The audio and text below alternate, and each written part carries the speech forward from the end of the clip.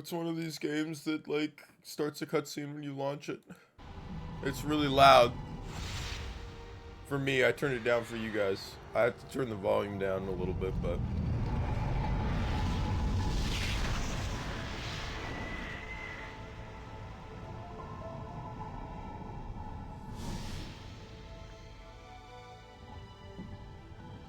No nuts hanging out on the table.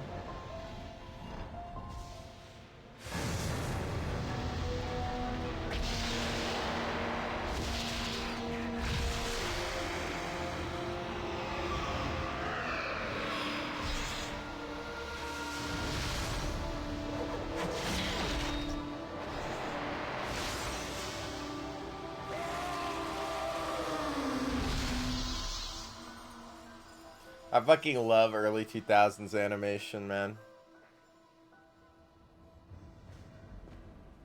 90s, early 2000s, this like Fallout era 3D animation. Should be like late 90s. Alright. Oh man, this game's so fucking loud.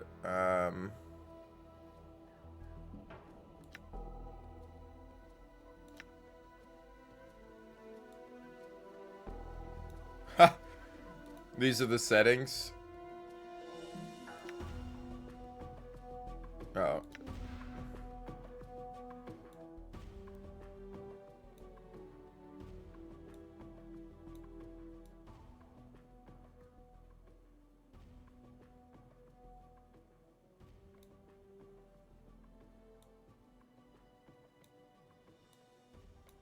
And the movie sounds are way to fuck down.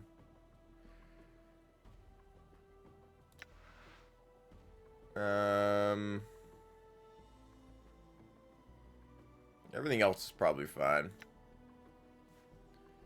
And I gotta come back over here and turn the fucking volume back up to like minus 9.5 decibels. Oh, I told you I was gonna play some Planescape Torment again. And here we are.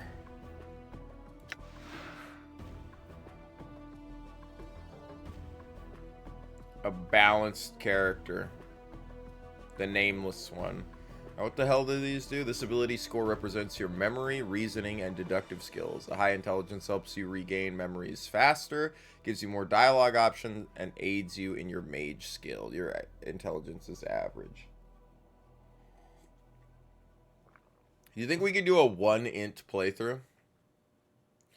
Ability score represents your agility, reflexes, and hand-eye coordination. A high dexterity makes you harder to hit and aids in your thief skills. And it's your persuasiveness, personal magnetism, and ability to lead. The higher your charisma, the more favorably others will react towards you. Oh, dude, I forgot. I'm still in the 007 thing. Hold on. I panicked because, hold on. No. This is, I just saw, like, the Twitch pop-up where it's like, oh, look, here's, like, fucking 007 stuff. Bro, that's a lie. I'm not on 007 right now. Also, this is, Tormenting. Tormenting again. Did I pick the right Planescape? Yeah, I picked the Enhanced Edition. Alright. That was my bad. I panicked because the cutscene started, and then I was like, oh god, I gotta tab out and start the stream, and I forgot that, you know, here we are. Oh, I think I also have you'll see a little box around my head at the autofocus thing. I slipped my desk farther this way because I'm gonna put like a little couch right here to maybe try to do some couch co-op stuff at some point. I think I'm gonna move my camera too. I think I've always had it like directly in front of me, and I need to put it like over there to the side. I think it would make this stuff in the background less reflective, and it would just give me a better angle. Anyway, sorry, what are we doing? Charisma. Constitution. This ability score represents your physique, hardiness, and state of health. A high constitution gives you more hit points. In the Nameless One's case, a faster regeneration rate as well. Your constitution is average. Wisdom is the ability score represents your intuition, common sense, and willpower.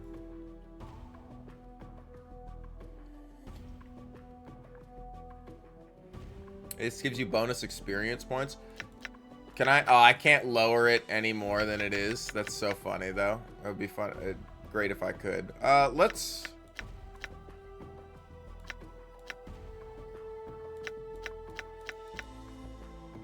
Heroic proportions of wisdom.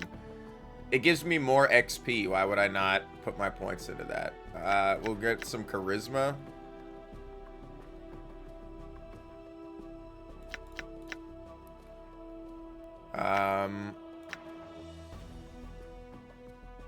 I don't really care about my intelligence.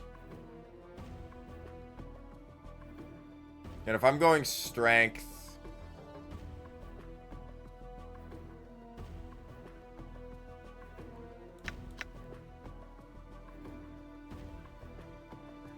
What's up, seller? Good morning, my friend. Something like this looks okay. 12, 12, 15, 18, 9, 9. I'm okay with that. The Nameless One.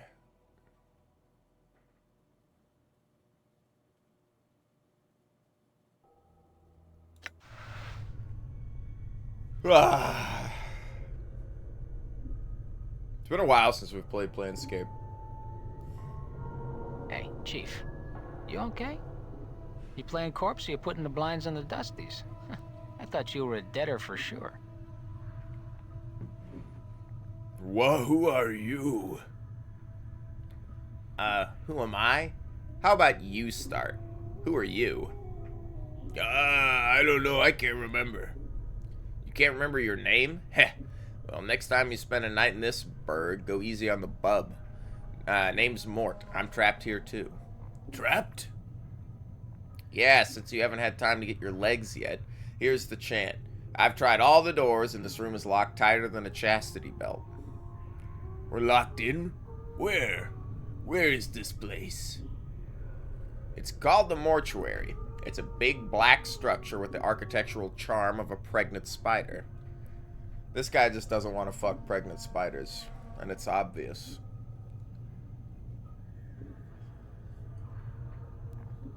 The Mortuary? What, am I dead? Not from where I'm standing. You got scars aplenty, though. Looks like some Burke painted you with a knife. All the more reason to give this place a laugh before whoever carved you up comes back to finish the job. You gonna have an ice cream? A nice soft serve, or like, what flavor you have? I like soft serve, but I don't think it's like the best ice cream in the world. I like a nice hearty, thick ice cream. And yeah, I do like mint chocolate chip. People are like, oh, it's like toothpaste. No, it's not fucking like toothpaste. Mint is not like, they're different types of mint, man. If you can't articulate between the different types of mint, you're like, it's toothpaste, man. It's like, bro, what the fuck? Your taste buds must be dumber than Larry the Cable Guy. You know? Vanilla, nice. Great flavor. Everybody's like, you can't have vanilla. Vanilla's plain. Vanilla's like the most expensive flavor. What are you talking about? Vanilla's great. You got a French vanilla? Vanilla bean, or just classic? I like a French vanilla.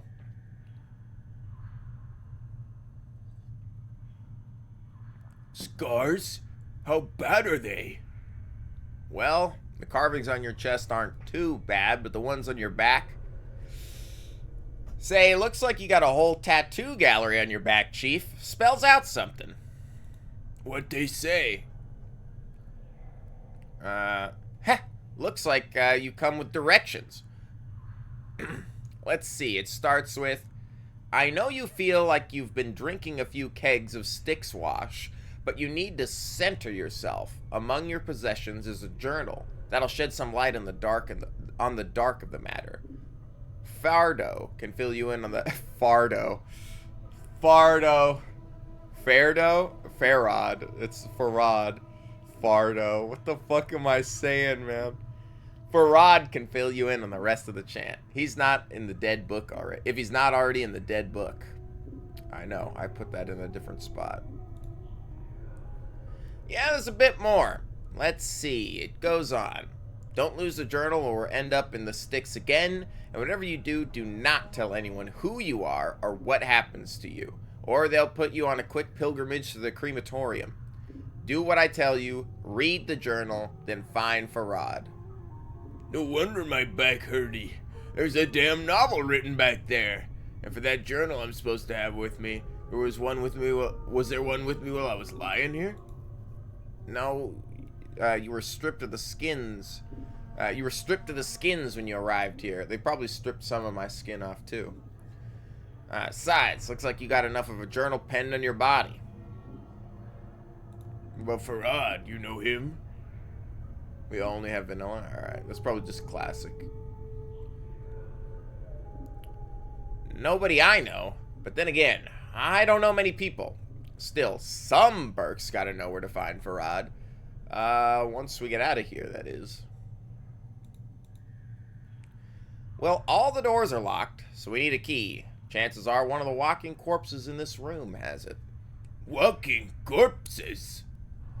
Yeah, the mortuary keepers use dead bodies as cheap labor. The corpses are dumb as stones, but they're harmless, and won't attack you unless you attack first.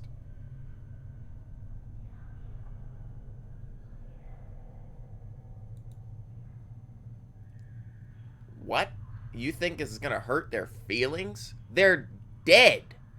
But if you want a bright side to this, if you kill them, at least they'll have a rest before their keepers raise them up to work again.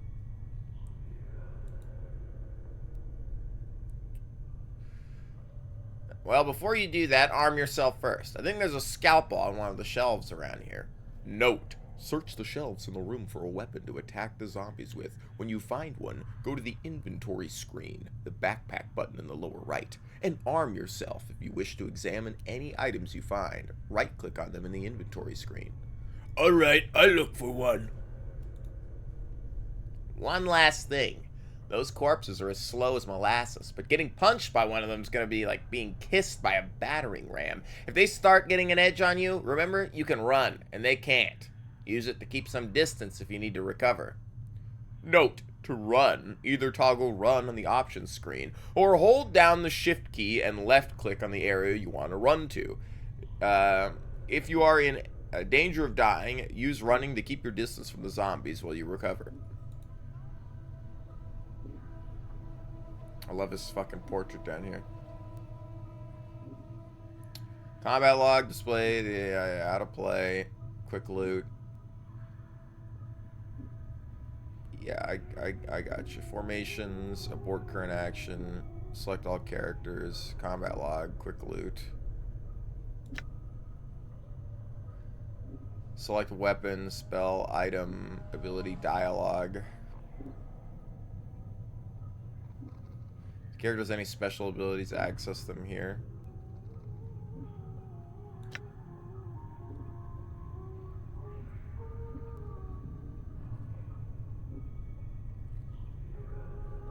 Say options, save and load the game. I have to do it in options, okay.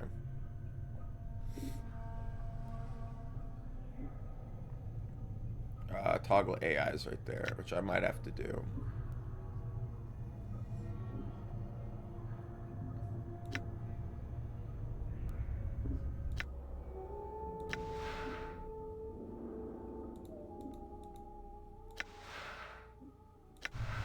I'm gone.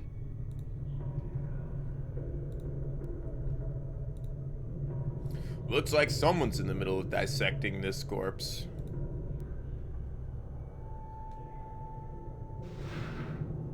What do we have in here? We got some bandages.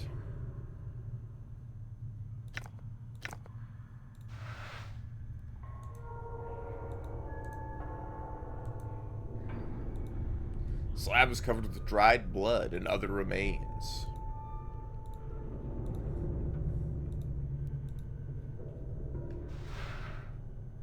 scalpel.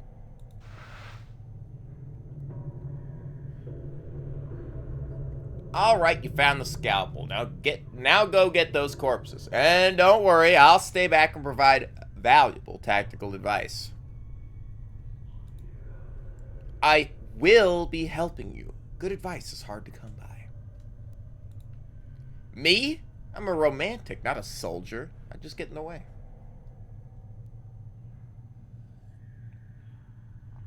No, I finished it. I finished it. He didn't like it. I don't know why he didn't like it. He didn't like the, I mean, he doesn't like a lot of stuff that, you know, not that I'm saying, like, he has to like everything we like, right? The world exists with different opinions. It's like the highest selling game of the year, though, and it's got like a almost 50% completion rate on Steam, which is mind-boggling. That people are like half the people who have picked up the game on Steam have beaten the game. I'm like, that's insane. You know, Elden Ring doesn't even have those numbers, man. I mean, Elden Ring's a lot longer of a game, and it's more difficult, but...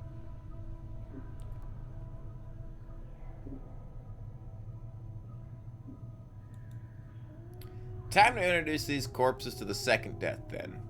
Although you can attack by selecting a weapon from the quick menu, pressing the A key also toggles the attack cursor.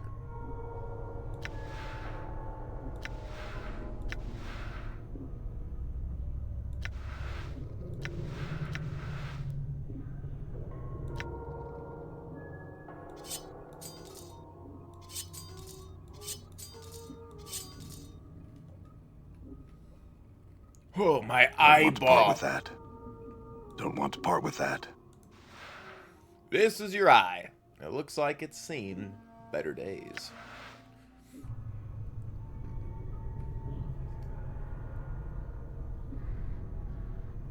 It's probably a you thing. Oh, that's all good. I mean, I didn't like.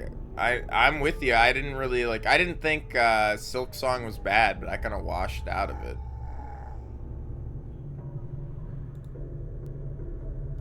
But you know what? What do we talk to him? This shambling corpse looks like it's been dead for several years. The skin along its forehead is peeled back, revealing its chalk-white skull. Someone has chiseled the number 569 into the exposed bone. I'm looking for a key. Do you happen to have one? Chief, they can't hear you, alright? They're dead. But you're dead and talking to me.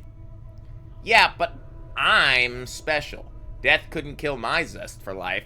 These corpses here, they probably didn't have much personality to begin with.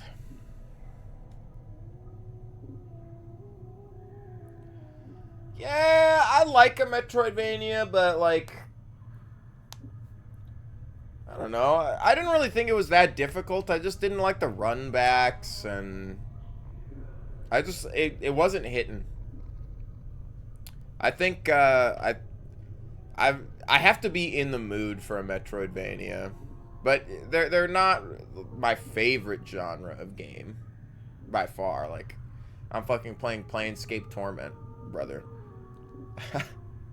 I played through Sacred, all right. Like,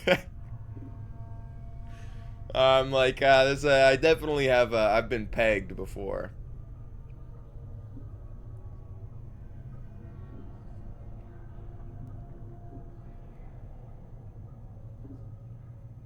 Yeah.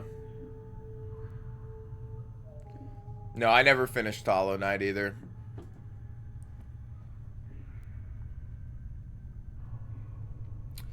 I really like the Castlevania games. I like Symphony of the Night, Aria of Sorrow, Bloodstained, Ritual of the Night. That is not the Curse of the Moon. I haven't played Curse of the Moon yet. I didn't care for Castlevania X, but Castlevania X might be one of the hardest fucking games. It's like same with original Castlevania. That game's bullshit. Very hard. I don't know. Yeah. I don't mind it. I just hit a point in I really liked whatever the mirror one was. The one where you get to play as 2 characters at the same time. What the fuck was that called? Mirror... I don't remember.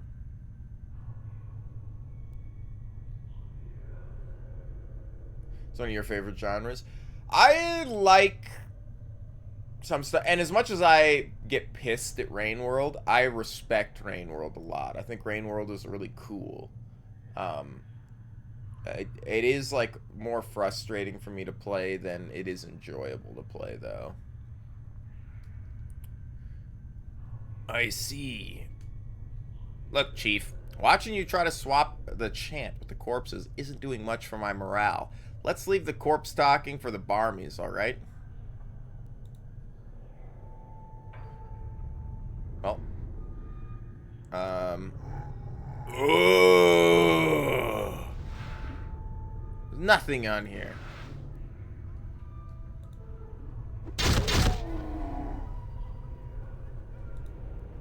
He had nothing. I killed him for no reason. Again. Oh, he did drop something. He dropped a band-aid. I really fucked him up there.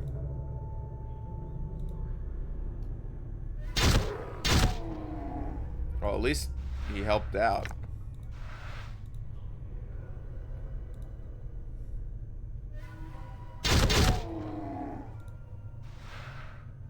Ah, the preparation room key. Nice. It probably opens that door. Oh, I remember this being, like, fucked.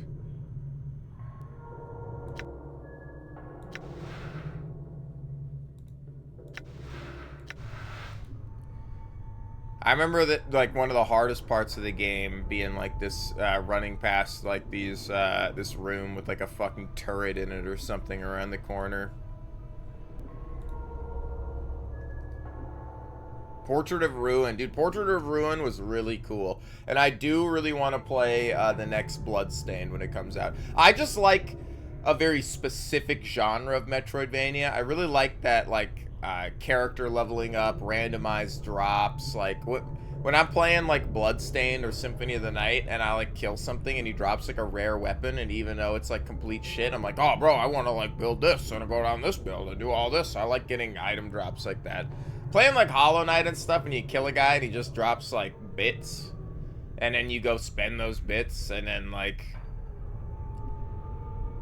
you can swap out. Like, I don't know. It's just not as engaging for me. Path of Exile. Yes. It's possibly your lead. I think it was really cool, but it was really lackluster.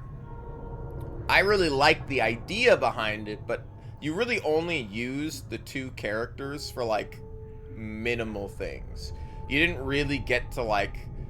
They didn't build upon that, where it's like, oh, you have one guy on the top of the screen and one guy on the bottom, and you're fighting your way through this corridor, or, like... Yeah, you know, there wasn't any of that. There was like, oh, one person pushes a box so the other one stands on top, and then you can make it up to a higher platform. And it was like, I wanted more of that. I wanted more, like... I feel like you could make a really cool co-op, or, like, control 2 characters at the same time. Like, I like the idea. It just wasn't executed very well. It was executed fairly simply.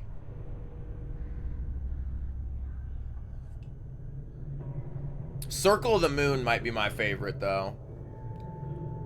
Circle of the Moon was really cool. Is that the one that everybody says is the black sheep? I like that one a lot.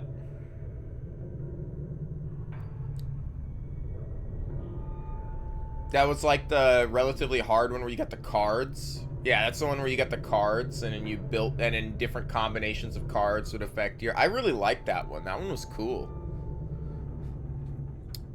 That one was really fucking interesting.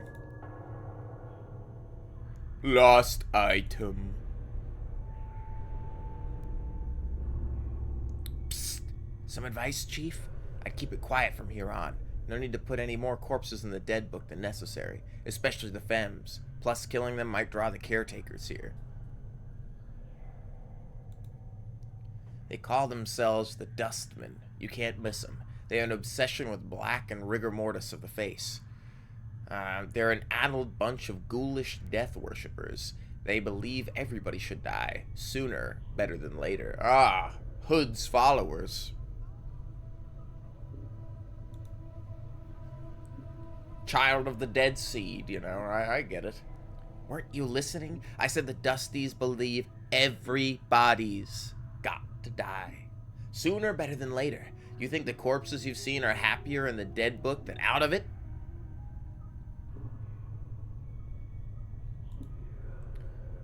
What? Are you serious? Look, Chief, these dead chits are the last for a couple of hardy bashers like us. We need to be chivalrous, no hacking them up for keys. He's like, bro, are you serious? I'm a floating fucking skull. The only chance I got with a woman is with one of these guys over here. What? What are you talking about? Chief, they're dead. We're dead. See where I'm going?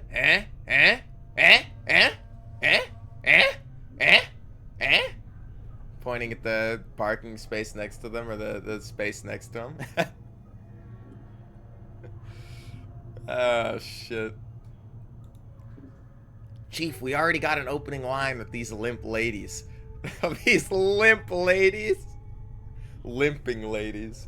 We've all died at least once. We'll have something to talk about. They'll appreciate men with our kind of death experience. Well, alright, you might not be dead, but I am. And from where I'm standing, I wouldn't mind sharing a coffin with some of these fine, sinewy cadavers I see here. Mort starts clacking his teeth as if in anticipation. Of course, the caretakers would have to part with them first, and that's not likely.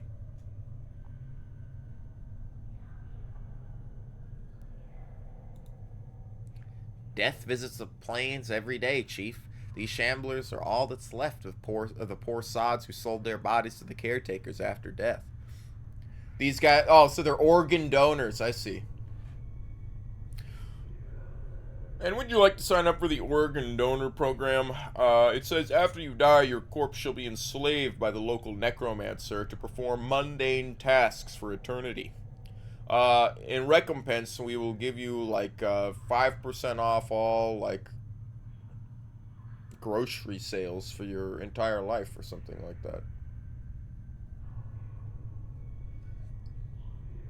Not actually how it works. They just give you a fucking happy sticker.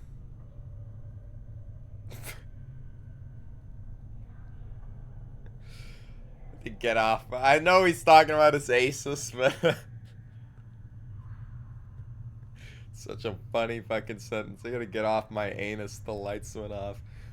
Bro, your anus lights up? What the hell?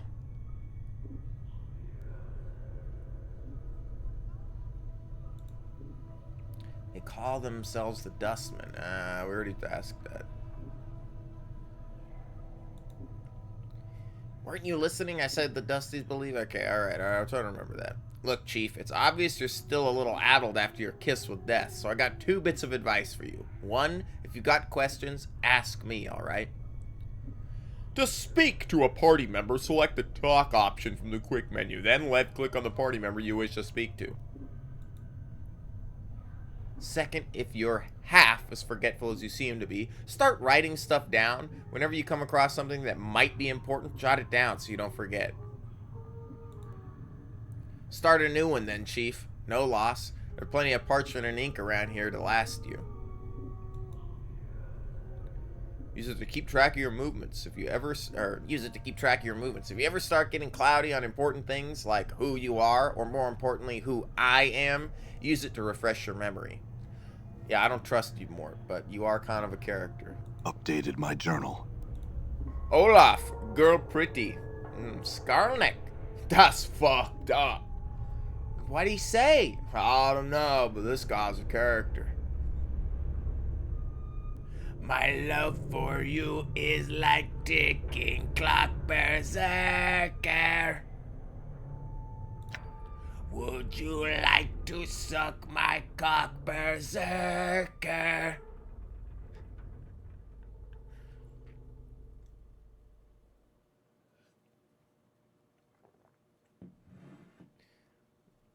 Oh, yeah, I think most people leave their laptop plugged in the whole time, though.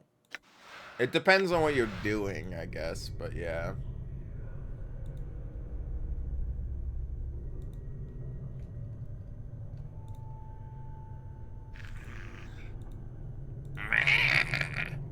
Hey, can I talk to you?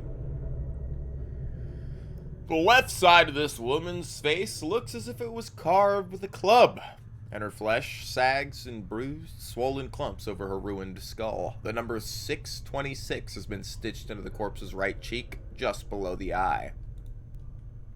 The corpse continues to stare at you with its one good eye. Psst, you see the way she was looking at me, huh? You see that? The way she's following the curve of my optical bone? You mean that blank-eyed beyond the grave stare? What are you, blind? She was scouting me out. It was shameless the way she wanted me. Oh my god, he's a Redditor. Wanted you to go away, maybe.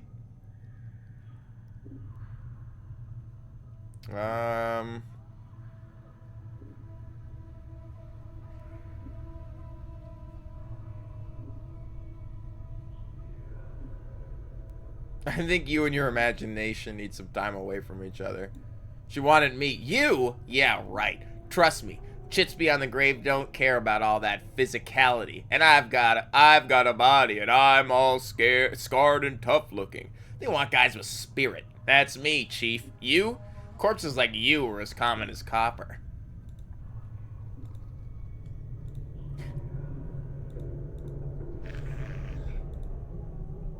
Whoa.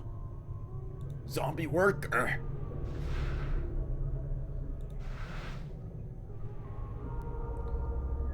Is there like a quick save button? Can I hit F5? Does that work? There's absolutely nothing. Also, what a weird game. It's running at 39 FPS.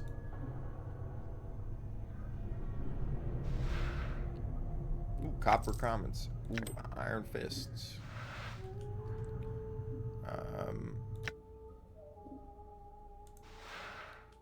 Damage 2 to 4 crushing.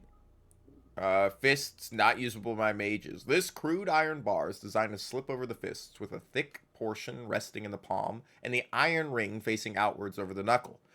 While wearing these fist irons, a single punch can shatter someone's jaw. What does this do? 1 to 3 piercing, and this does 2 to 4 crushing. So it's obviously better than what we have.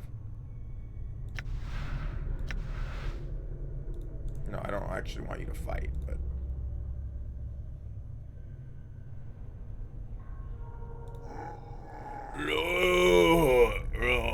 It's doll. Original was 30 FPS locked. Yeah, it's like, it's jumping between 39 and 40 FPS, so I assume it's 40 FPS. Not, yeah, it's probably is. Yeah, okay. This scribe looks very old. His skin is wrinkled and has a slight trace of yellow, like old parchment. Charcoal gray eyes lie within an angular face, and a large white beard flows down the front of his robes like a waterfall. His breathing is ragged and irregular, but even his occasional coughing does not slow the scratching of his quill pen. Greetings! Whoa, Chief, what are you doing? Look, rattling your bone box with Dusties should be the last thing. Before Mort can finish his rant, the scribe begins coughing violently. After a moment or two, the coughing spell dies down, and the scribe's breathing resumes its ragged wheeze. And we especially shouldn't be swapping the chant with sick Dusties. Come on, let's leave. The quicker we leave this place, the laugh, the better. The quicker we give this place the laugh, the better. Sorry. Before Mort can finish, the scribe's gray eyes flicker to you. The weight of years still hangs heavy upon me, restless one. He places down his quill. But I do not yet count defeat among my ailments. know you, I... There's a trace of bitterness in the scribe's voice as he speaks. I have never known you, Restless One. No, why am I talking like the fucking, Chosen One. Save us, Chosen One. We are dying of water. you know, like from Fallout?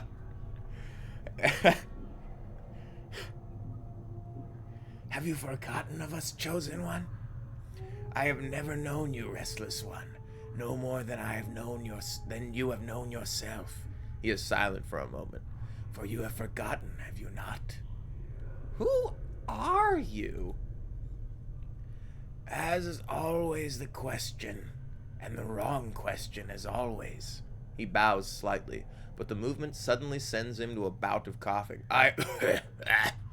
He pauses for a moment, catches his breath. I am Dahl. Updated my journal. I've updated my journal. Oh, I'm sweaty as sack, bro. Well, very well. What do you wish to know? I am close now to the true death, Restless One. I have not been long, it will not be long before I pass beyond the eternal boundary and find the peace I have been seeking. I tire of this mortal sphere, this cubular plane and mortal sphere on the disk of the world, on top of the turtle's back, on top of the elephant. Dahl gives a ragged sigh. The plane holds no more wonders for one such as I. The eternal boundary? The boundary between the shadow of life and the true death. True death is non-existence, a state devoid of reason, a sensation of passion. A state of purity. Is it worse than remaining in the shadow of what life once was? I think not. The shadow of life? Yes. You see, Restless One, this life, it is not real. Your life, my life, they are shadows, flickerings of what life once was. This life is where we end up after we die, and here we remain, trapped, caged, until we can achieve the true death. True death? Just recycle, like, back and forth until he gets pissed at me for answering the same questions over and over again. What makes you think this life is real? Look inside yourself. Is real? What?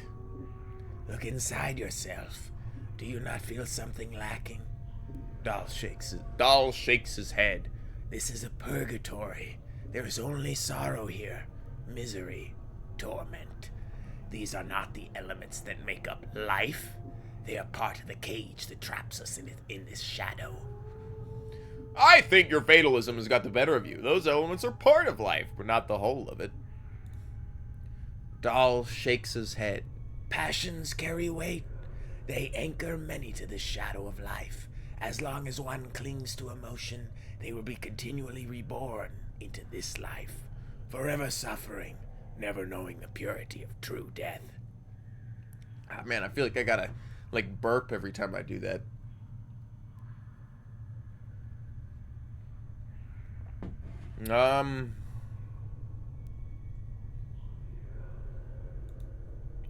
Kill your passions. Strip yourself of the need for sensation. When you are truly cleansed, then the cycle of rebirth will end, and you will achieve peace. It sounds like a death rattle in his throat. Past these shells of ours, past the eternal boundary, lies the place that all souls seek. Just gets worse as it goes on. The boundary between the shadow of life and the true death. True death? Very well. What do you wish to know? Can you tell me how to get out of this place? The front gate gate is the most obvious exit, but they will not let anyone other than Dustman pass. Dahl breaks in a ragged cough, then continues. One of the guides by the front gate has a key to it, but it's unlikely he will open it for you unless you are extremely persuasive. How did I get in here? As if he finds the memory repugnant. Your moldy chariot ferried you to the mortuary, Restless One. You will think you are royalty based on the number of loyal subjects that lay that stinking and festering upon the cart that carried you. That lay stinking and festering upon the cart that carried you. I misread that. I'm sorry. Restless One. Updated my journal. Yes, your body was somewhere in the middle of the heap, sharing its fluids with the rest of the mountain of corpses. Dahl breaks into another violent fit of coughing, finally catching his breath minutes later. Your Seneschal, Farad, was as always pleased to accept a few moldy coppers to dump the lot of you at the mortuary gate. Fuck AI, bro. Medical fee. Fucking shitty ass bots, bro. Distracting me. He is a collector of the dead. We have such people in our city that scavenge the bodies of those that have walked the path of true death and bring them to us so that they may be interred properly. Where can I find Farad?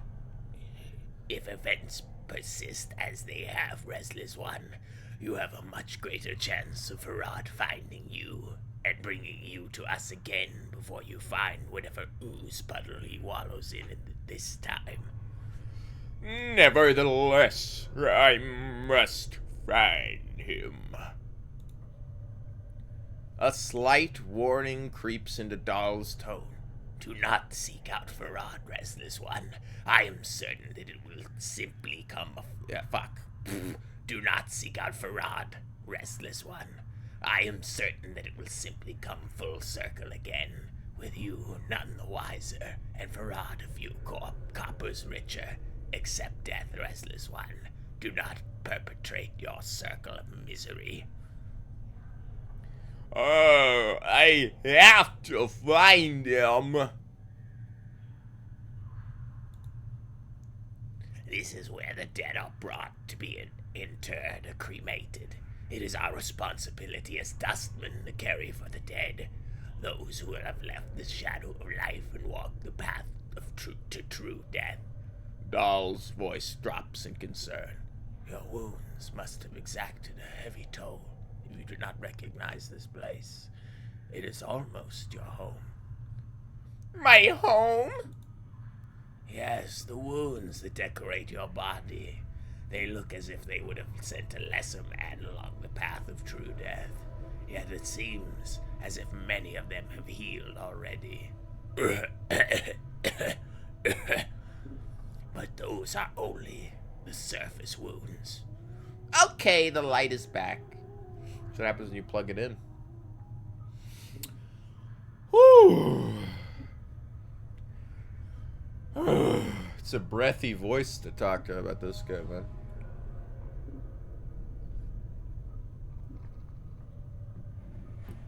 So, like, can I, like, if I'm already, like, a Frankenstein guy, can I, like, Frankenstein, like, a bigger penis or something? Like, how much would that, run me? Sorry, just asking. You finished Gothic? Yes, I did finish Gothic as well. There's not a lot of dialogue left. Yes, I did.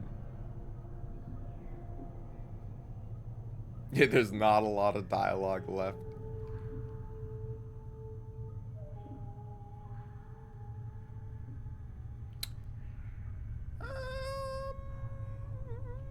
Updated my journal. I speak of the wounds of the mind. You have forgotten much, have you not? Mayhap your true wounds run much deeper than the scars that decorate your surface. But this is something that only you will know for certain.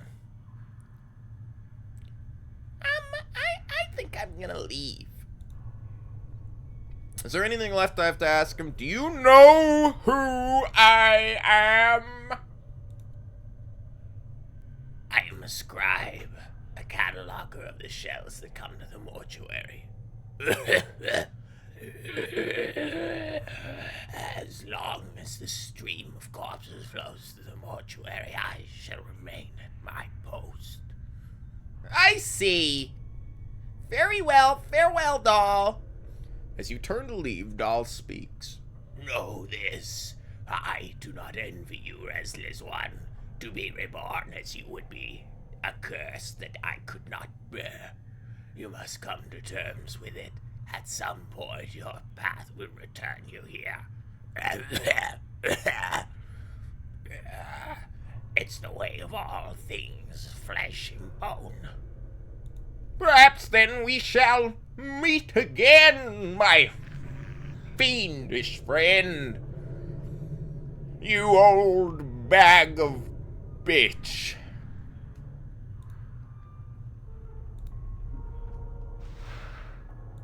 No, don't, those are my bandages. Can I talk to you? Hey, what's eating you, Chief? What's eating me?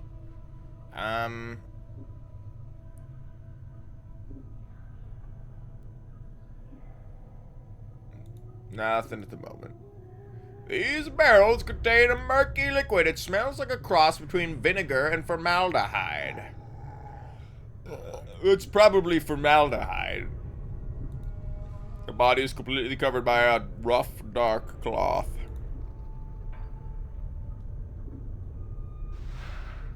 I appreciate. Yeah. This is the OG Disco Elysium. It's the OG Memory Loss boys, and it's Planescape Torment, Fallout New Vegas, and Disco Elysium are like the three, like, oh, you lost your memory, like, here, you know. Not Fallout New Vegas isn't really like this, but they've a similar trope for the main character. Wake up after basically having died, and here you are. Tequila sunset, my man. My man! Tequila sunset. Let me regale you the story of a man that once drove his car into the sun. I didn't mean to pause. The door is locked, and I will need are you telling me I need another key? I have to kill some non-females. How do I know which one is... The shambling corpse gazes at you with vacant eyes. Her skin, leave the corpse alone. It said her skin. I need... Oh, the mohawk. Because we know, because women don't have mohawks. It pauses and turns and staggers towards the next corner.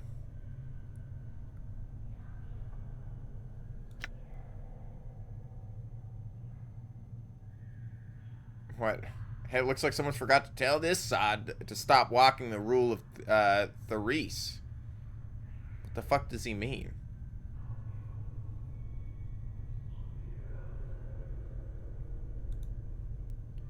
These corpses don't have much left in the attic, so they can't do more than one task at a time. When they're told to do something, they'll keep doing it until someone tells them to stop. This poor sod probably finished some tasks, and they forgot to tell him. Who gives them commands? You said something about the rule of threes. What do you mean by that? Updated my journal. Well, the rule of threes is one of those laws about the planes, about things tending to happen in threes, or everything composed of three parts. But there's always three choices, and so on and so forth. It's a load of wash, if you ask me. If you look for a number, any number, and try to attach some great meaning to it, you're going to find plenty of coincidences.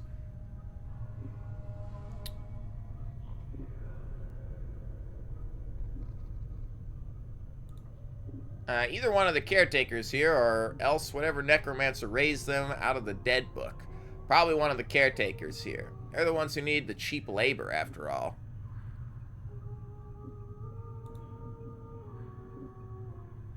It was great talking to you. Farewell. Alright, let me save, because we talked to that guy for a fuck ton. And then I'm gonna beat this asshole. Ooh! Ooh! He didn't drop anything. Nope, that's not what I wanted to do. I'm trying to move the camera. This corpse is shuffling from slab to slab, bandaging the corpses lying there. The number 396 is carved into its left temple, and its lips are stitched closed. You notice the corpse is carrying a roll of bandages in its hand. The bandages look useful. The corpse continues to stare at you. You shake your hand out and take the roll of bandages from the corpse's hand. The corpse doesn't even seem to notice. It continues going through the motions of bandaging the bodies. Yeah. The number 1201 has been inked on the forehead of this corpse. The ink is run down its eyes, cheeks, and jaw. As you follow the ink tears down the corpse's face, you notice it is run into the stitching sealing the corpse's lips, and is caught on what looks like the corner of a note stuck in the corpse's mouth. The note is mingled with the ichor in the zombie's mouth. Give you ichor? I think it's pronounced ichor. It could be pronounced ichor, though. If you tried to pull the paper out through the cross stitches, it would tear the paper to shreds. Hacking up the corpse to get at it looks like it will destroy the note. You need to find a delicate way to remove the stitches before use the scalpel. 200 XP! You slice deftly through the stitches, sealing the corpse's mouth, and the jaw sags open. You carefully pull the note from the corpse's mouth. Despite the condition of the paper, the writing on it still appears legible. Note to read notes, books, or scrolls. Place them in your inventory, then right-click on them to bring up their information panel.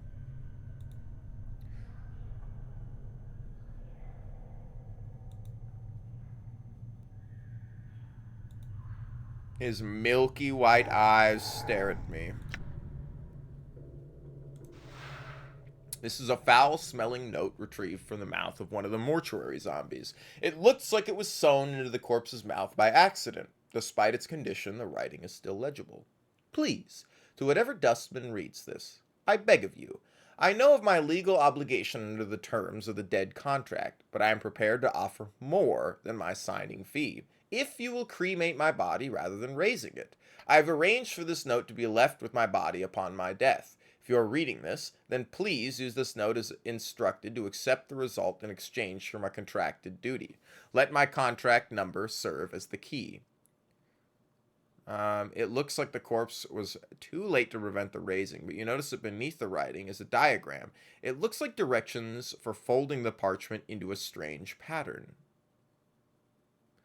Note, if you are ever capable of examining an object further or performing an action on the object outside of the world screen, a use button will appear for the object on this examine screen. This button allows you to manipulate the item through a dialog screen if you wish to examine the diagram. So there's a use button here.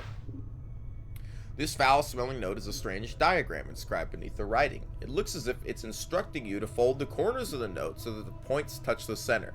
There's a series of strange marks on each corner. 1 mark in the upper right, 2 marks on the lower right, 3 marks on the lower left, and no marks on the upper left. Okay, so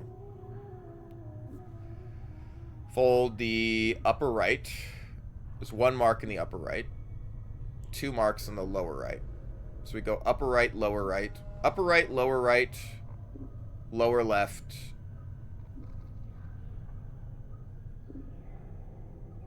No. We go upper left, upper right.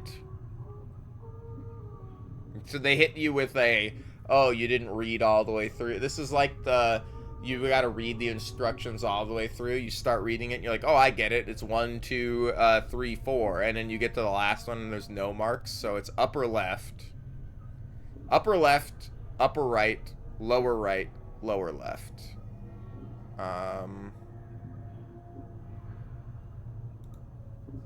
Upper left.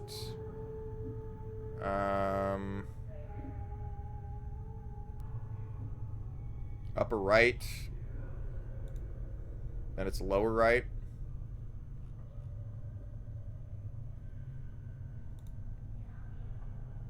And then the lower left.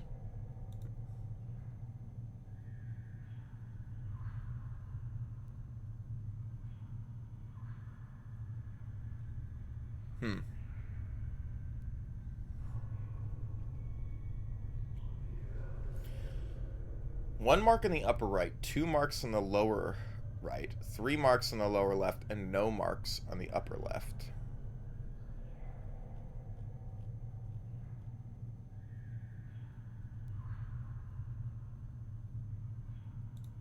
Unfold it and start again. Maybe we are going, we go upper right, lower right, and then, lower left.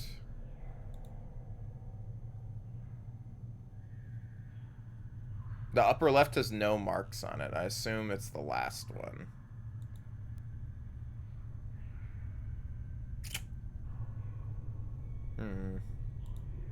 What would I be missing here then? Oh, I see. It's 1201. Is the note here. So it's but it's weird because we have 3 marks on the lower left. 3 marks on the lower left? There's no 3 in this. But I can see 1201.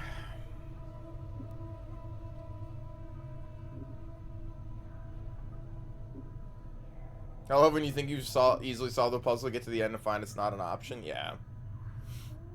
They give you like a puzzle that seems really easy, but it's like... Okay, so let's try... there is a series of strange marks. 1 mark in the upper right, so we go upper right. 2 marks on the lower right, so we go lower right. Then we go wherever the 0 is. No marks on the upper left. And we go upper left.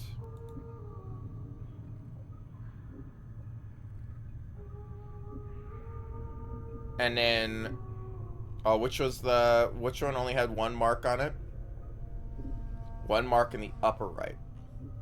Fold the upper right back into the center. As you fold the upper right corner back to the center, the lower left corner mirrors the action until all the corners touch the center. You watch for a moment, and the corners of the paper raise up, turning the note into a small 4-sided paper pyramid. Another 250 XP. I put all my points into wisdom so I'd get more XP from every interaction. Of like 18 wisdom, because I was like, bro, more XP? Sure, I'll level up some more times. This seems overpowered. You peel back the sides of the pyramid and the paper disintegrates to dust. Inside is a small triangle-shaped earring. It catches the light and gleams brightly. Okay. Let's look at our inventory screen. Triangle earring. You receive this small earring from a folded note in the mouth of one of the walking corpses in the mortuary. It's a beautiful earring, but despite its beauty, all it seems to do is remind you how strange this world you've woken up in is. Some items are magical, but require that they be identified before they can be used. You cannot determine what an item is at first glance. With higher lore skill.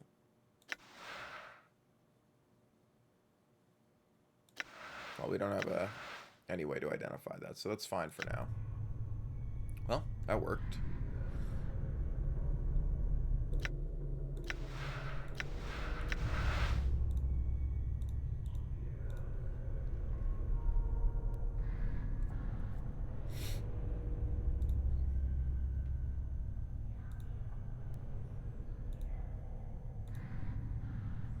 Collected this zombie worker. This huge corpse is standing silently in the corner of the room, facing the wall. He looks to have been a heavy-set man in his early years, and judging by the condition of his body, he died only recently. A freshly stitched number on his forehead reads 1664. This corpse looks like it is serving as a librarian, for it's carrying a huge stack of books in its arms. The books appear to be the old mortuary ledgers, none of them of any particular interest. As you search through the text, however, you notice a loose page folded between two of the books. You are suddenly struck with the feeling that someone tucked it there to hide it. The page doesn't look like it belonged with the ledgers. It looks like it belongs in a logbook. The tear is clean, as if with a knife, so you suspect the page was removed on purpose.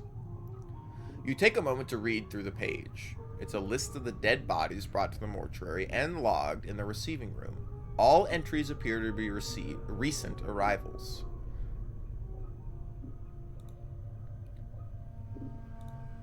Alright, we will check this note out. This ragged page looks like it was cut neatly out of a book. It is written in a tight, crabbed script. 165:37, 5th night. Drunk, chest wound. Cause of death, mauling, abesia. Collector, pox. 3 commons paid. No possessions. 16538, 5th night. Dissected corpse. Cause of death, interminable. Indeterminable. Fuck, I can't read, man. I'm like, oh, what the hell is this? Indeterminable. Age of shell prevents identification. Collector, Farad. 3 commons paid. No possessions. Stripped. Knife marks evident from dissection. 16539, 5th night. Scarred shell. Cause of death, indeterminable. Scars do not appear to be the cause of death. Shock, trauma. Collector, Farad. 3 commons paid. Possession logged. Fist, irons. 13 commons. Middle table. Receiving room. Us, I guess. 16540, 5th night. Dissected corpse number 2. Cause of death, indeterminable. Age of shell prevents identification. Collector, Farad. 3 commons paid. Possessions logged. Knife marks evident from dissection, but the dissection was not thorough enough. Copper earring found lodged in abdomen. Fuck, I can't say this word. Abdominal? Abdomen. My brain is trying to say abdominal like it's in a singular form that's not this. Ring found in abdomen. Earring has been locked in southeast preparation room. Have an initiate from the 3rd circle examine it, as it has strange markings like those on contracted worker number 79. Oh, there's strange markings like those on contracted worker 79. We should maybe look at that. It's been so long since I've played this, man. It's nice.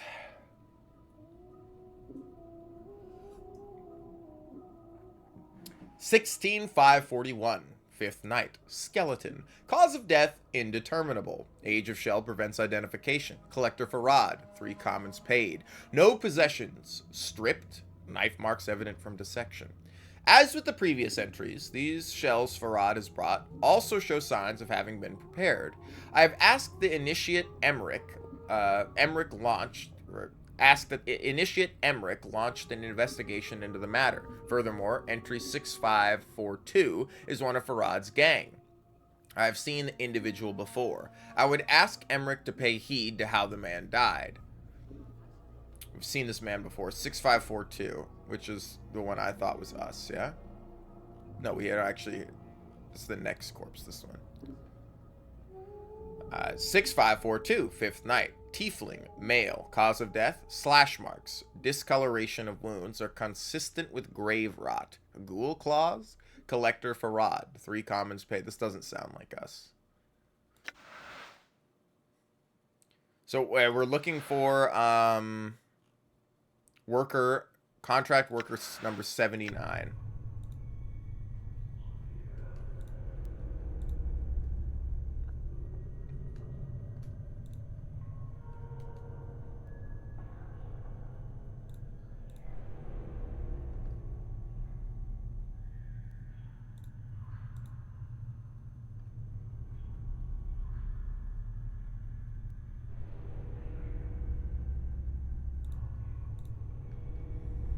Just gonna click around and see if we can't find it.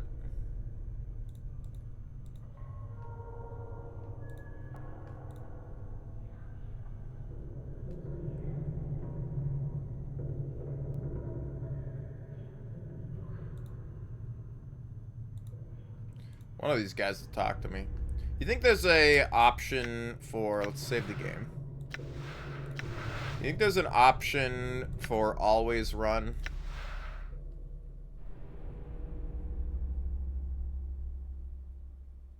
Do I tick max HP on level up? There is an always run. I don't think we've leveled up yet, have we?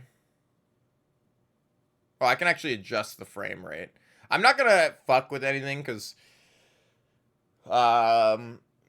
this is one of those games where I don't think the combats are really, like, supposed to be that difficult. I could fuck with some of the stuff, but... I probably will tick max HP on level up.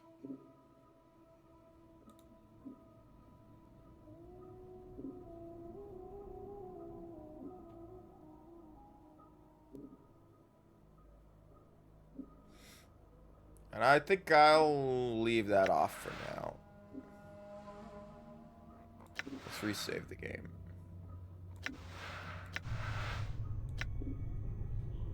How do I... Oh, select both you guys.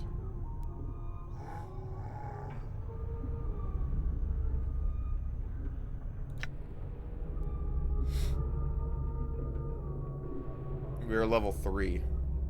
Did we start at level 3? I think we did. Because I never got the level up tick. Yeah. There's no way we've earned... We've earned probably like 1,000 XP or something. Maybe we did level up. Regardless, I don't really care if we didn't mid-max that. 79. Worker number 79.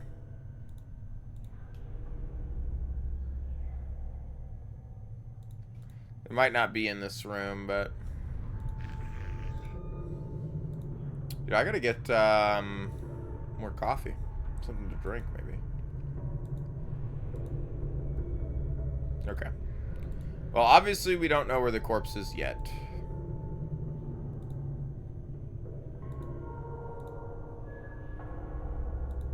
Which is okay with me. He's probably in another room somewhere.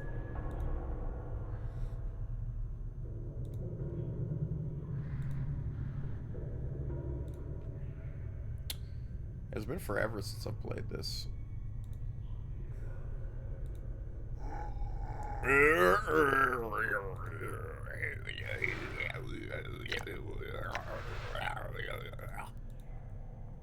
Me too, buddy.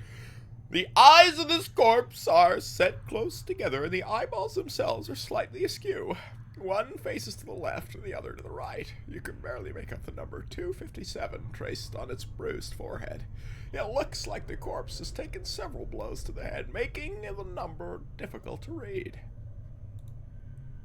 There is no flicker of understanding in the corpse's eyes. They stare off to the left and to the right.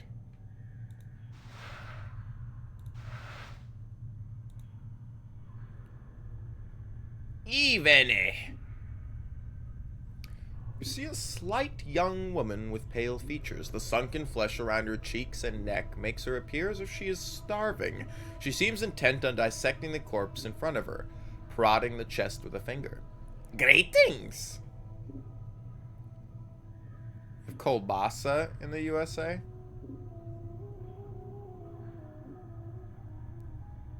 I eat one with pasta? Kolbasa.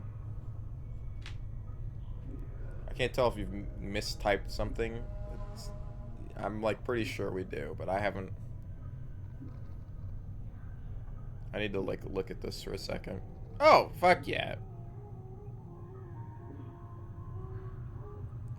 Bologna sausages, like keel. Yeah, okay, big sausage. Yeah. I was like, that's. It sounds familiar, but I'm like, it's yeah. Yeah, I got one of those stuck on me. All the time. I got 2 of them right here.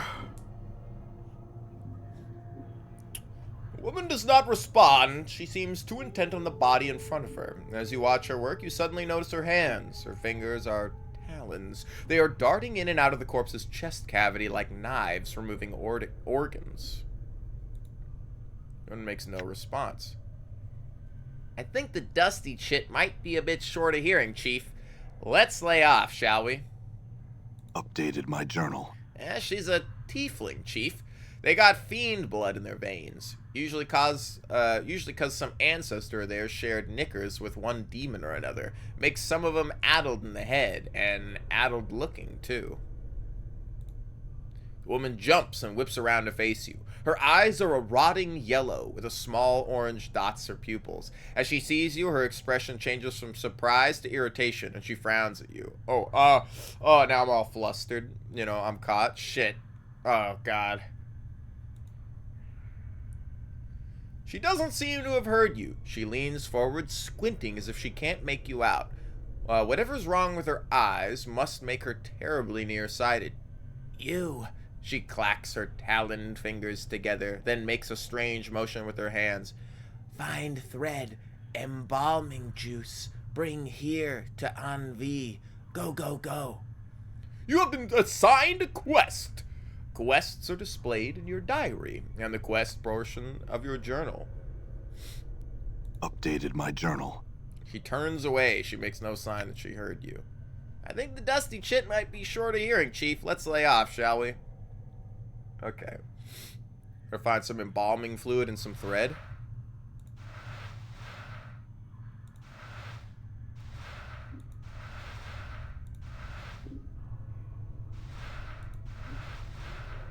Damn, all these fucking things are empty. This heavily stitched corpse is shuffling lazily back and forth between 2 slabs. The number 506 has been stitched on its forehead and the side of its neck and its right arm. In fact, the skin of this peeling corpse has been sewn up with so many stitches, its skin looks like a bizarre street map. The stitches encircling the corpse, running from its arms across its chest up to its neck and into the damp mass of white hair. As you follow the crossroads of stitches, you notice someone has jammed a needle into the corpse's forehead. The needle is attached to a thread stitching up the side of the skull. You could probably unravel it if you had something to cut the thread.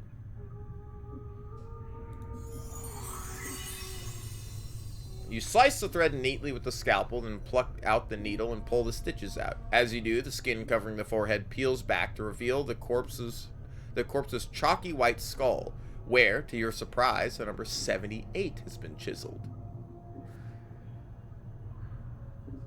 We need 79, right? Not 78?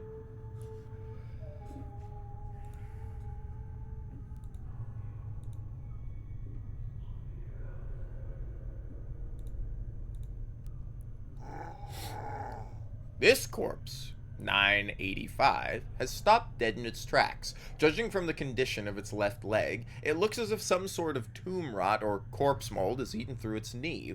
The corpse is wobbling unsteadily back and forth, trying to keep its balance. You reach out for the corpse's left arm to help steady it. As you grab its arm, however, the corpse suddenly sways to the right, and you end up tugging the corpse rather than steadying it. Chief, you might not want... There's a crack from the corpse's left leg, and the body falls like a dead tree, its torso striking the stone flagstones and shatters like a rotten melon, filth and ichor gurgling from the cavity. To your surprise, no one seems to have noticed the corpse's collapse. And even stranger, the left leg remains standing where the body was, as if at attention. After a moment, the leg falls over with a wet thump. As you gaze upon the putrefied remains of the corpse, you notice that its left arm seems intact. It is snapped from the torso during the fall and doesn't appear to have been touched by the tomb rot that had spread through the rest of the body. Oh, nice. I got a nice jerk-off arm now. Left arm, 985. Can I use it as a weapon? Oh, 1 to 6 crushing. Speed 4, weight 3. Proficiency clubs.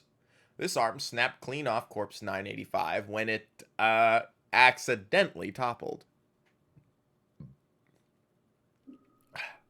As much as the corpse's knee was rotted clean through, it looks like the combination of thick applications of embalming fluid and rigor mortis has made this arm almost as hard as wood. If you needed to, you could use it to shake someone's hand from a distance, or use it to bash their skull in. Shake their hand from a distance. In living and dead bodies.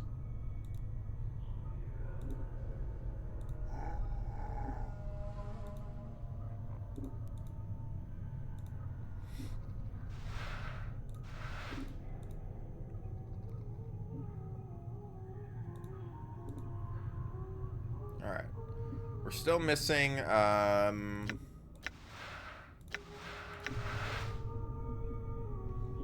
other shit. The shambling corpse gazes at you with vacant eyes. The number 821 is carved on its forehead, and his lips have been stitched closed. The faint smell of formaldehyde emanates from the body. As you address the zombie, it blinks in surprise. What? Updated my journal. The zombie is trying to respond behind stitched lips. He has a peculiar, half-frightened, half-angry expression. Who you? What you want? Want? I'm not a want. You're a want.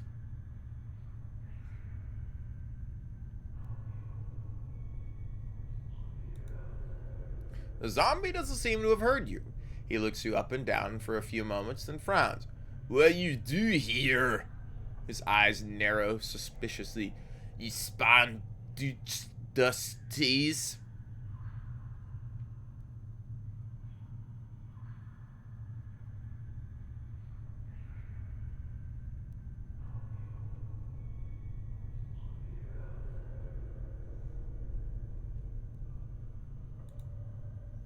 There must be something in your eye that makes the zombie's expression crumble. No, don't call the guards. He looks frightened. Me spy on Dusties, say what I see, nothing more. The zombie falls into a frightened silence. He seems unwilling to say more.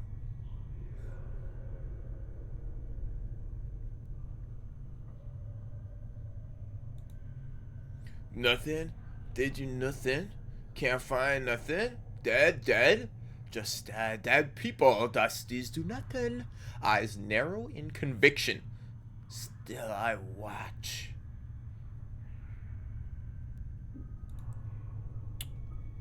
You know, no one's saying Farad. Farad? The zombie frowns briefly and thought, here he'll live in hive somewhere. No, nowhere. He frowns again. Dusties very mad in a like for hard. I did not hear her, I did not. Oh, hey, Farad.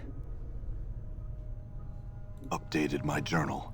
He's a collector, brings debtors to mortuary, sells them to dustmen. Brings lots of debtors, Dusties not know where he gets debtors. Thinks he's put the Burks in that book.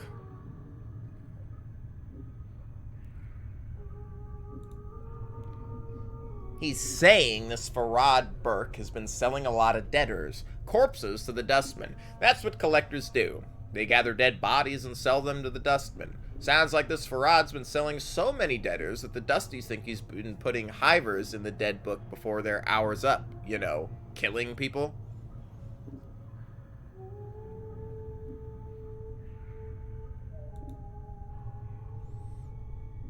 I'm missing a journal. Have you seen it? What do you want to know? Do you know some Burke peel you?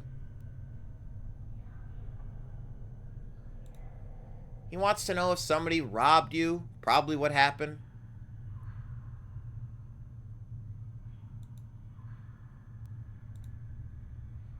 Greetings.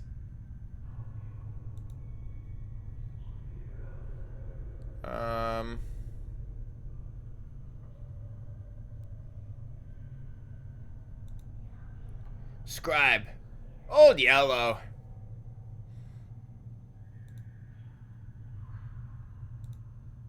The zombie grunts. You can't escape through portals. Poof. Poof. What portals? Portals. Zombie waves around the area. Portals everywhere. He's silent for a moment, then nods slightly as if in understanding. Why should that help you?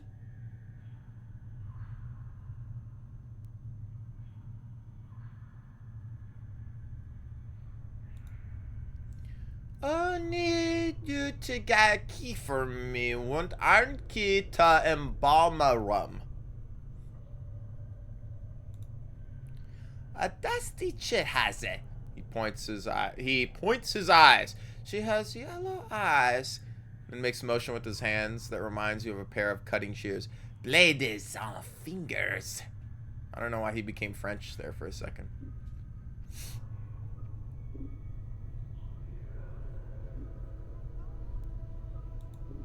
The zombie blinks. He doesn't seem to have understood you.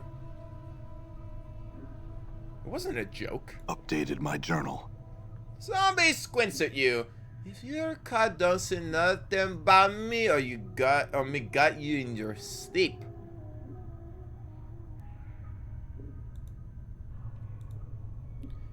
But I need the embalmer's fluid. Locked. Locked. I need a key. Locked. There's the embalming fluid.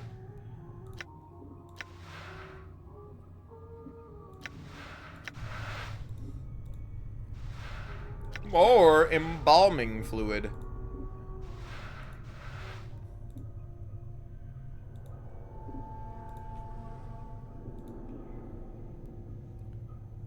Can I open this? Locked. There is a staircase here to go up. Let's take this shit back to the lady, though.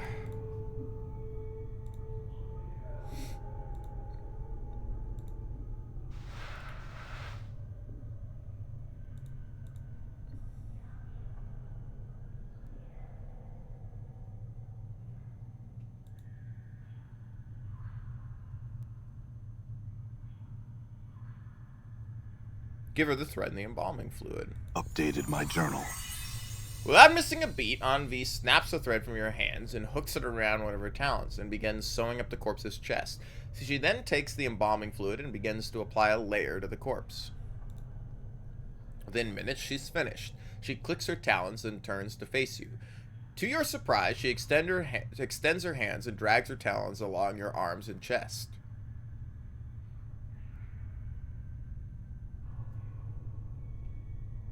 Dude, to keep playing fucking zombie, if that's what she wants, man. That's what she wants.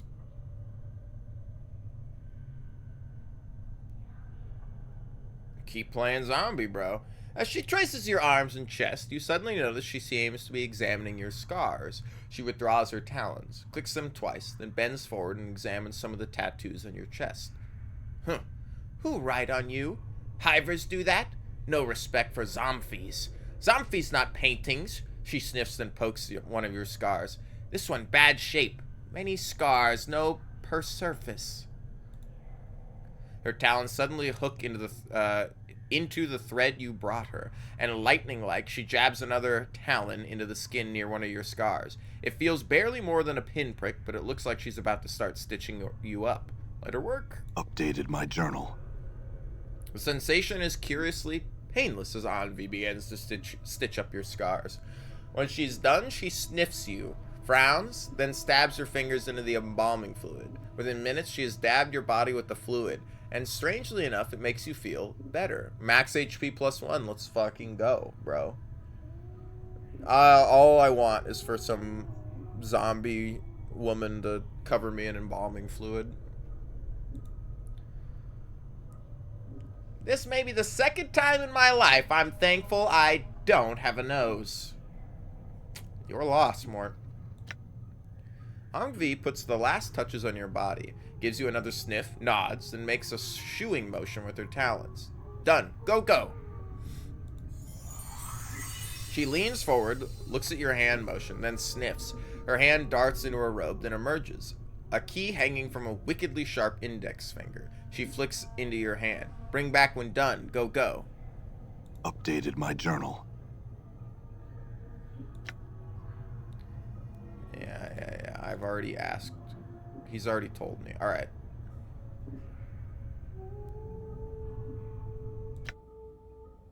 Still only level 3.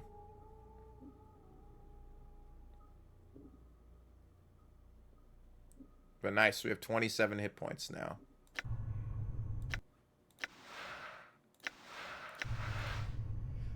I feel like I should use the key before I give it to this guy, you know? Like, I should come down here and see if it opens this.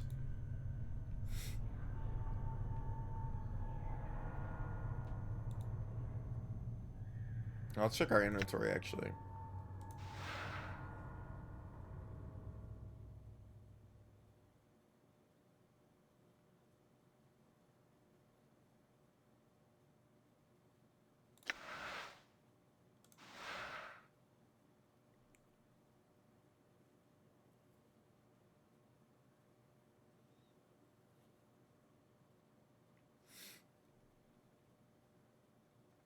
So it heals me 2 to 8 hit points and gives me +1 armor class.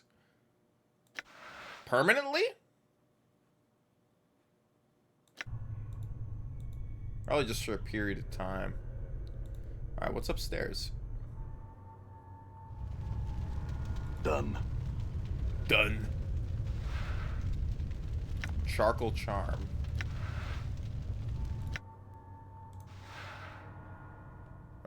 This piece of charcoal is a charred bone fragment of some creature, perhaps a finger bone or a talon. Various symbols have been scratched onto its surface. The scratchings are so faint you almost miss them. This charcoal charm temporarily protects the user against flames and extreme heat. To use the charm, the charred bone is snapped and both halves are ground to powder. Then the charcoal dust is rubbed over the heart of the user.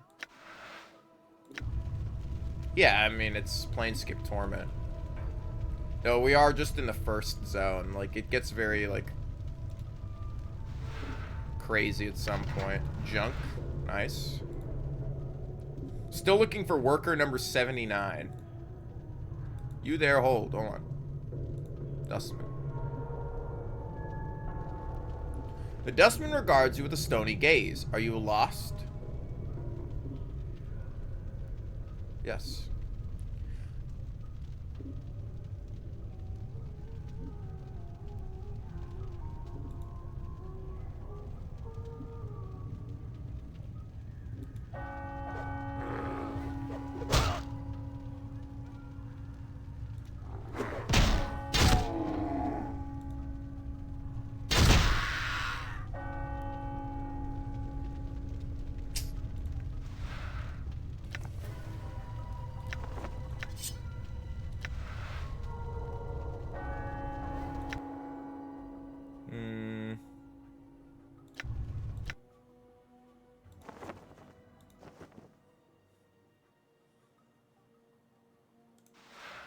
This hooked knife has a thick double-edged blade and a curved wooden handle. Judging from the shape of the blade, it looks like this knife is used primarily as a surgical tool. This is 1 to 3 slashing, 2 speed. I don't actually know if 1 speed is faster. I don't know if this is like a Thaco rules game. This is around that time where like usually like lower numbers are better.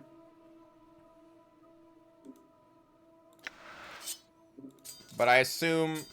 Why would this take off the robe to equip the thing? That's kind of strange.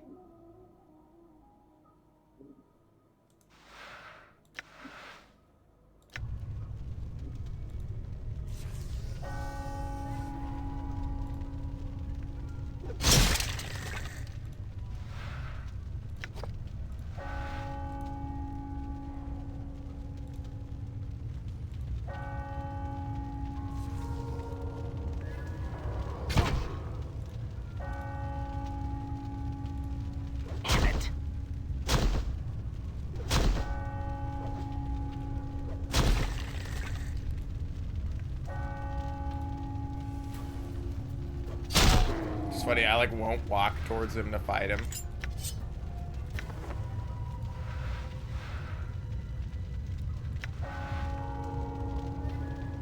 I actually think, I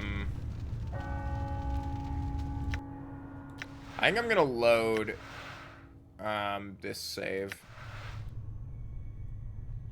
I'm gone. I don't actually want to start all that yet. I'm not dexterous enough to jump at the guy and snap his neck because I have, like, low dexterity. Or average dexterity.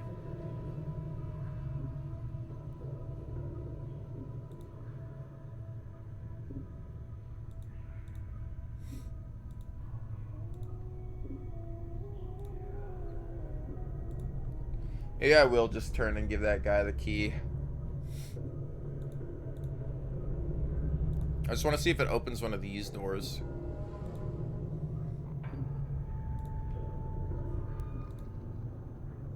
If not, that's okay. Alright, let's go talk to the guy then.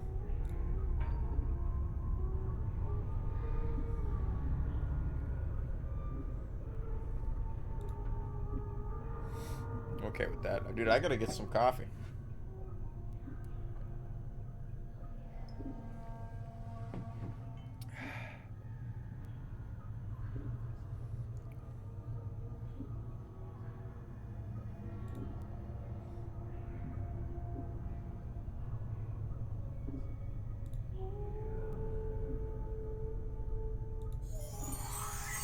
Zombie's eyes widen, and he snatches the key from your hand. He turns it over, nodding all the while.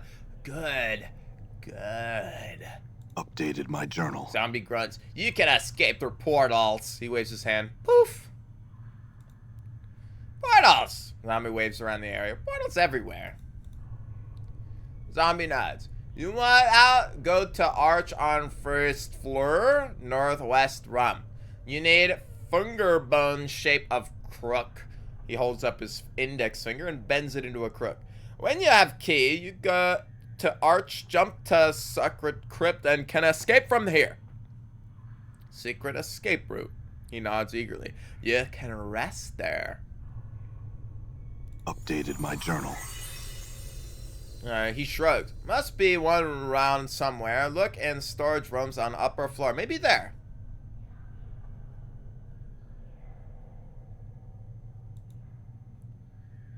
Nice.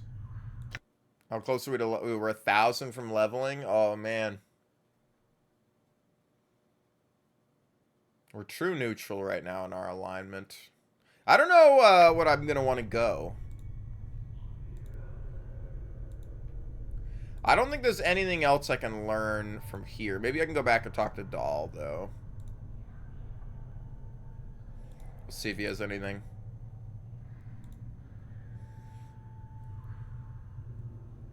Because I can't go down these paths.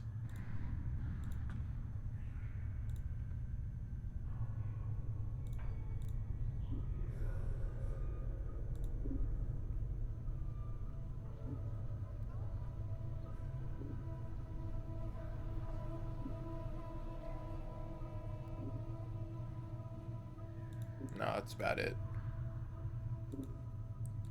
Alright, I could have turned in the other guy. I think if I turned him in, though, I'll probably move more towards an evil rep.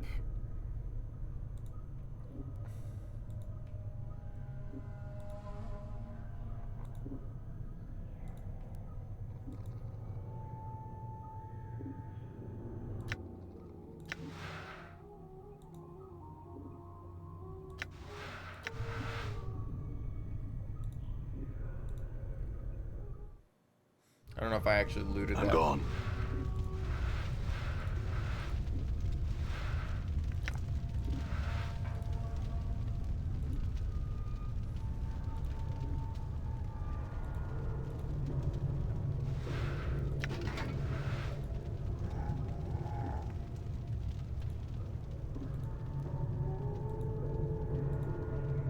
He didn't seem to notice me. That's interesting.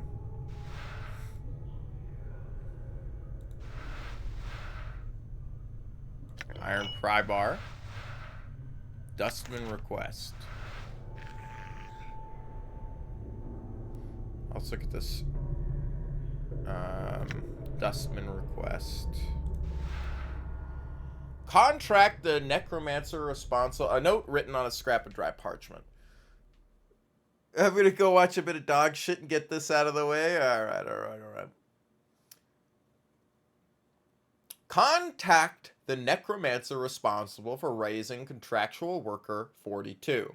I know he's examining the skeleton he's examined the skeleton before, but I'm certain the initial rising of the body was warped. The worker still responds to commands, but when it has completed a task, it resumes pacing in the same circular pattern as it did before.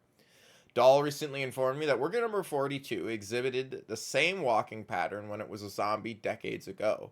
There may be a soul echo in the marrow, or the skeleton's age may have caused the magic animating him to decay. One of the initiates suggested it may be following an order issued by a higher-ranking dustman in the past, but I have found no records of such order. Whatever the reason for this behavior, the matter is to be resolved or the worker replaced.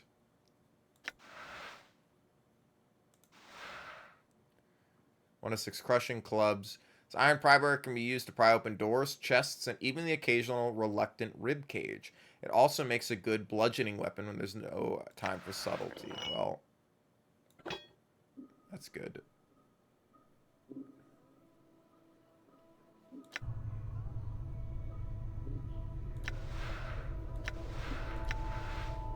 Forced it. Wow.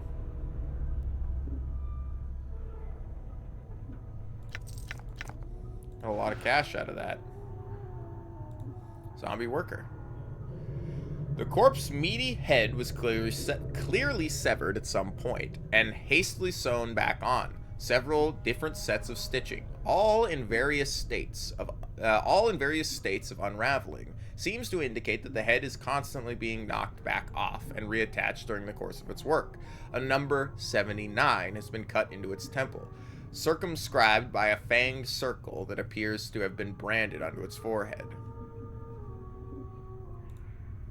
The fanged circle looks like it was branded on the corpse's forehead long ago, presumably before it died. It might be a religious icon of some sort, or a rite of passage. You notice that one of the recesses between the inner fangs is a small triangle within it, as if something as if it has something what is this? As if it has some special significance. I keep saying something. Updated my journal. The corpse makes no reply. It looks like it is it's too far gone to answer any of your questions.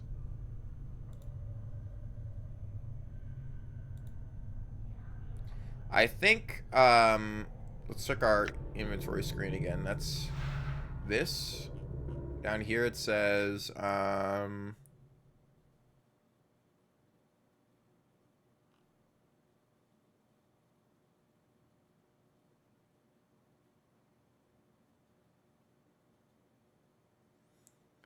copper earring found lodged in abdomen. Earring has been locked in southeast preparation room. Have an initiate from the third circle examine it. It has strange markings like those on contracted worker number 79.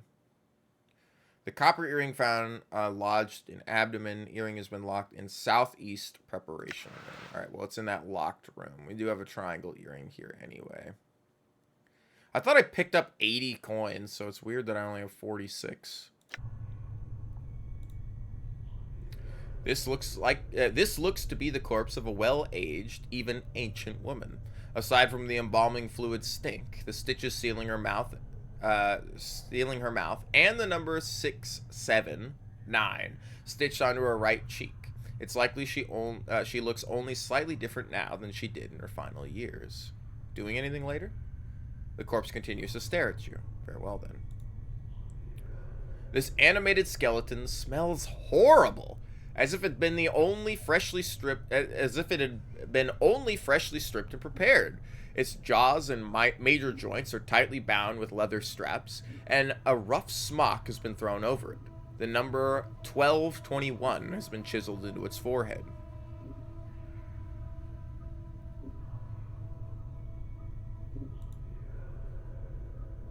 Great talking to you, Bones. Stay healthy. Wonder if this Graybeard would mind if I borrow his body. Graybeard? Graybeard, you know, geezer, old fella, yellow dog, old.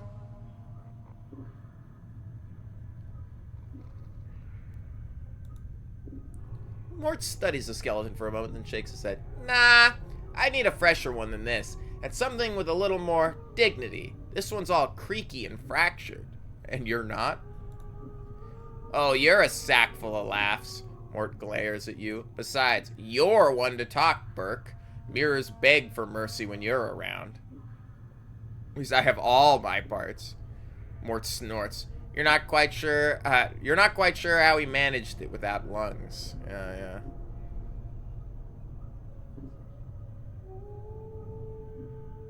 It's great to have a body. I'll have you know that helping you escape the preparation room has now been added to my growing list of regrets. Mort snorts again. I should have let you rot. Some more, that is.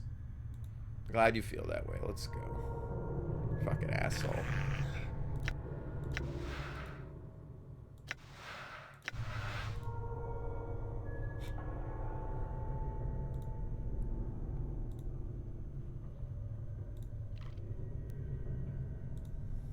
I just want to avoid...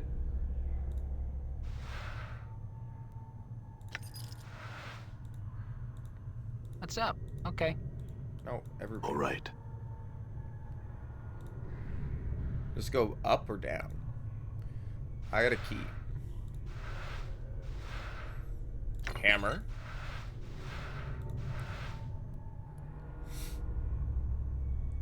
Mortuary second floor. So we're back here. So is that the key for this? It is. Alright, let's save again. We didn't get spotted, so...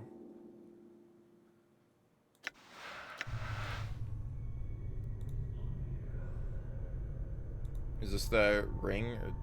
Gold cleaning rags and bandages.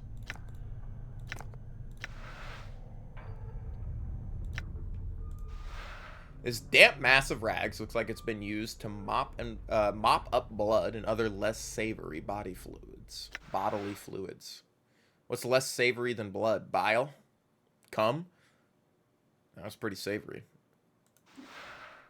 This is a heavy work hammer. It has a long handle and a metal head that looks like it could shape steel and crush skulls with ease. Yeah, I'm assuming the lower, like the scalpel, is actually faster. Because the hammer having 6 speed says it's slow. This has 4 speed. The scalpel has 1. The fists have 1. So they're faster than the pry bar.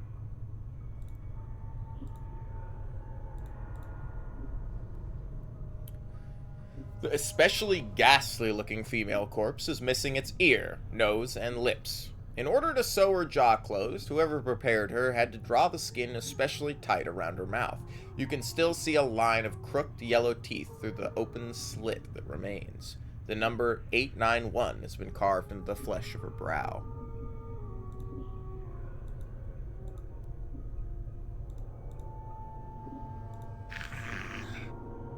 That's all I needed to come in here for, was that.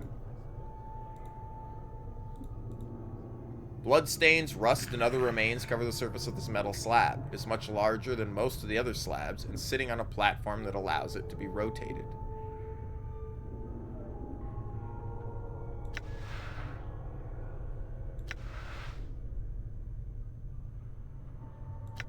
Let's talk to you. Hey, what's eating you, Chief?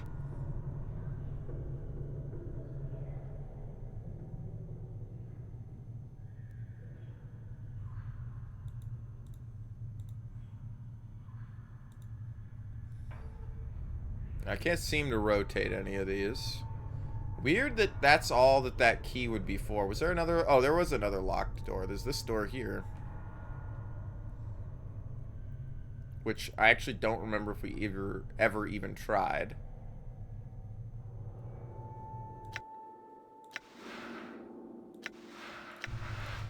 Let's see if this gate over here can be opened with, oh, we did open that gate when we came downstairs. Never mind, we're good, we're good. I was like, oh, there was a gate over here that couldn't be opened. Yeah, well, we just came down from it.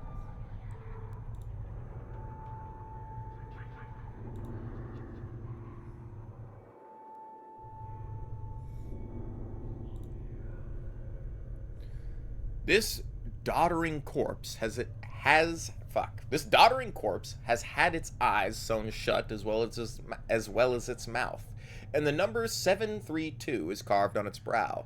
The threadwork that keeps its ocular cavities sealed looks extremely old. You wonder if the eyes were sewn shut before or after the man's death. You notice he's carrying a huge tome in his hands, as if taking it somewhere. You carefully take the tome from the corpse's hands. It doesn't seem to notice. The tome appears to be a book of enchantments and wards. It's filled with diagrams and charts detailing various aspects of necromantic arts. The book itself is extremely heavy. As awkward as the zombie is, it must be extremely strong. Now let's read this. Tome of Bone and Ash. This worn, leather-bound tome lists diagrams and charts detailing several minor wards and enchantments. There are numerous drawings of skeletons, bones, and the manner by which they may be preserved over time. Of particular interest is the section regarding guardians. Apparently, the dustmen animate corpses of fallen giants to serve as guardians for the mortuary. To make them even deadlier, armoring enchantments are woven into their breastplates to help shield them from attacks. The book is much too complex for you to absorb all at once, but it looks as if you could refer to certain sections when the need arises. Okay, well, we might have to hold on to that for a while.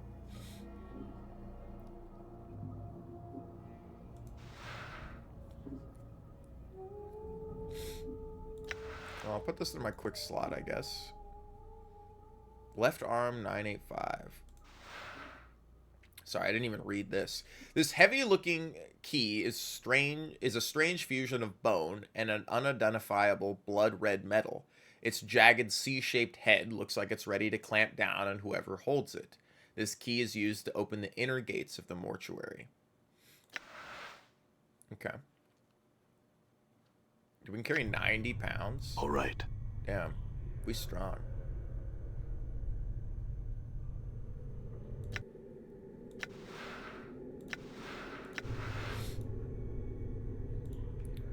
Click around a little more. What does this say? It looks like a large tomb. The marble surface gives it a rather elegant look. Wow. Wagga wagga. Before you is a giant skeleton in ornate bronze armor. The armor has been bolted into the skeleton's frame, and a series of elaborate symbols have been carved across the breastplate. You wonder where the skeleton came from. You weren't aware they made humans in this size. The huge blade in its hand looks like it weighs as much as a wagon cart. So how long have you been standing here? A long time?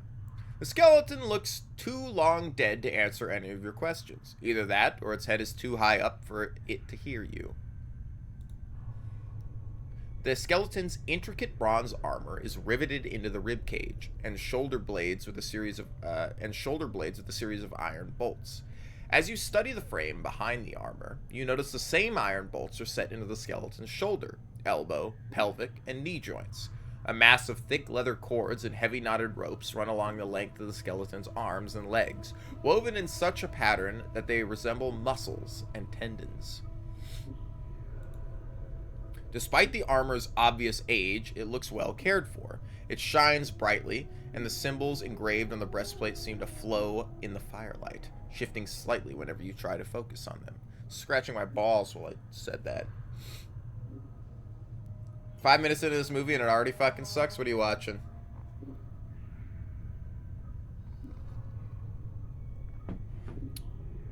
Study the symbols.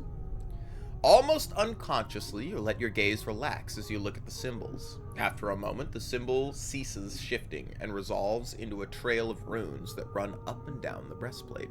Strangely enough, the interlocking pattern of the runes reminds you of chains. And with that thought, you suddenly recall that these runes are some sort of warding enchantment. You study the runes for a while, but you can't decipher the enchantment. It looks pretty complicated, and you're having a hard time concentrating. My intelligence sucks. You consult the tome and compare the diagrams to the markings on the breastplate. From what you can make out, the runes are a lesser armoring enchantment, but Several skull-shaped runes and spherical tracings along the edge of the armor suggest that several greater necromantic and warding enchantments are woven as well. Touching the skeleton will most likely cause it to awaken and defend itself. From what you can make out from the tome, it seems the armoring enchantment applies only to the breastplate. The necromantic enchantment allows the skeleton to be raised, but it is the warding enchantment that gives the skeleton its limited awareness of its surroundings.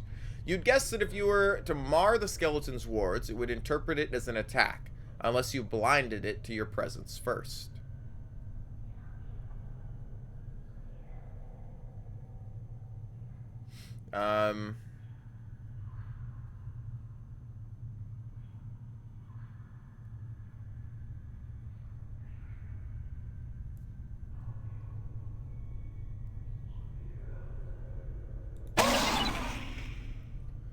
The work is difficult and nerve-wracking at first, but slowly your mind begins to focus, and the runes begin to unravel beneath your attack. Within minutes, the giant skeleton has been stripped of the enchantments, blinding it. It collapses, falling to the floor with a crash of bone and a heavy clanging noise. You wait for a moment, but no one responds to the sound. Moving quickly, you sift through the skeleton's parts on the floor. Most of it is too heavy or too old to be useful. But you discover a piece of the skeleton's breastplate with a majority of one of the broken enchantments engraved on it. You have a feeling that it could prove useful.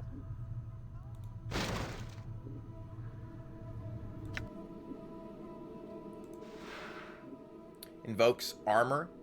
Teaches user armor. Level 1 wizard.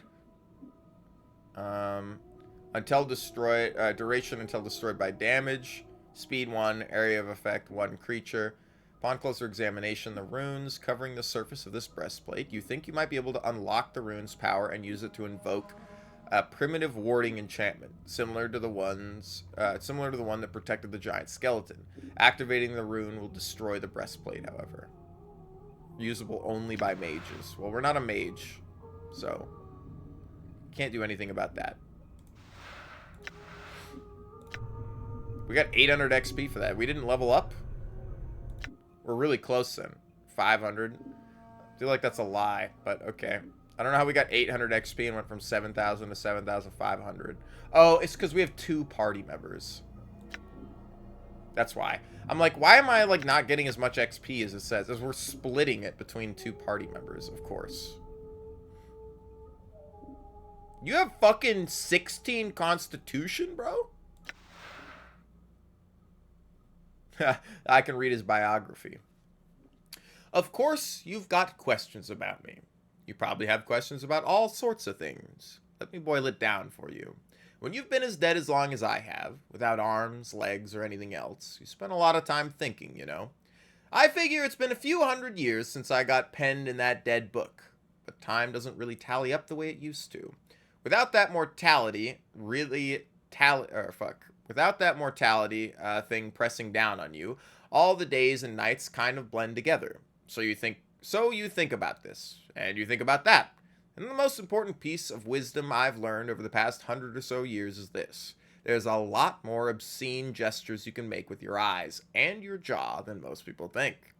Without even resorting to insults or taunting, you can really light a bonfire under someone just with the right combination of eye movements and jaw clicking. Drives them barmy. If you ever get beheaded and your skin flayed from your skull, I'll show you how it's done. I got some real gems, Chief.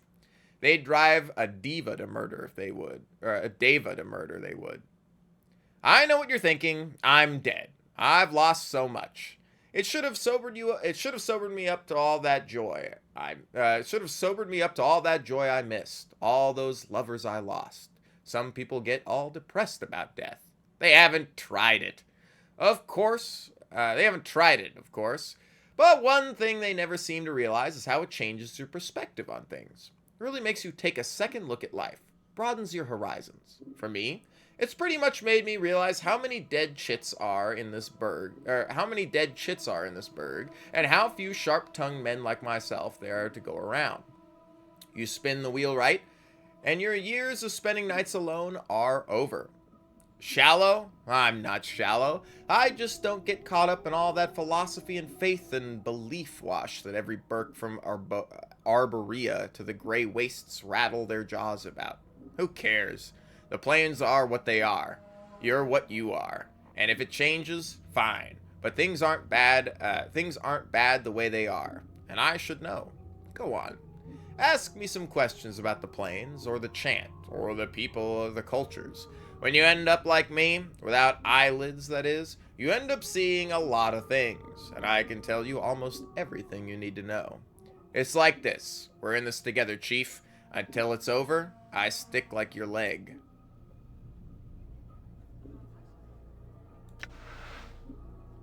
Interesting.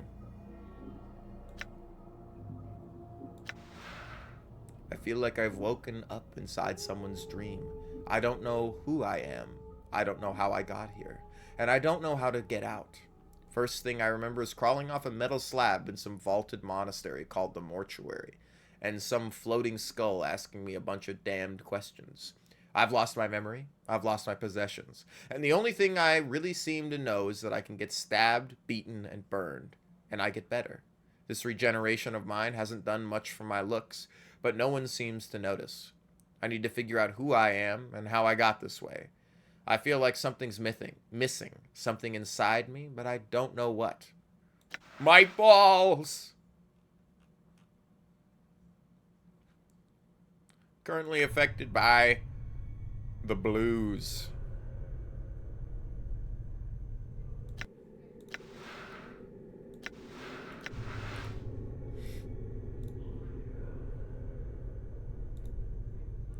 Let's not piss off any of these guys yet.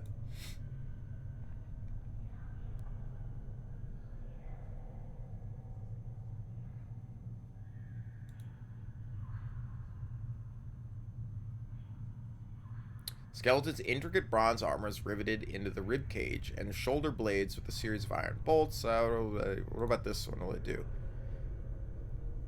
Mort grins. Is that a yes or... Oh, sorry. Mort floats up to the head of the skeleton, stares at it, then floats back down, studying the armor and the blade as he descends. Oh, yes, yes, yes. I think this'll do.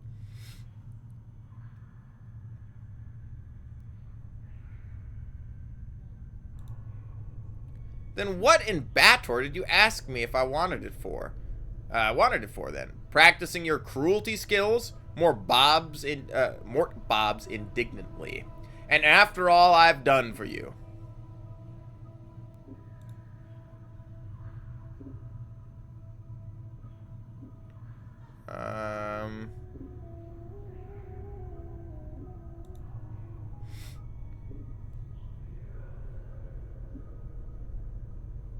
Examine the armor. Study the symbols. We're doing the same thing. This. Tome of Ash.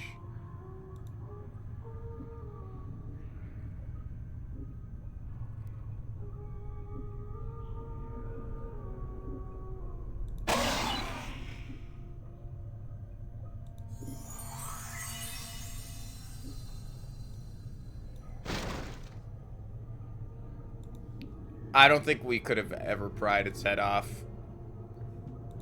I do like that I can just do this for some free XP, so examine it carefully, examine the armor, study the symbols, study the runes, compare the runes to the book, consult the Tome of Ash, and mar the warding enchantment. I feel stronger. Nice. Okay. Level up. Saving throws have improved. Fighting skills have improved. 1 characteristic point gained. 10 hit points gained.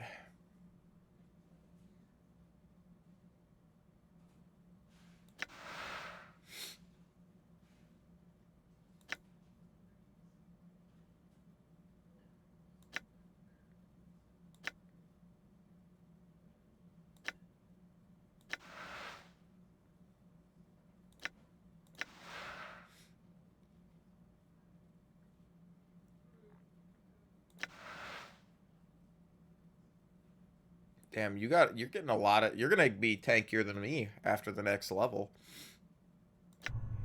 He's actually only level 3, and I'm level 4, so... Okay, here's another giant skeleton. I'm going to talk to you. Examine the skeleton carefully. Examine the armor. Study the symbols. Study the runes. And try to recall the enchantment. Look at the tome. Consult the tome. And mar the runes, doing the warding.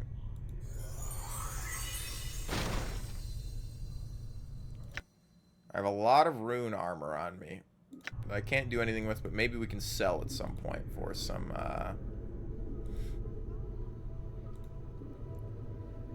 some sort of benefit.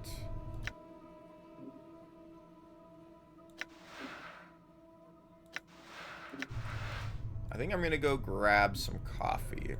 Can we walk through here? We can. You see a male corpse with the number 331 chiseled into his skull. His eyes and lips are stitched closed, and there is a gaping hole torn in his throat. He smells foul.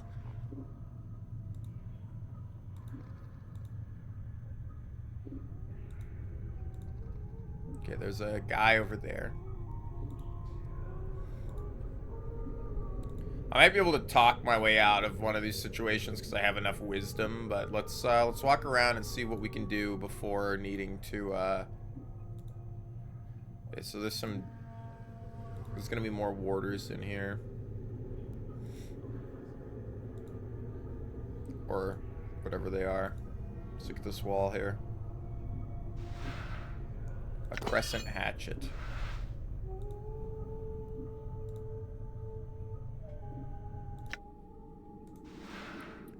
2 to 7 slashing. Phaco -1. Okay. This probably sucks. Fighters only. This huge hatchet has a crescent-shaped head. Although an intimidating weapon, it looks more decorative than functional. Not only is it extremely heavy, but the balance is poor and the edges dull and pitted. Despite the difficulty in using the hatchet in combat, the long handle allows the wielder to put a considerable force into the swing. So this makes it so it's like chance to hit armor class 0. So negative is good, right? So we have a higher chance to hit. We have a higher chance to hit, but it's really slow.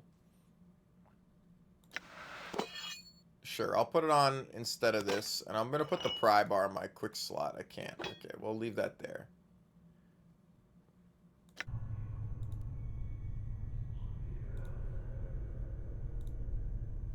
Not that I'm really gonna worry too much.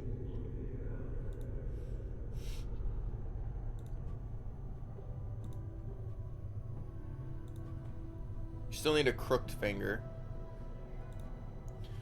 This looks like a large marble tomb. The marble surface gives it a rather elegant look. Diarrhea. You see a strikingly beautiful ghost from form before you. Her arms are crossed and her eyes are closed. She has long flowing hair, and her gown seems stirred by some ethereal breeze. As you watch, she stirs slightly, and her eyes flicker. I know her name's not Diarrhea. Dayanara. You! What is it that brings you here? Have you come to see firsthand the misery you have wrought?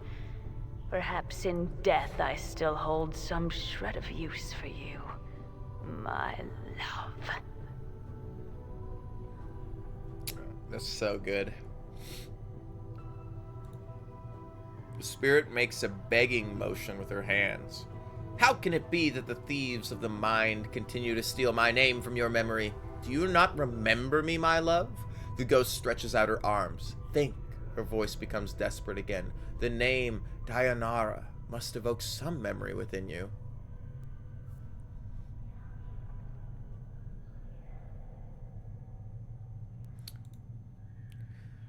Oh, at last the fates show mercy. Even death cannot chase me from your mind, my love.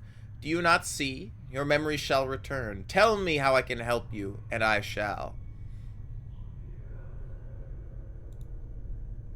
You are one both blessed and cursed, my love, and you are one who is never far from my thoughts and heart.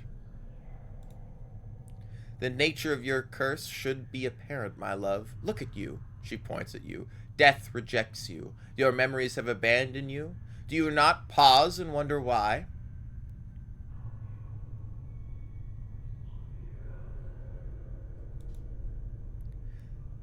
I know that you once claimed you loved me, and you would love me until death claimed us both. I believed that, never knowing the truth of who you were, what you were. I cannot. She suddenly freezes, and she speaks slowly, carefully, as if her voice frightens her. The truth is this. You are the one who dies many deaths. These deaths have given the knowing of all things mortal, and in your hand lies the spark of life and death. Those that die near you carry a trace of themselves that you can bring forth. As Dayanara speaks the words, a crawling sensation swells up in the back of your skull. You suddenly feel compelled to look at your hand.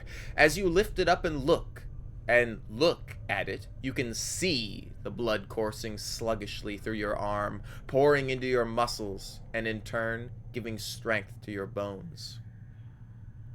Updated my journal. As you know, Dayanara is right. You suddenly remember how to coax the dimmest spark of your life from your body and bring it forth. The thought both horrifies you and intrigues you. You have remembered how to raise others from the dead. To access this ability, select the Special Abilities button in the Quick menu. You can only use this on party members that have died in your presence. It will not work on anyone who does not travel with you, and it will not work on party members you have removed from the party while they are dead. I had other questions. What's it you wish to know? Where are you? Why, you're here with me, my love. As in the times when life was something both of us shared.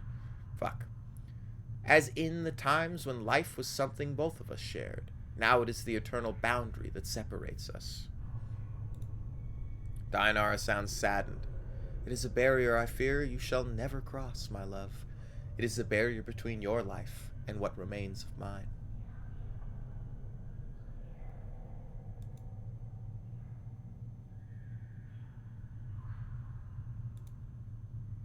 The spirit makes a begging motion with her hands. How can it be that the thieves of the mind continue to steal my name from your memory? This.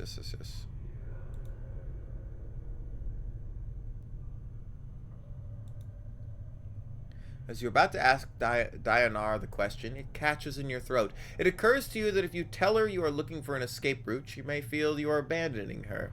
If you are going to ask her how to leave, you need to be delicate about it.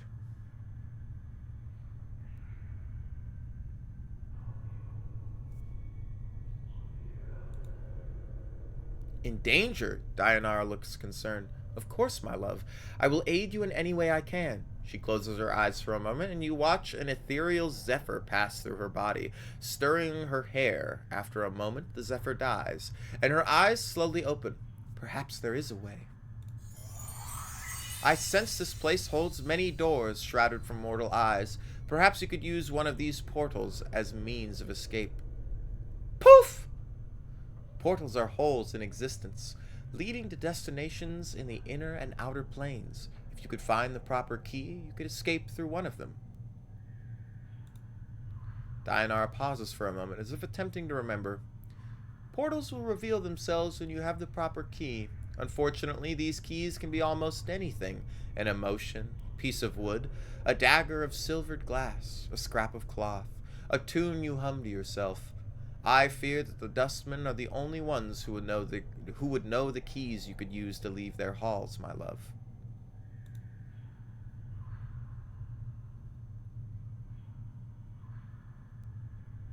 I shall return farewell.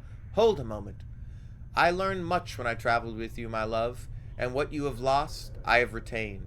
I have not divulged all that I know to you. My sight is clear, whilst you fumble in the darkness for a spark of thought. Time itself relaxes its hold as the chill of oblivion slowly claims us, my love. Glimpses of things yet to come swarm across my vision. I see you, my love. I see you as you are now, and Dianar grows quiet.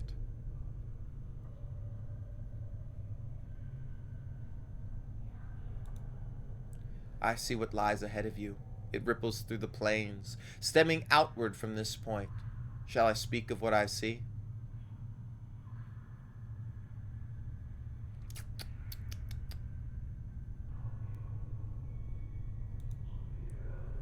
You are always so, my love. Already you refuse to heed death's call. Shall time be the next one you spurn? She closes her eyes, and with an ethereal whisper, she fades away. You back with me, Chief? You kind of drifted out on me there. Yeah, Spirit? You're rattling your bone box with some woman? Where? Mort looks around excited. What did she look like? And no, you just kind of drifted out for a bit there. Just stood there, statue-like. I was a little worried you'd gone addled on me again. Cool.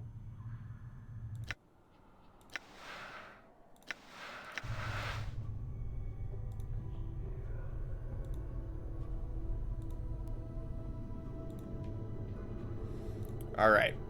We got some dudes over here, I think, that are going to stop us from leaving. Let's check the northern side if we can. Can we walk through this? It's a doorway.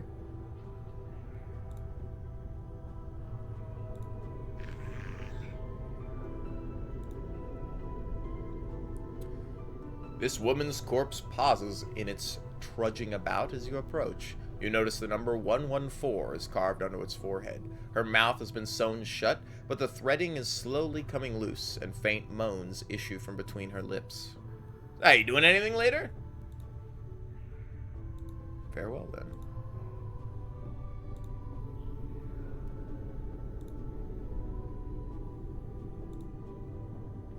There's a dustman here. I might have to walk past him.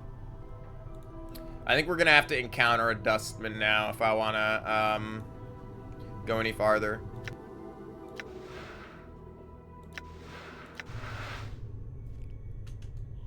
Alright. Give me a second. I gotta get up. I gotta pee and get some more coffee. Ooh, and we will continue. We will continue. What a good game. What a good fucking game. Alright. I'll be right back.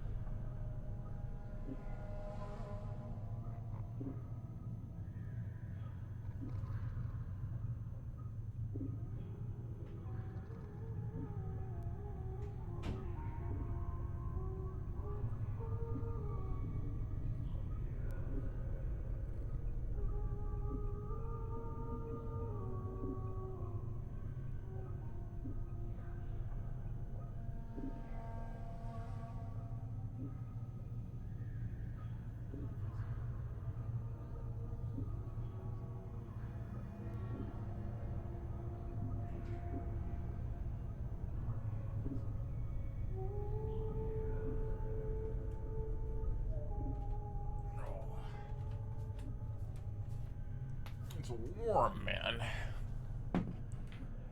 Also made dinner. Nice. Well, this is a great game to just sit back and enjoy, you know, as I fumble through it. Hold you there. The dustman regards you with a stony gaze. Are you lost?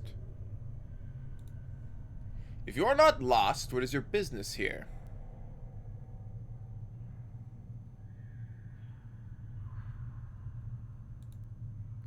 Who are you here to see?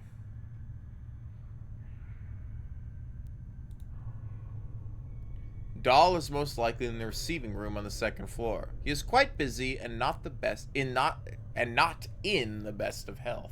Unless you have pressing business, I would not disturb him. The dustman nods and returns to his duties.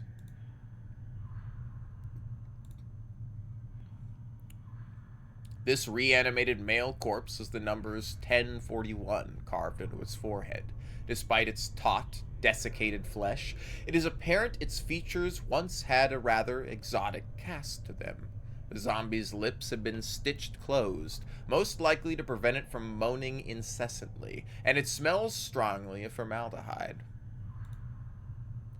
The corpse continues to stare at you. This is a heavy barred gate of rusted steel. There doesn't appear to be any way of opening it.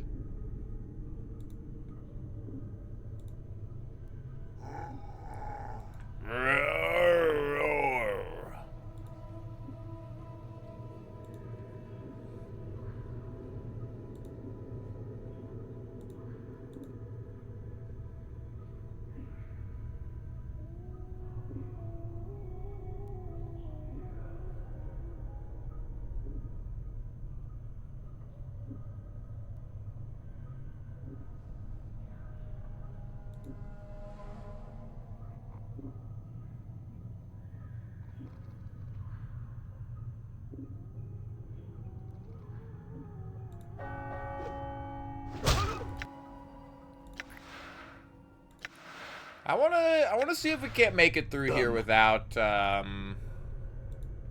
causing a ruckus, you know? Uncle Ruckus.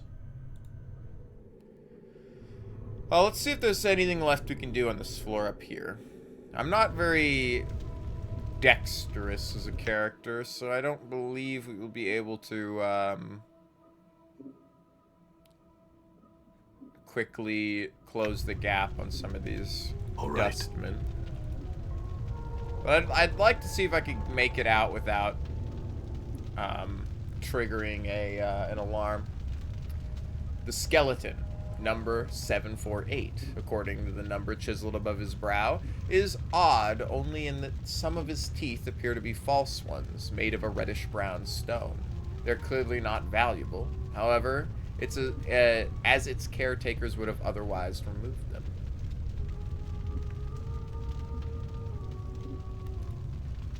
Someone has taken care to bind the bones of the skeleton with leather straps, woven around the body in such a pattern that they resemble muscles and tendons. The straps are secured to metal bolts. I've already read this line before. Whoa, Chief, that's vandalism. Those bolts are probably the only thing holding that bag of bones together. Necromancy only goes so far with these old fellas, you know. Well, I didn't want to cause any permanent damage. Oh, it's not a problem. Mort does a strange bobbing motion that you think means fuck. Blah. My mouth has stopped working. Oh, it's not a problem. Mort does a strange bobbing motion that you think might be a shrug. Just wasn't sure if you knew that or not. By all means, go ahead. Using the pry bar, you rip the bolts from the skeleton's joints. The skeleton collapses, and some of its bones still twitching. Sorry about that, bones. The wooden club. I see. So we could do that to prevent them from reactivating certain things.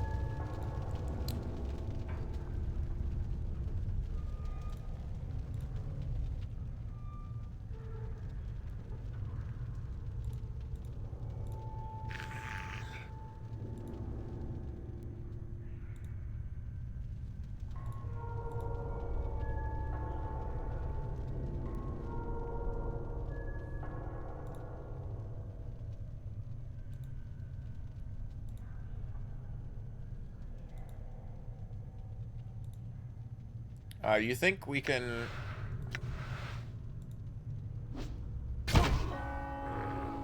Ah, damn, that actually sets the alarm off.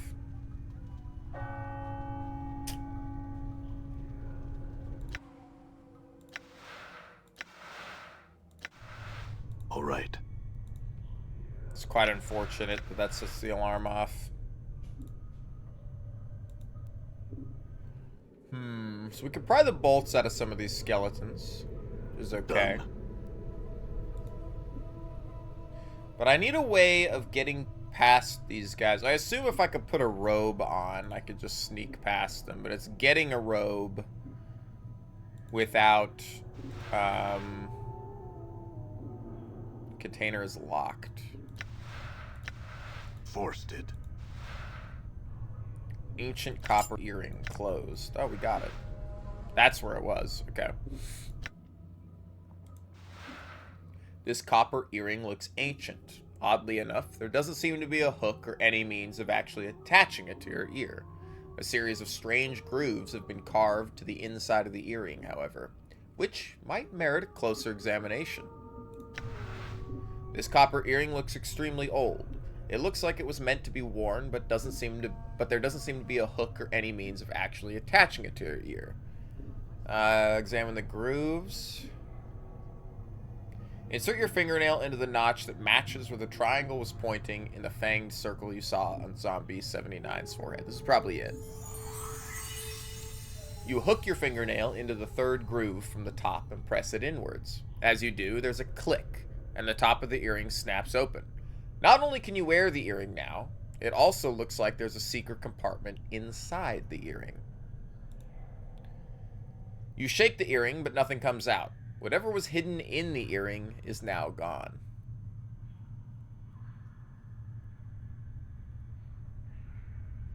The secret compartment may make the earring more valuable to a merchant. Put the earring away. Does it actually give us any stats?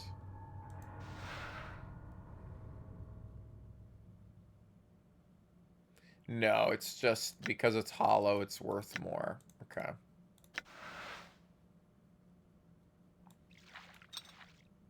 Put some of these on the quick bar just to clear up our inventory space here, I think. We never read junk. This is a collection of junk. Small springs, broken bolts, and a cracked gear or two. It looks like someone felt these pieces might be useful one day, but they seem pretty useless to you. Maybe we can use that to repair, like, something. Oh, we get a tattoo as well. That's kind of cool. We get a couple of tattoos. It's been so long since I've played this. Holy cow. I don't, like, remember any of this. It's actually been, like, fucking 6 years.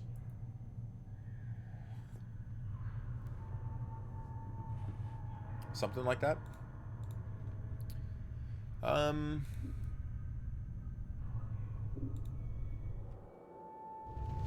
Okay. Let's save again.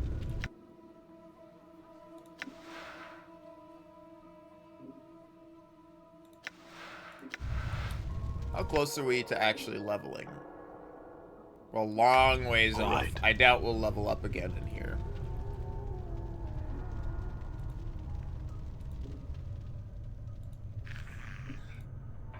We can only use our excuse one time.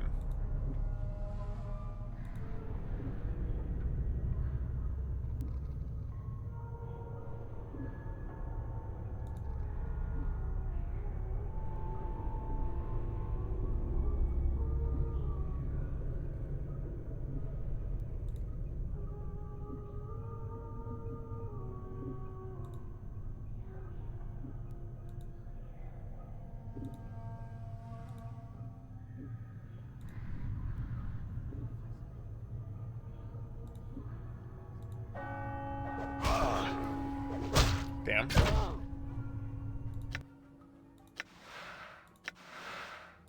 I don't know if we have a build that will let us get through this without being spotted. I think we will get spotted no matter what. There's another needle and thread.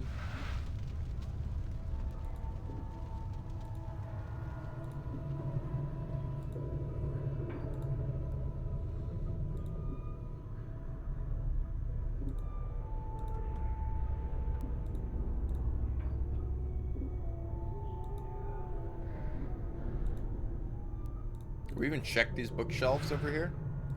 I assume we have.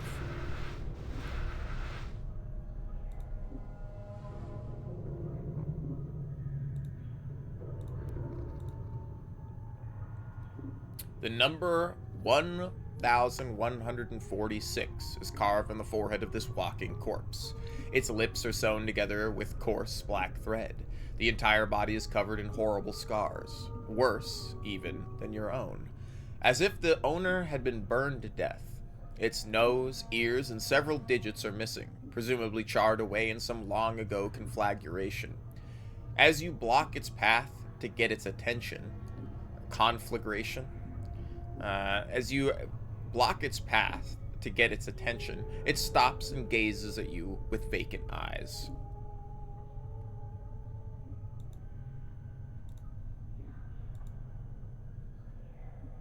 The skeleton has either seen a great deal of combat or has fallen down one too many staircases. Both its arms and legs have been broken and rebuilt with the aid of leather straps and thin iron rods.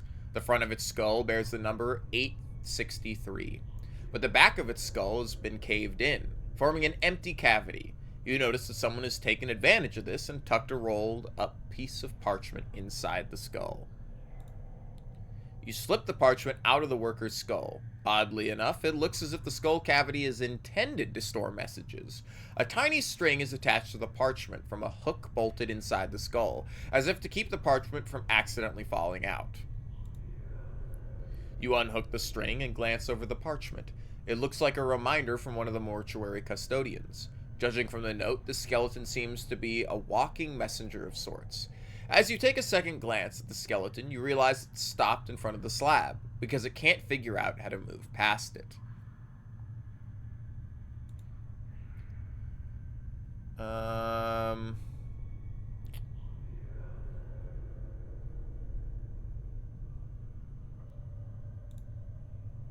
Mort studies the skeleton for a moment, then shakes his head. Nah, I need a fresher one than this, and something with a little more dignity. This one's all creaky and fractured. I wonder if I could have got him a body. I think waking up the other things would have got us killed, though. Let's make a new save.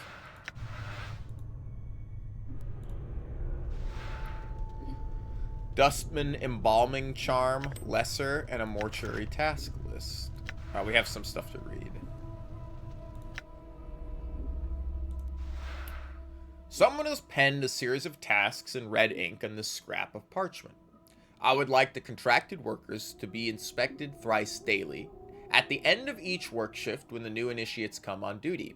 We've experienced too many contracted collapses while engaging in heavy labor as of late, and I fear the embalming enchantments initially used on the corpses may be decaying or may have been warped somehow. If the contract workers could be inspected every 8 hours and raised if they have collapsed, then this would prevent the backlog of shells in the preparation room and free up more contracted workers for other duties. I do not wish collapsed bodies to be disposed of. When possible, the original contracted shells are to be raised and made to resume their duties. I have included spare embalming charms with the shells for the initiates on duty. They are to be used only when the shells cannot be repaired with stitching, bandaging, or applications of embalming fluid. So is that what these are for? This strange metal bracelet has directions inscribed on the side of it. Judging from the crude text, it appears the bracelet works by being held by a living creature. Then, while pronouncing a mantra to the true death, it is touched to the forehead of a zombie or skeleton. When this is done, the minor enchantment held within the item spreads to the corpse, strengthening their bones, killing traces of corpse rot and or grave mold, and helping to seal minor tears in the skin. This item will work on either you or Mort. Simply place in your quick item slot. Hit points, temporary 1 armor class for half an hour. Okay. Don't we have, didn't we get another thing? This rolled up piece of parchment appears to be some sort of message the skeleton in the mortuary was supposed to deliver. This is the third and last request for the pry bar. If it has been misplaced, tell me, and I shall go to the hive market and purchase another. I have no objection to maintaining the contracted workers, but I've been trying to repair the skeletons, and the bolts are wedged in so tight I can't get them out. Also, some of the locks in the storage cabinets on the 3rd floor have become stuck again due to the heat, and I need a pry bar to snap them open as well. If the pry bar is indeed lost, I will see about procuring the service of a locksmith and having the cabinet locks replaced. Your aid in this matter would be appreciated. An unreadable signature has been scrawled beneath the message. Well, we have the pry bar, so I'm not really worried about that. We are filling up with logs and notes, though, that I probably don't need anymore.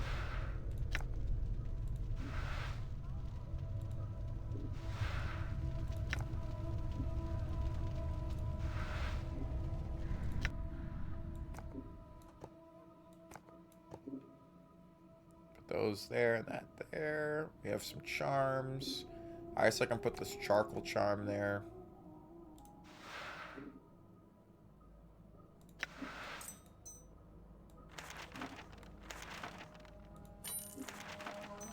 Okay.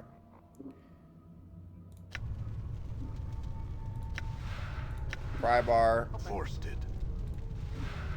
What do we get? More copper commons. The bone charm and the corpse fly charm.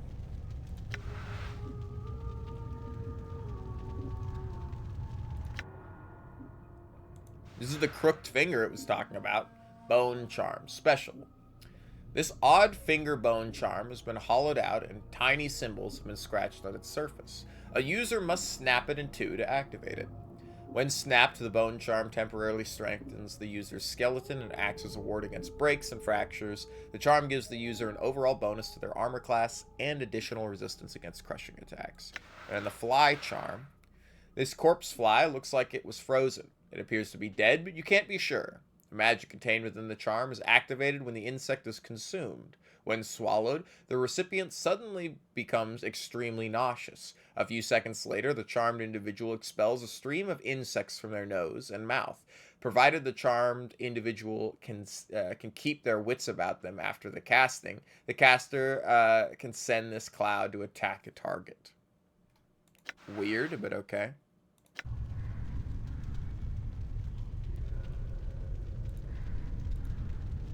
Well, we have the pry bar.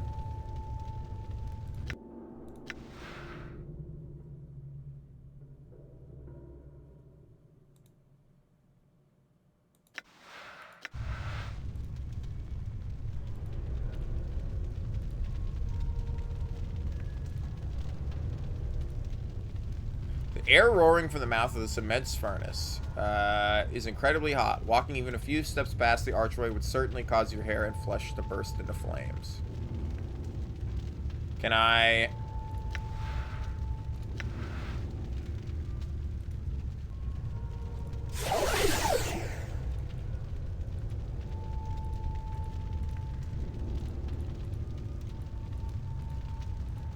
I can't seem to walk any farther back this way. Alright. I didn't know if we had, like, there was a special way to get through there. More junk. The skin of this female corpse is heavily tattooed with intricate patterns. The skin of her brow has been peeled back so the number 1,148 could be chiseled into the skull beneath. Her mouth has been sealed shut with thick, rough stitching. One day it'll work.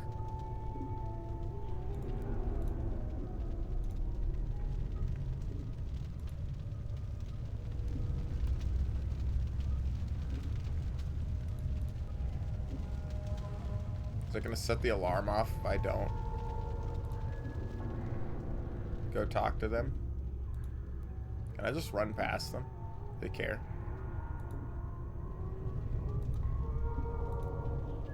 Like, as long as I don't stop and dialogue with them, we're fine.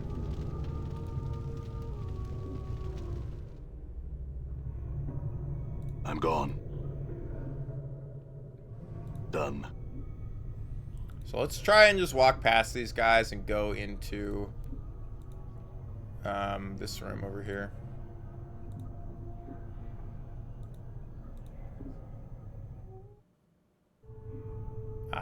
What's this? I'm gone. Done.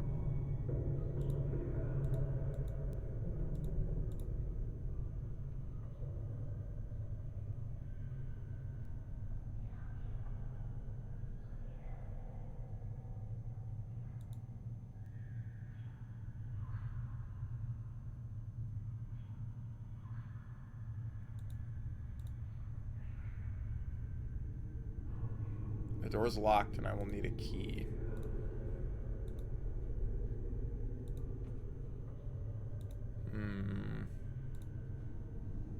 I don't think this lady's gonna reappear for me. Oh, she did.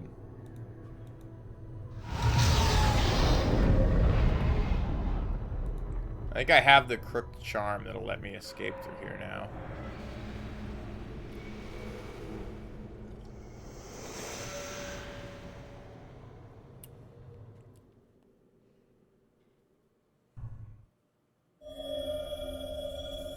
And here we are, and I remember this.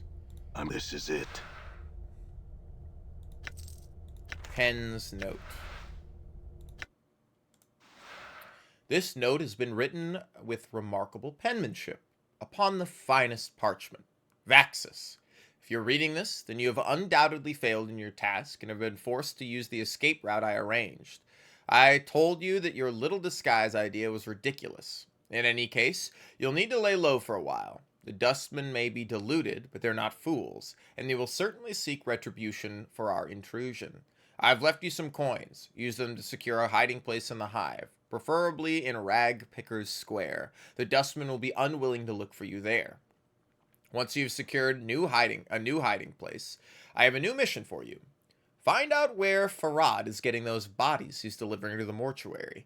It's apparently causing the dustmen a great deal of upset, and I wouldn't mind knowing myself. Reports are that some stone-faced dustman at the Gathering Dust Bar, Initiate Emmerich, I think the fool's name is, has been sending out finders to try and mark Farad's movements. See if you can find out how far along he is and hinder his efforts until we know more about Farad's activities. I don't want Emmerich finding out something before we do. Pen. Where's the note from Teller? Can I send items to you? Can I be like... Yeah. Send you all these notes so I don't have to carry the notes around. I gotta sell this armor.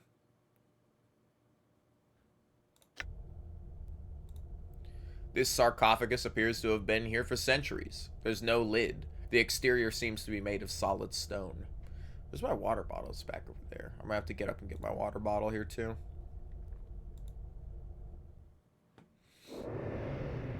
I actually remember that being a lot harder in the intro, but my first character, I put everything in strength and constitution and tried to meathead my way through this like it was Baldur's Gate, and missed a lot of dialogue because I just killed people.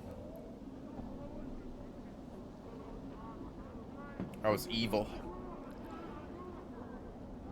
Alright, well, let's talk to... Hey, what's eating you, Chief?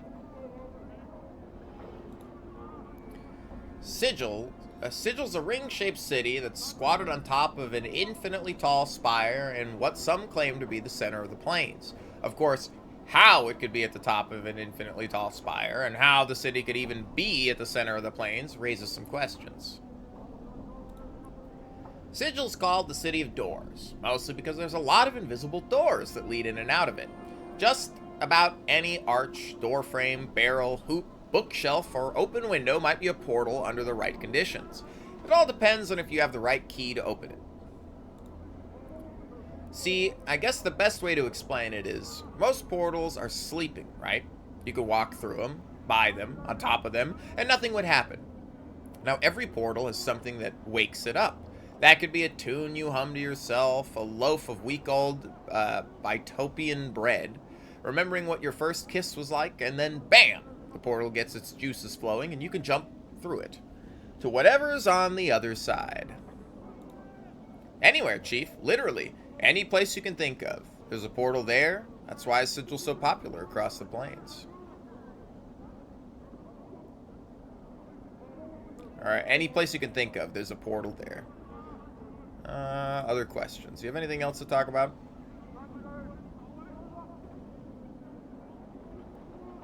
What do you think we should do next? Well, there's how I see things. Well, here's how I see things. I think you should try and root out the Sfarad, wherever he's set up Kip. You wouldn't have had those directions tattooed on your back if you didn't have some inkling of what was up with you. One of the locals around here has to know where he is. How'd you die, Mort? No idea, Chief. I kind of forgot when I died. Can't say I blame myself much. At least there was something waiting for me after I died, even if it's a life as a floating skull. I mean, it could have been worse. I don't know, alright. It's just gone. Mort glares at you. But don't think I miss it, because I'm happy just the way I am. And I don't need your half-wit judgments or snide remarks, alright?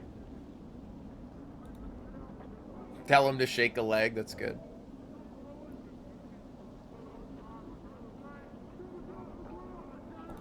Alright.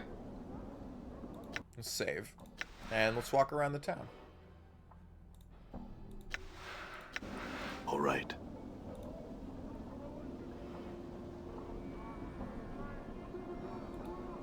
Who are you?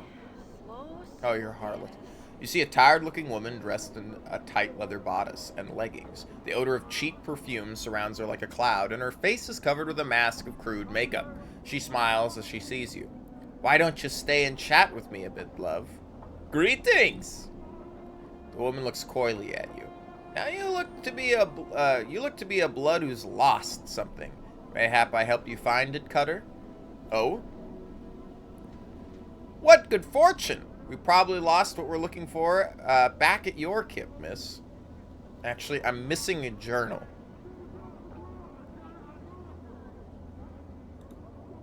Eh? She seems confused. What are you about? Her tone becomes businesslike. I love. Now there's a matter of finder's fee. Never mind. Farewell.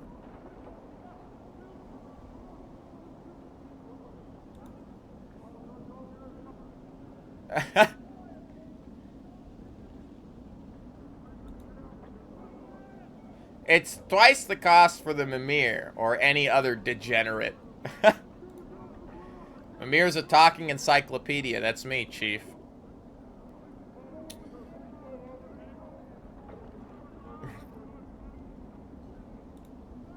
May pox shrivel your innards. You have the stink and fashion sense of a goat herd, and you're twice as ugly. New taunts, all right. Mort stares, hypnotized as the harlot lets loose a stream of obscenities. At the end of the verbal avalanche, Mort is silent for a moment. Then he turns to you. Wow, Chief, got a few more taunts for the old arsenal. He turns back to the harlot. Who's catching her breath? I'm also in love. Hive thugs. Bunch of hive villas. Let's look for an important named NPC if we can. Daboose. You see a tall creature with a shock of white hair. Its skin is a greenish cast, and a pair of goat horns protrude from its forehead.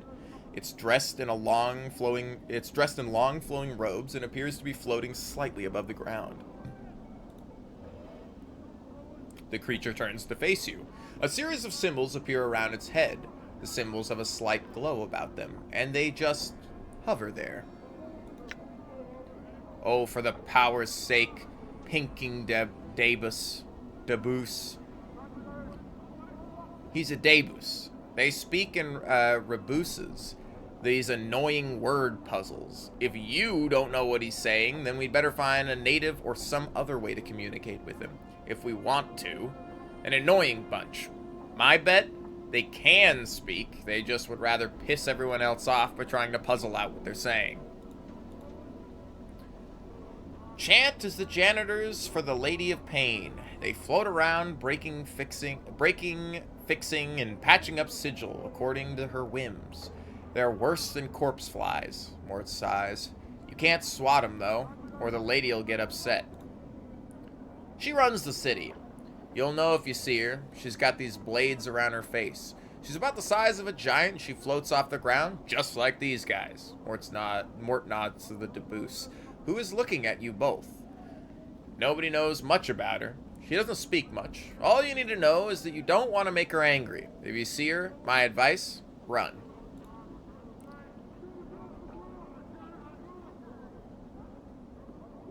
The Daboose waits patiently, its hands tucked into its sleeves. A series of symbols materialize above his head, then vanish, and question marks appear.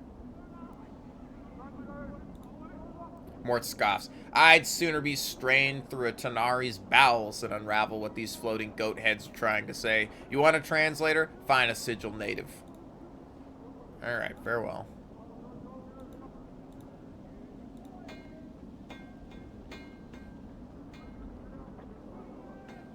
Is this where we came out of? What's this building? I don't think it is. Wife of Angyar. Can I hold like tab or something? And it does highlight I'm gone. everything. This woman looks to be in her middle years, and her hair has streaks of gray running through it. Lines of worry crisscross her face, so she sees you. She seems torn between asking you to leave and calling for the man at the table. Ye'd best leave, for I call me husband. He won't take kindly to having you barged your way into our home. I just have a couple questions. She glances towards her husband, worry in her eyes. I have not the time, stranger. Do not be troubling me with such things.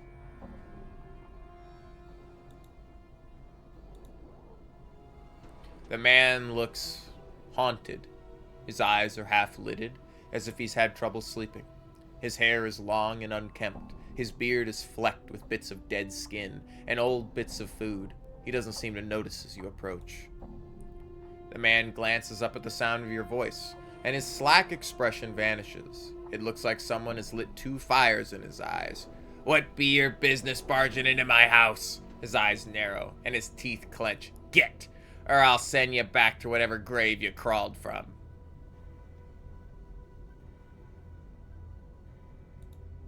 The man's face turns blood red, and he begins shouting, Are you daft? With a snarl, he spits at your feet. You filthy, scar-ridden dog. Off with you, or even the powers won't be able to save your hide. Farewell, then. The man throws a parting shot at your back. Ye'd best never cross me door again, you wretch stinking bastard. Yeah, no reason to pick a fight with some of these people yet. He's rude, but...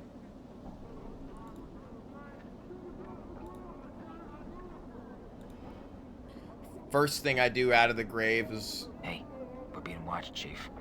Just look natural. Casual.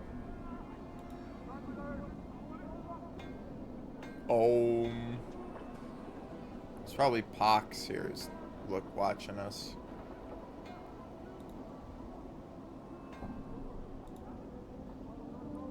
This cowled figure is hunched by the mortuary gate.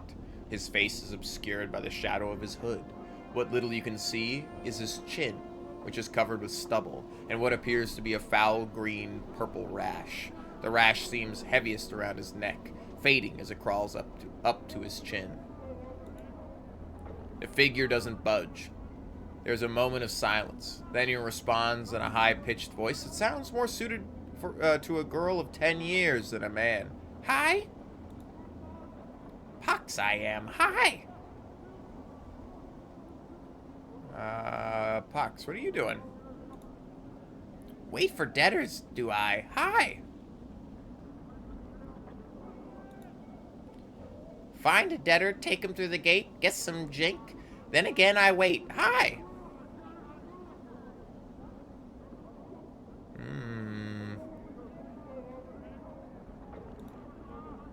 A debtor's to a dustman what coppers to a collector. Bring 'em the dead, they give you a copper at the gate, they do. Hi!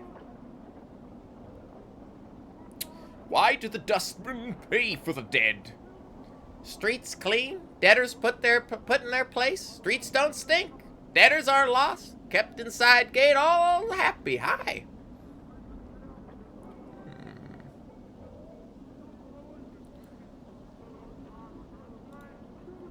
Haul debtors inside gate, put them on slabs, cut them up, bury them, or make them walk. Hi.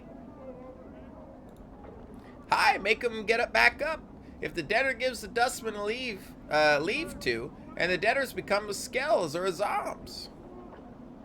That's all I needed to know. Farewell. I don't think I really want to mess with the dustman that much right now. Can I read? I don't really know what place this is. Yeah, I could just ask a random angry hive dweller. You see a man in old and tattered clothes. As you approach him, he makes a detour to avoid you and keeps walking. The man ignores you and begins walking faster. He turns, glancing briefly to the right and the left of you, as if looking to see if you have any friends with you. He draws a dagger. You'd best leave me be, or you'd be wearing this steel between your ribs. He scoffs. I'm sure you do, and I have no answers for the likes of you. Piss off. Alright, well, see ya. Bane the Sender. Bane the Sender. You see a heavy-set man with sharp features and a pained expression. Despite his huge frame, however, he has an effeminate look about him, and unlike the other residents you've seen, he looks to have bathed recently. As you approach, he looks up hopefully and calls out in a high voice, "Craddock, good sir?" Eh? His hopeful expression dies as he studies your face. "1,000 apologies, good sir. If I've given offense." He gives a slight bow. "I am called Bane the Sender, third child of Bane the Sender. I'm one of the many runners in the employ of the House of Senders." No apology needed. What do you want? "1,000 apologies for troubling you with such a trivial matter, but I seek Craddock, an overseer in the hive." Bane looks like he is in pain, but alas, he eludes me. He looks at you hopefully again. "Could it be you have heard of such a man?" "I'm sorry, I haven't." Bane gives a deep sigh. "I am bound to deliver a message to him, and as yet, fortune has chosen not to favor me."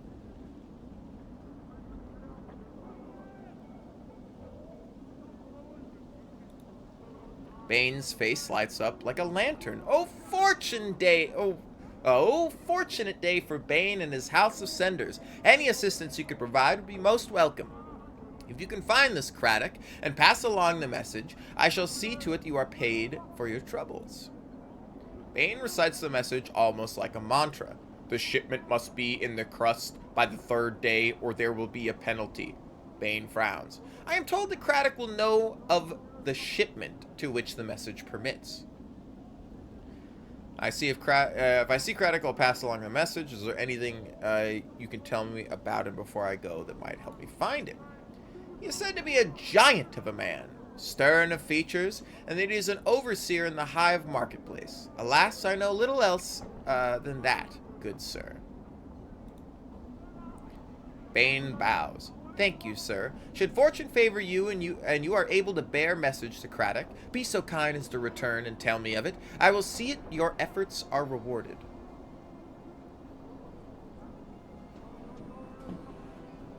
All right, whatever. Updated my journal. I've updated my journal, bro.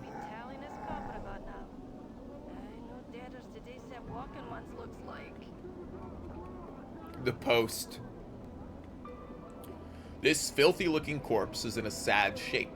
Its shoulders are slumped, and one of its legs is broken, causing it to lean to one side. Stains cover it from head to toe. Judging from the smell and the texture, the stains run from rotten fruit to mud and bird droppings. To add to the indignity, graffiti has been carved into the body, and several notices have been nailed to its chest, back, and head. Despite the many stitches, the corpse-rotting skin is peeling in several places, revealing long stretches of muscle and bone. You guess that this zombie is frequently used as target practice. The fruit and mud stains, aside from some of the tears on the skin, still have rocks and bits of glass lodged in them. One wicked-looking cobblestone is still embedded in the side of its head.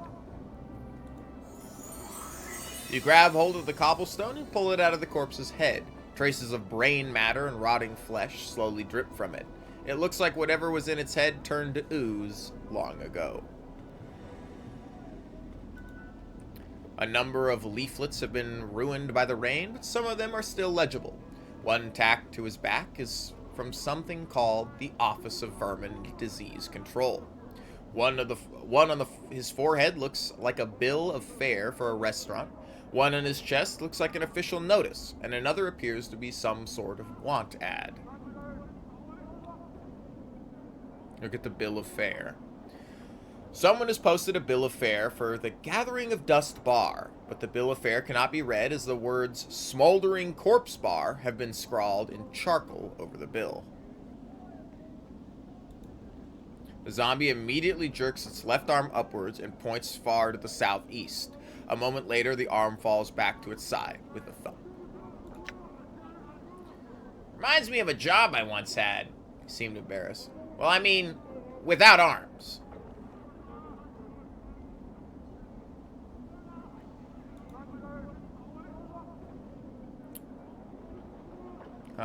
Examine the official notice. Public notice. By order of the Judiciary Council in the accordance of the citizenry of the sigil, let it be known those defacing a registered servant of the dustman, either by graffiti, malicious attack, or by posting notices, will constitute felonious assault, and the perpetrator will be answerable for the vandalism of said servant, by order of the Hall of Speakers. What is the want ad? Wanted, able-bodied person willing to investigate a matter of the utmost importance to the dustman cause. Will offer suitable compensation upon successful completion of said task. Interested parties inquire with initiate Norochi. Noroch. I don't know how I would pronounce this. Gathering Dust Bar. The zombie immediately jerks its left arm up and points west to the building before you. A moment later, the arm falls back to its side with a thump. So this is the bar.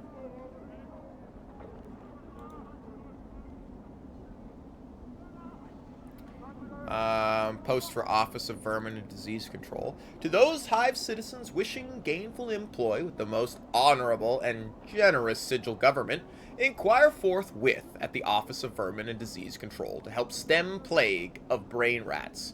Bounties paid. Copper given for each rat tail brought. Tails must be genuine and from rat only. No cat, dog, or fiend tail accepted. Office several streets south and west of Mortuary Gate in the lower hive. Ask for official inspector in charge, the respected Phineas T. Lort. Phineas T. Lort, oh my god, what is this? The 39th? Phineas T. Lort, the 39th? Where is that? The zombie immediately jerks its left arm upwards and points far to the southwest. A moment later, the arm falls back to its side with a thump.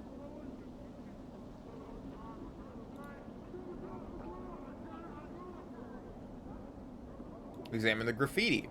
The graffiti runs from obscenities about the dustman to slogans glorifying what appear to be local gangs. One piece of graffiti catches your eye. Someone has carved the name Farad on the corpse's left arm and slashed an X across it.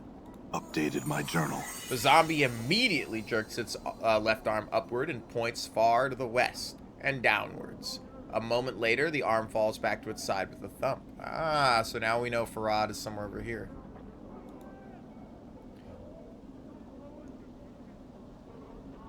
Okay, nice. Well, let's talk to this lady. Hi, Golf. You see a striking red-haired girl dressed in leather armor. Her right arm is covered with a series of interlocking plates that look as if they were taken from the skin of some creature. And a horned shoulder piece protects her left arm. Oddly enough, she has a tail that's flickering back and forth as you watch. Pike off. The girl ignores you.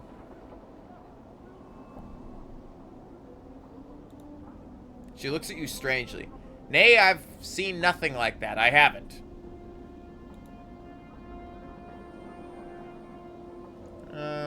I'm looking for a man called Farad. Do you know where I can find him? I might say more if sweeten your question, I. She clicks her tongue and rubs two fingers together. Jink jink, I? She means money. Oh. She glances at Mort and shrugs. What the skull said. Hard coin.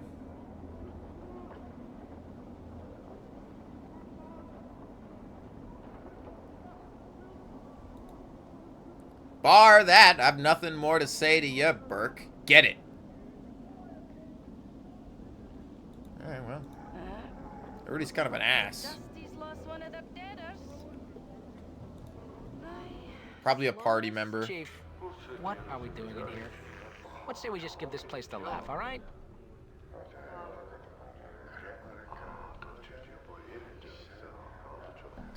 Well, I do want to inquire here. You see a spindle-thin dustman in dirty black robes. His stiff black hair springs forth from his skull like a crown of spikes, and his leper-white skin is drawn sharply across his skull. He is frowning into his drink and mumbling to himself. I guess, what movie is it?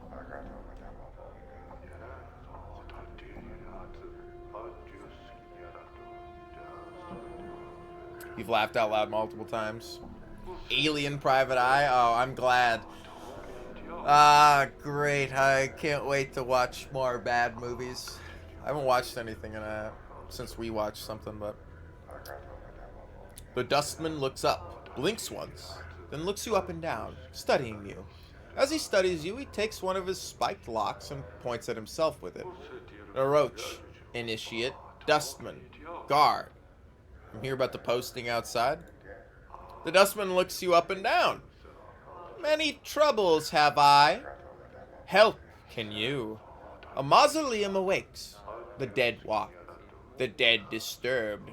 The dustman disturbed. Find out what disturbs the undead, and copper coins I will pay.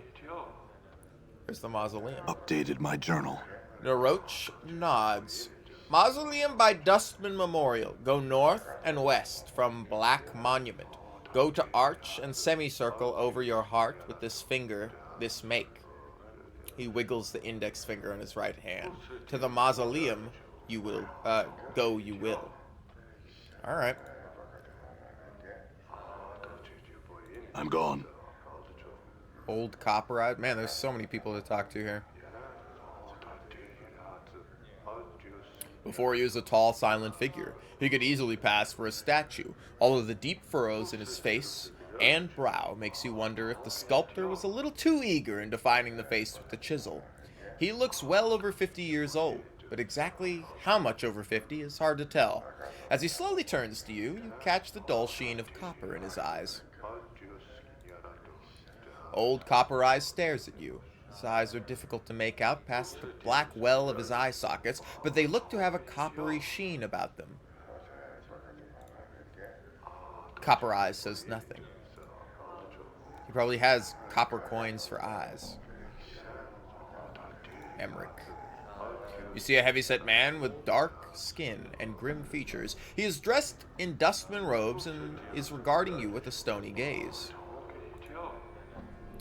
You have the look of one lost. The man's voice is like stone settling. Did the wind send you, or are you here with purpose? I am Emmerich, Factorum and Initiate of the Fourth Circle. If you measure ownership in copper, this is not my establishment. If you measure ownership in spirit, it is mine. He pauses, as if trying to emphasize a point. The dustmen here are my students. They are under my protection. Emmerich waits.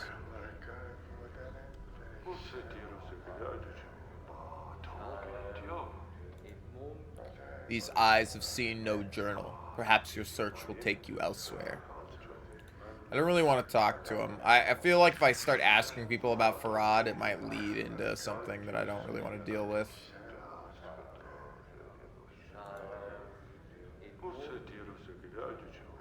As you approach, the elderly woman turns and stares at you.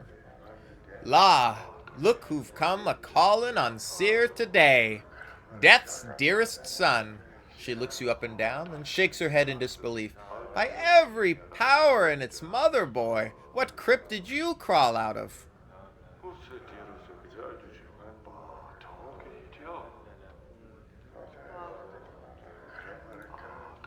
She barks a laugh that rattles your ears. Ha! Not here unless you want to die of boredom. Dare someone pinch your senses and your sight, boy? She waves her hand around the bar. Look around. What do your eyes tell you?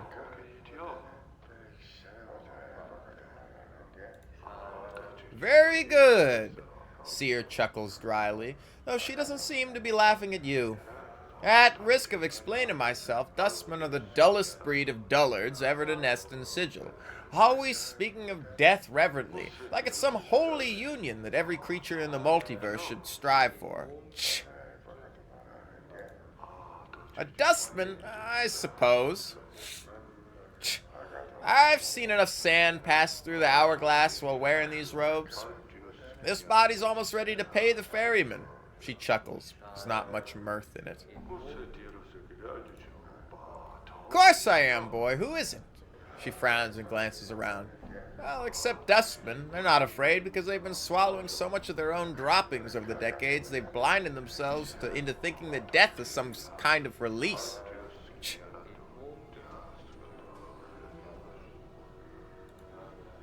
She shrugs. Life, I suppose. Never you mind. I won't bore you with the niggling details. No, let me know. I'd actually like to know. Well, would you? She looks at you skeptically. How old you take me for, boy? Rather youngish. Lie out of kindness.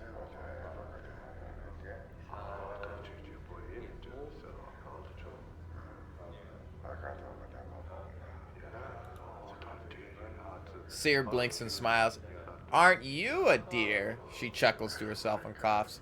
Well, I'm older than I look. Much older, she sighs. I've spent most of my life teaching dustmen. I've seen many dustmen whelps grow within our order, taught them the ways of the faction, kept the faith, preached the tenets of the faction. She frowns. And so on and so on. No questions, no doubt. This life was merely an antechamber that led to the true death. Well, a half-month back, I went sick with the fever, she sighs. I thought it was the end. It, rattled my cage. Her face becomes a stone. There's something about having your faction members circle around your deathbed like a pack of pale-faced ghouls, nodding and agreeing that your suffering and dying is all for the best. Oh, Seer's so fortunate. She shall soon be relieved of the burden of life. Burden of life. That's when it struck me. That there's something... Queer expression comes over her features. Addled about not appreciating your life.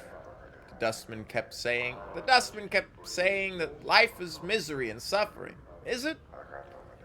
That's why we should be happy to pass into oblivion. Should we? She shakes her head.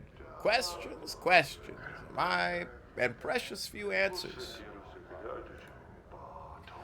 I suppose I got the swarm of doubts all buzzing in my skull. She rubs her temples. Hard to get them all to be quiet sometimes. They need to be fed answers. I haven't got them all worked out yet.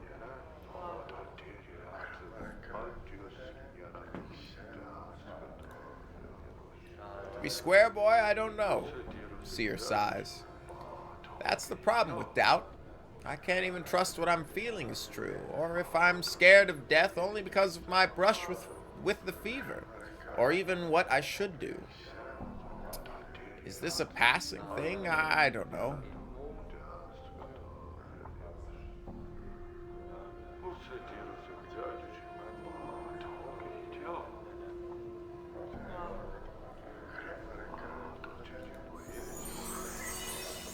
Seer stares at you, then nods slowly. Maybe so. Maybe so. She frowns, her face wrinkling up in concentration. I'll have to chew it over some more. You should, it's no small matter. La now, Enough of me rattling on about my woes. Sears stares at your scars. You look like you've shared a few handshakes with death yourself. Hasn't that changed your views somewhat? Does it make you appreciate life a bit more?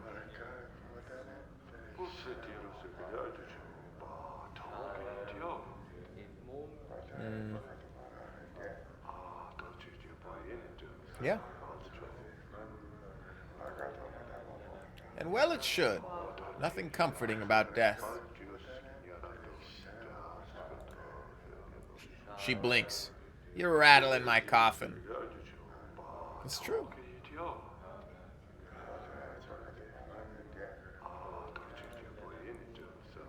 Strange are the ways of the plains, and I've seen too much to throw any tale out with the wash. She studies your face. If it's true, why does this happen?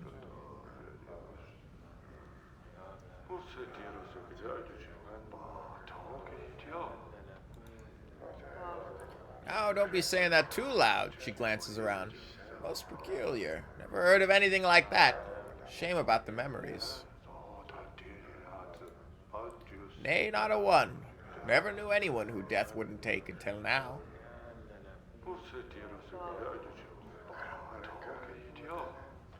Questions, eh? Well, you can ask. Seer looks at you with a steely eye and smiles. Crypt crawler.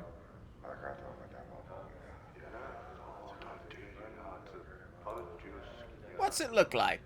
No fucking idea. You don't know what it looks like. How do you expect to find it? Beginning to wonder myself. Questions, eh?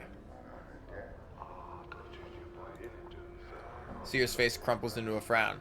That dog is the worst of the collector lot. I've heard he has his kip set up somewhere in Ragpicker's Square, many streets west of the mortuary gate. Dangerous place, though. Some of those collectors aren't patient enough to wait for folk to die so they can sell them for junk. They're vermin that scavenge the bowels of the hive for bodies to sell to the dustmen. Make a living off the dead. A motley breed. Makes you ashamed to share the same city with them. At least they help keep the streets clean. I couldn't lower my IQ lower than 9, so...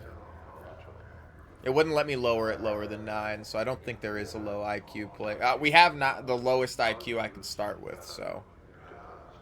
If you're wondering what it's like, here it is.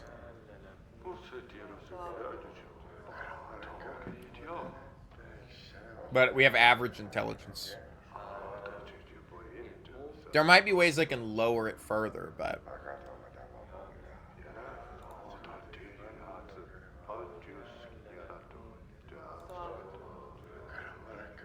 You know that old Copper Eyes? I don't know much about that one. He's a strange blood. He never moves from that spot, never eats, never drinks, just waits. She shivers slightly. Makes me uneasy.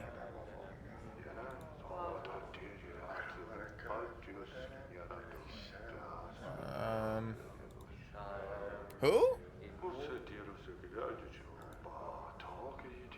Maybe she's a new initiate. I never heard of her.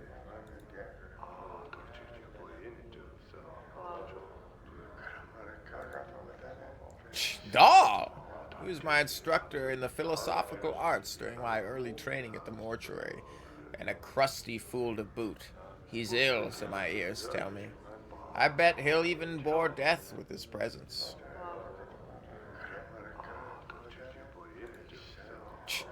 Sicker than a spotted dog he is. Not much sand left in the hourglass for him.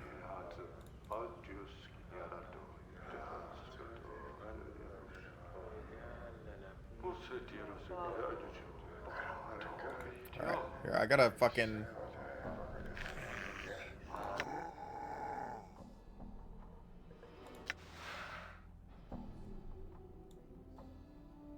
I don't know if that's sound effects or like whatever the background talking is. It's like really loud. Do we have anybody else here? Dustman, zombie worker, Dustman, zombie worker. Can I look at these zombie workers?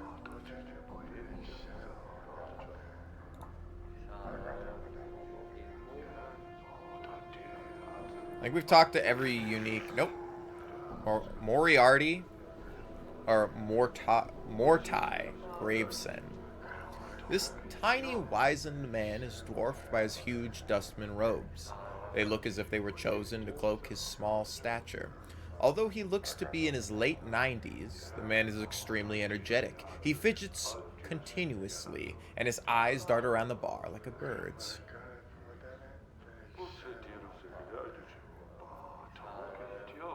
There's no Samurai Cop, but it was pretty funny. Samurai Cop is hard to beat, man.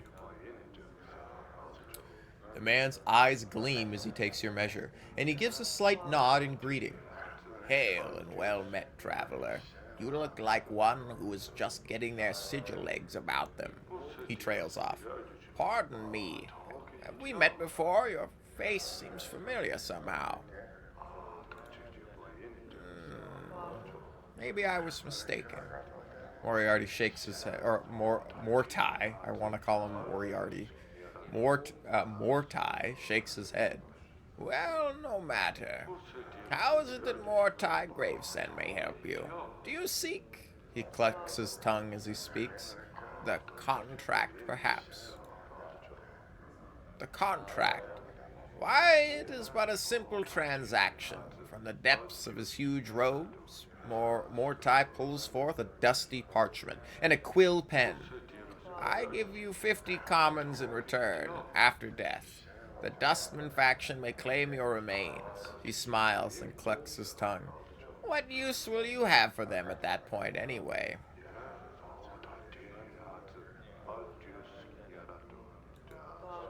Of course, of course. Mortai nods. It would be my pleasure to answer any questions you might have. I do like the idea I could sign my body off to him, because we'll just die and wake up at any point and then sign it off again, you know? Mortai shakes his head. I know nothing about a journal. I deal with documentation of a much different sort.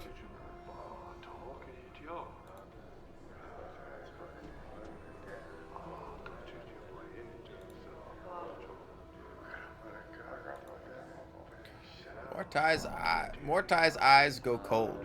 The one with eyes of copper. His eyes speak enough about his purpose here.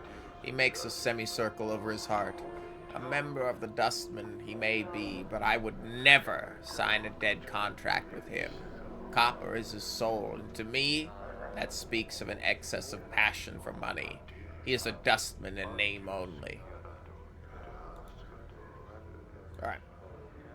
Farewell! Yes, farewell, farewell. Mortai studies you as you leave, and you hear him mutter under his breath. Something about that one. Dustman, Dustman, worker, Dustman, Dustman, Dustman. Wait, I can just probably hold tab, huh? So we've already talked to Emmerich. We've already talked to her. We've talked to him. We've talked to this guy. And we've talked to Copper Eyes. Alright, we're out of here. Actually, can I loot the trash can? There's nothing in that trash can. Can I loot this one? Behind the bar?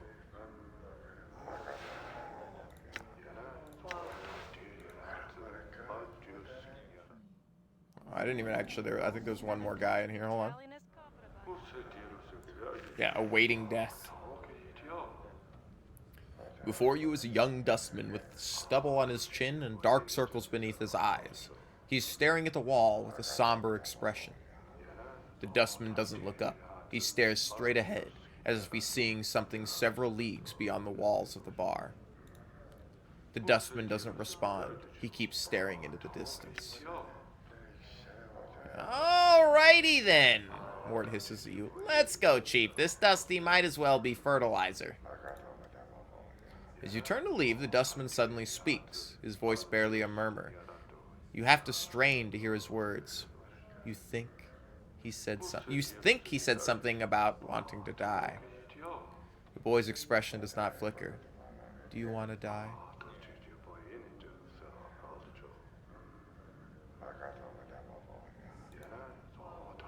Yes. He studies you. Why do you want to live?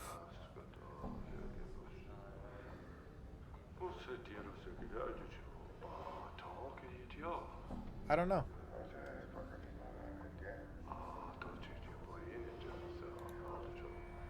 The dustman drops his gaze and goes silent, and we've nothing to discuss, now or ever.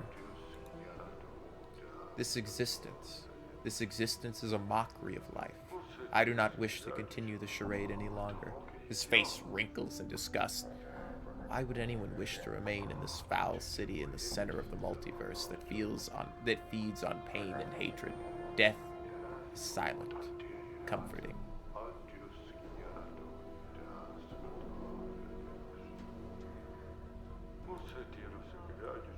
This is living. He bares his teeth and his hands clench. This existence is a mockery of life. I do not wish to continue the charade any longer. Death is silent, comforting. I have been looking for a means to end my life. Will you kill me?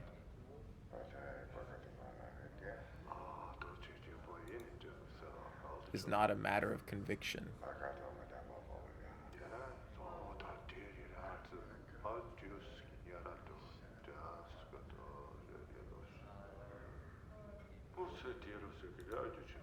This existence is a mockery of life. I do not wish to continue. I've already...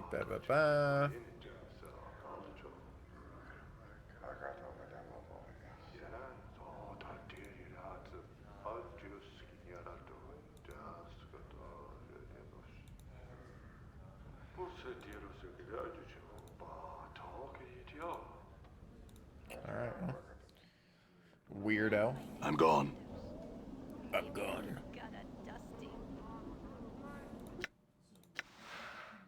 Save. Oh gosh, we have a lot of stuff to look for.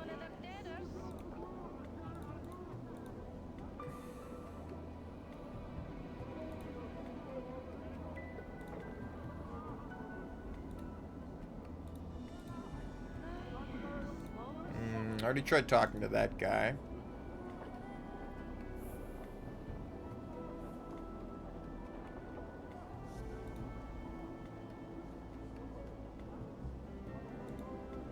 Vines with black leaves. The stems look extremely sharp.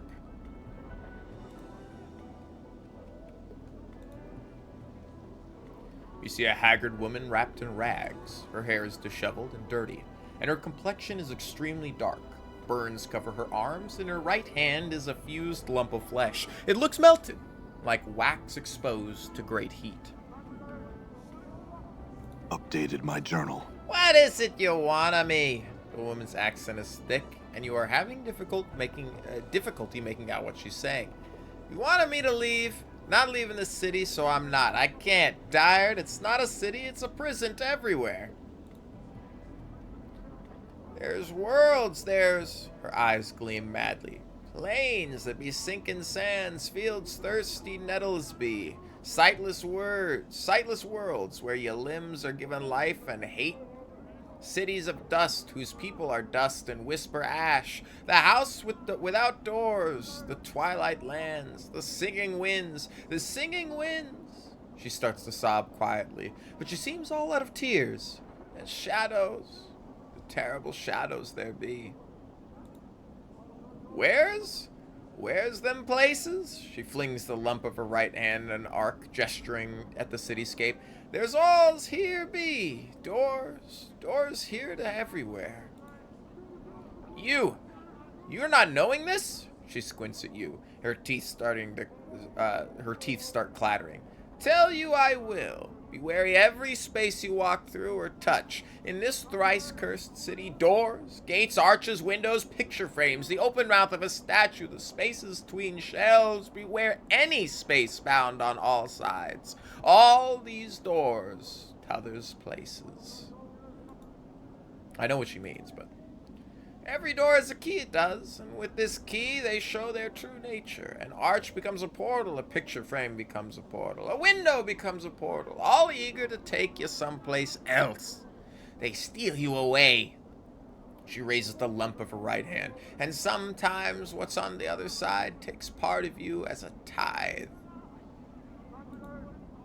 The keys The keys number as many as the doors of the city. Every door a key, every key a door. Teeth start chattering again, as if she is cold. And a key is anything. It may be an emotion, an iron nail held between your second and fifth finger, a thought thought 3 times, then thought once in reverse, or maybe a glass rose. Updated my journal. Yes, her teeth start clattering, and she clenches her mouth closed and squints her eyes. Yes, can't leave. Updated my journal. She seems to calm slightly, and her eyes take on a 1,000-league stare. Come from a place else from here, almost a life ago. Hummed a tune by a glade with 2 dead trees that had fallen together. A brilliant door opened in the space between the crossed trees, showed me the city. On the other side, I stepped through, ended here. Tried! She tries to sob again, but no tears come. Tried. All doors here lead to other places. She shudders and grips the melted right hand.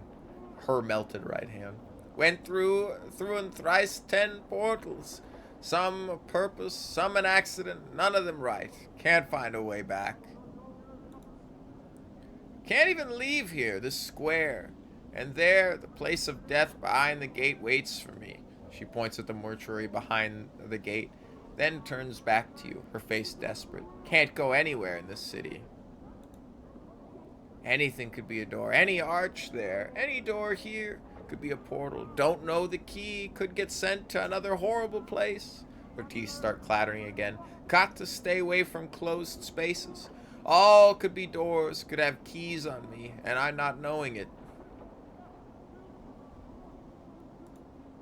She nods, teeth.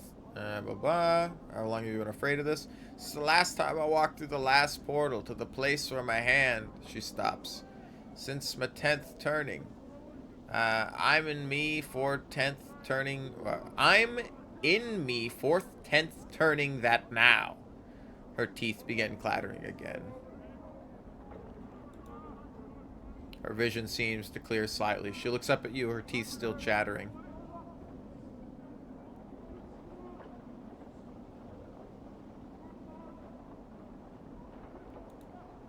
She smiles. Her teeth aren't chattering because she's cold. They're moving around inside her mouth, her gums twisting and teeth shift about. They rise and recede as you watch, chattering as they rattle against each other.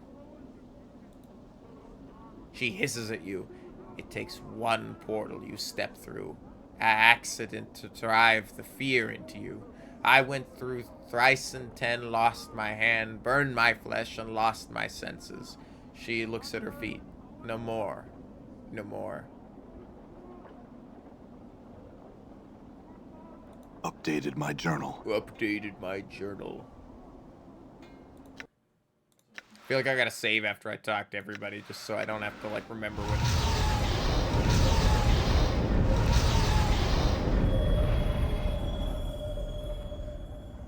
The spectral figure materializes from the gloom. That was also really loud, man.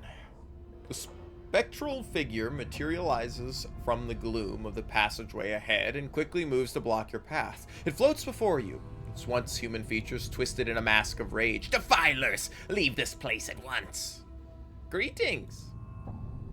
Leave now. Its booming voice echoes down the hall.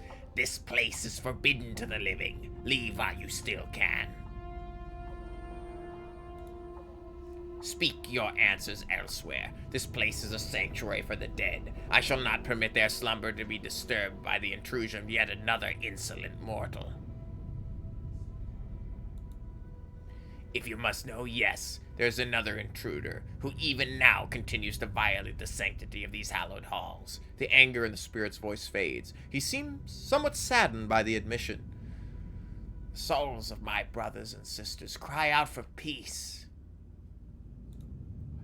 He is an evil coward who wields great power over the dead. He seeks something within these halls. What it might be or what its purpose is in seeking, I cannot say. I cannot.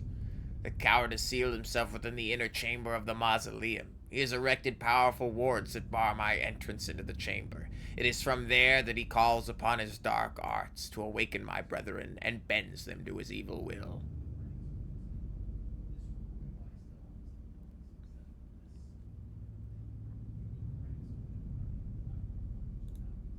The spirit remains silent for several long moments. You can almost feel the weight of his lifeless gaze upon you. Yes, you might prevail where I have failed. If you will pledge to rid me of this blackguard, I shall grant you passage. What say you? Updated my journal. So be it. The spirit slowly begins to fade until only the echoing of its disembodied voice remains. But take heed. Tread lightly in these halls, lest you join the others in eternal rest. Alright. Alright. Yeah, I can do that, man. Shit.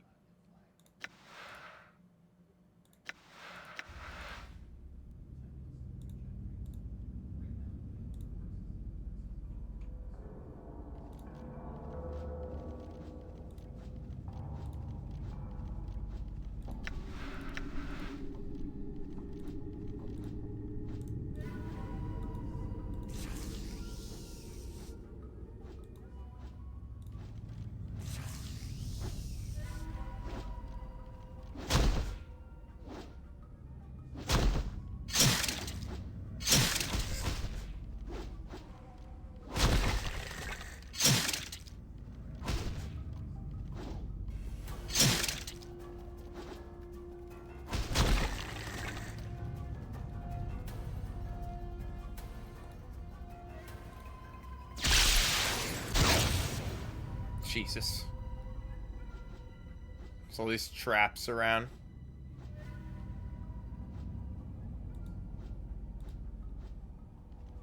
What's he fighting over here?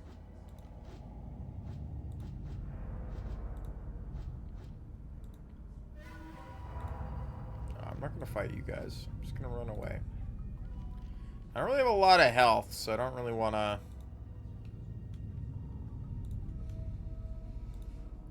risk dying here. Don't we regen health? Is it just really slow?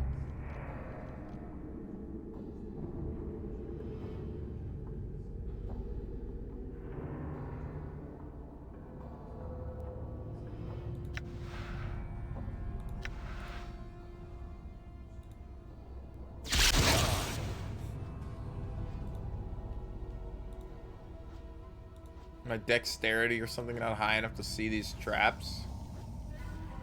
Just skeleton workers. It's funny because I think the pry bar is probably better because it does blunt damage to these guys and it's a little faster. Heal myself with that.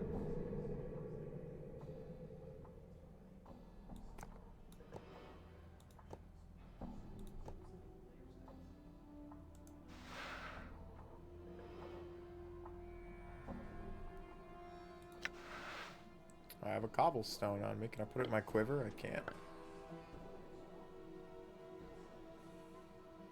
I need to get this earring appraised.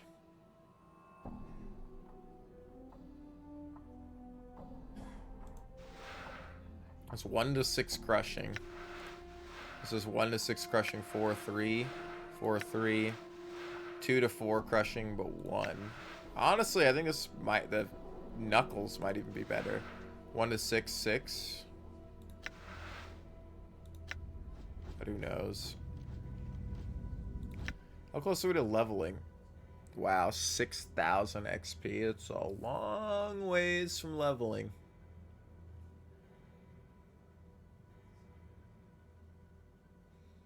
I do have actually Fists Plus.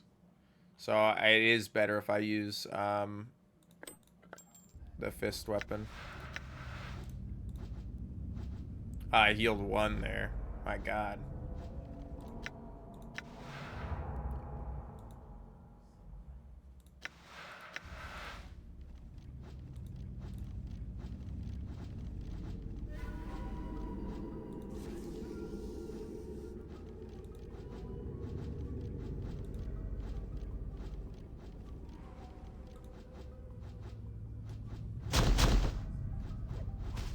Did you see that? Yeah, it's so much faster to use the fists. And we do bonus damage because we're using blunt.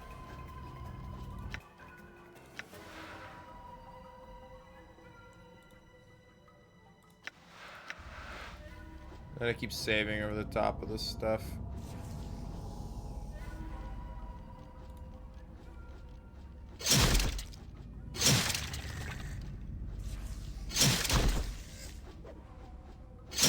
Die.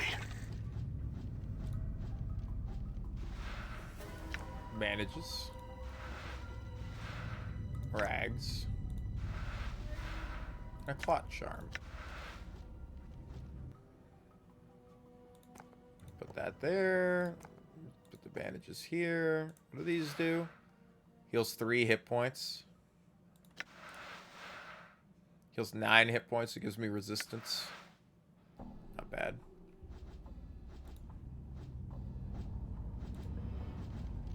Let's save. I don't know if I'm going to run into a trap again.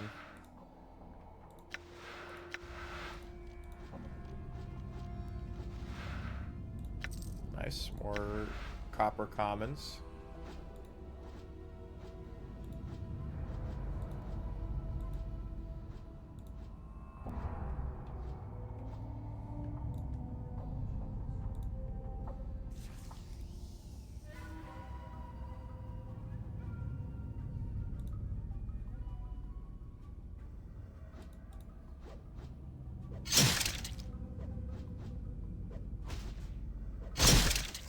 Did you see that?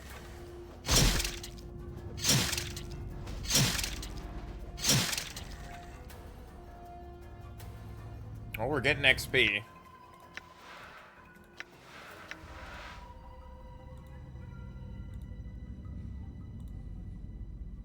I am gonna come in here though and say, turn the fucking sound effects down, bro. That's so fucking loud.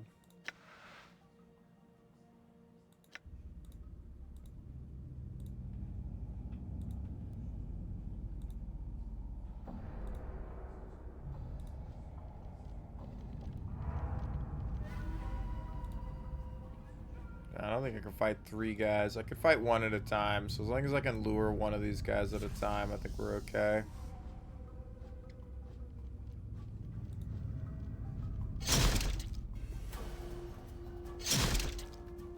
Especially if they target Mort first.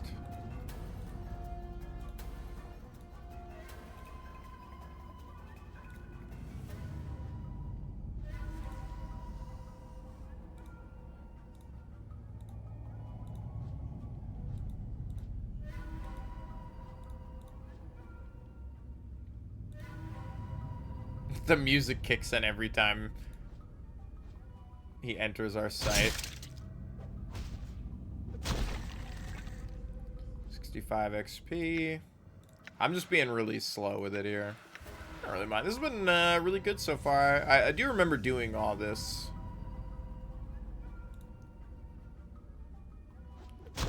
I'm sure we'll hit, like, I don't remember, like, any of the dialogue because it's been so long.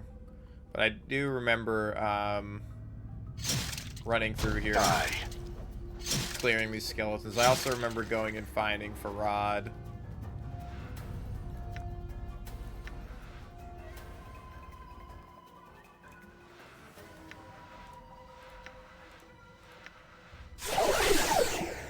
Fucking stack those sound effects. Heart charm.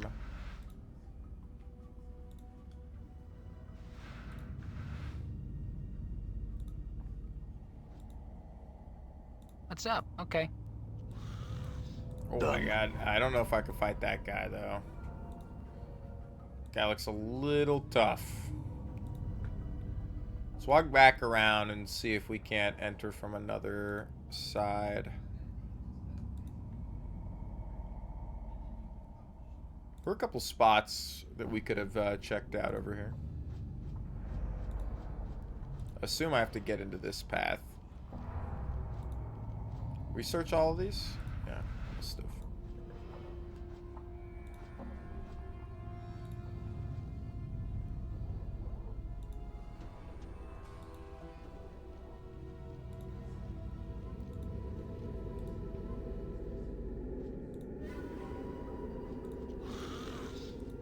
giant skeletons. I mean, they're pretty slow. They did tell me that, like, running past guys is not, like, a bad thing.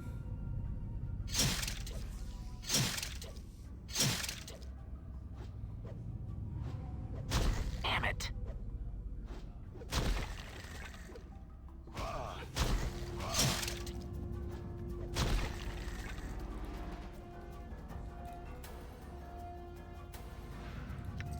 Copper commons. So I'm not too worried about running past a lot of these guys if I need to. Mostly combat XP is like, I have to fight like 3 or 4 guys to equate like 1 like dialogue choice worth of XP.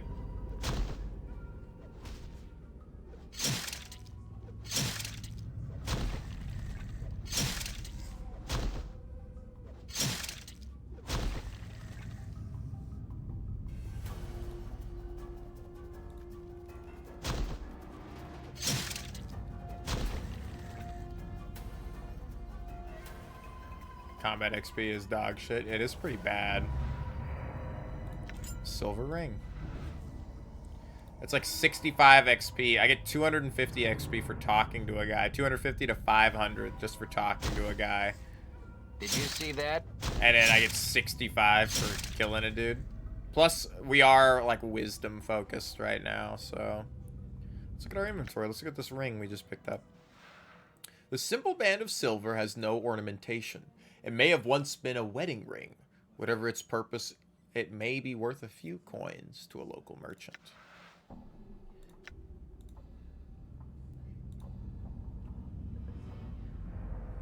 Okay, so we can go up here. Let's save.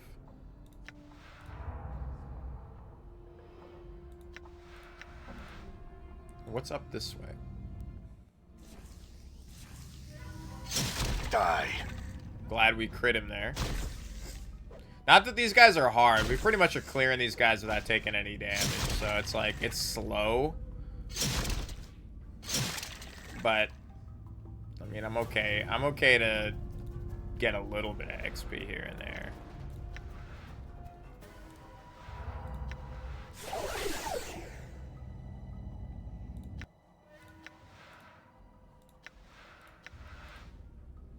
I might have to bind like a quick save slot. Can I see? Movies, gameplay, assign keys. There's no quick save. Okay.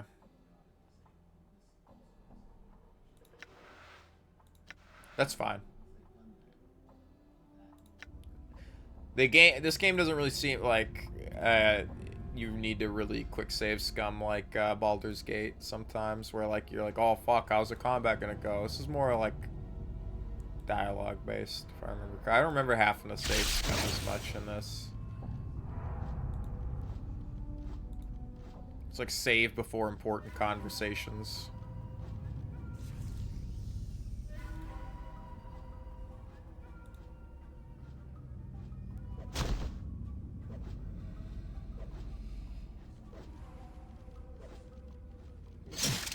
And the other thing is, like, it's 65 XP split between 2 party members right here. We're getting, like, dog water XP.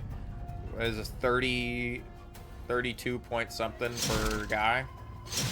I think the way it works is whoever's in party slot 1 gets the most XP, right? There is a quick save? I didn't see it in the,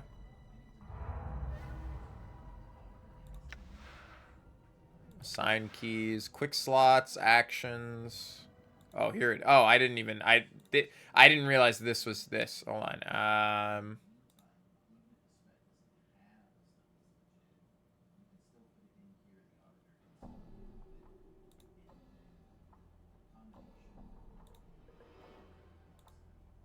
Quick save is Q, and quick load is L.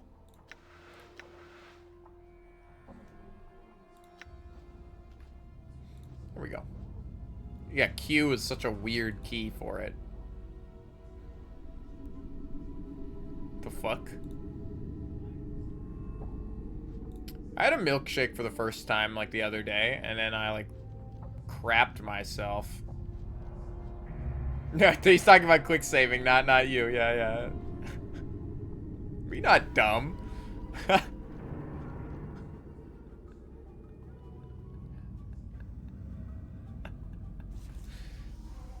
That's so good.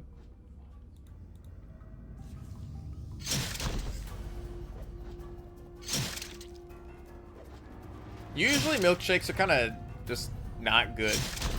And by that I mean like they're just like poor quality. I mean I like them, but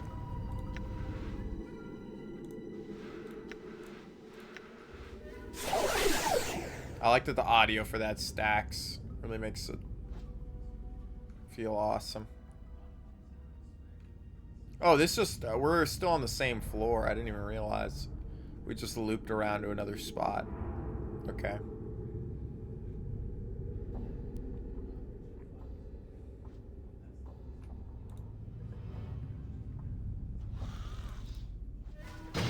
Damn it. Damn. This guy's gonna kill me. Did you see that? I just want to see if I can kill him. I'm hurt. I'm gone.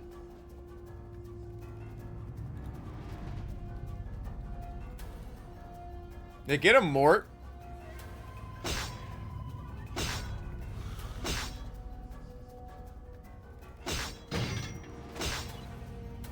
$175 for the big guy is not horrible. Done.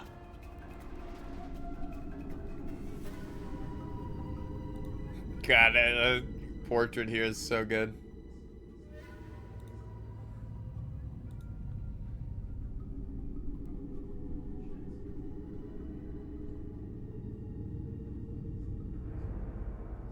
Yeah, just the serve you lazy ones. Yeah. I like a milkshake. I'm not here like milkshakes are bad. I think they're fucking awesome.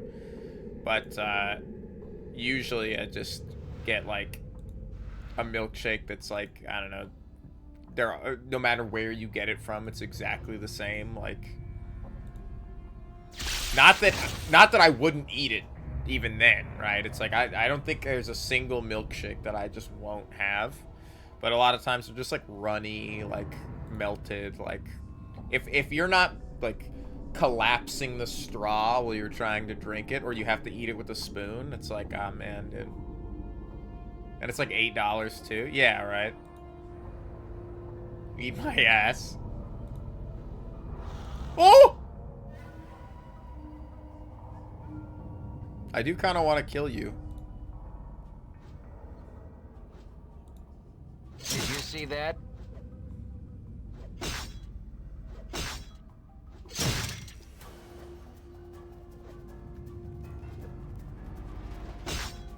At least Mort has enough constitution that he can just like face tank this guy. Die. Nice. That guy was worth fighting. I think that was all the skeletons. Which now the ghost is going to be like, why'd you kill all the skeletons? And I'm going to get less XP in total.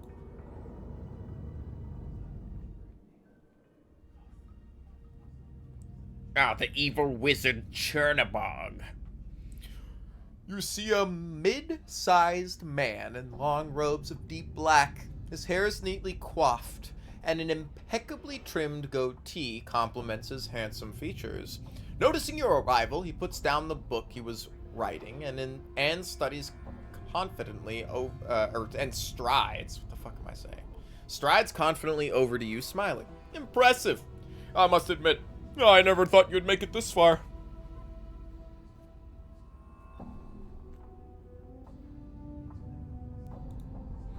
Who I am is of no consequence to you.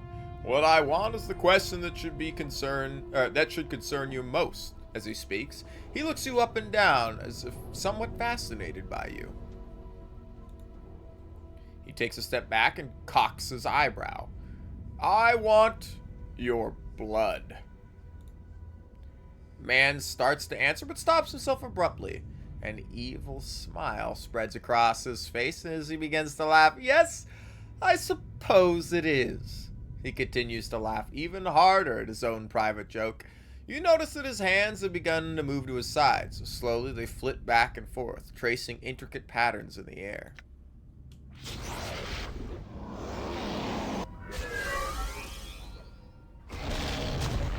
Good as done. Oh, we're dead. Okay. Am I fleeing? Another trip to the mortuary. Oh, finally. Now I can stop watching over you and go relieve myself. Huh? What? What's up, Chief? What's the word, Chief? What's up? Yeah? Huh? What? What's up? Mort. Women, you know what? We should Women! get some female zombies to join this party, right, Chief? What's up, Sierra? You know, if I could click you, you wouldn't know a moment's peace. What's up? Yeah? Huh? What? What's up, Chief? What's the word, Chief? What's up? Yeah? Huh? Mort, like Latin.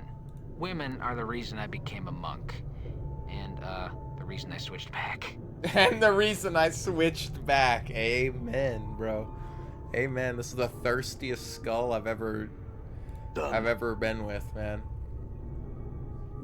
Women are the reason I became a monk and why I switched back. Let's load. Oh my god, so many quick saves. Trying to see what the last one was. It was probably 11. Was it this one? I think it is. Right before we entered here. I need to rest.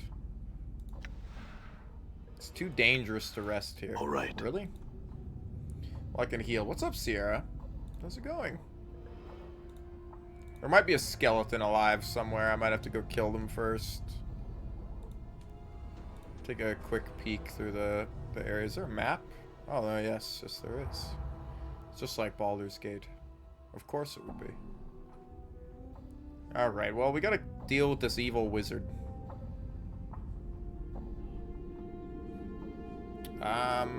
Obviously we heal passively, but...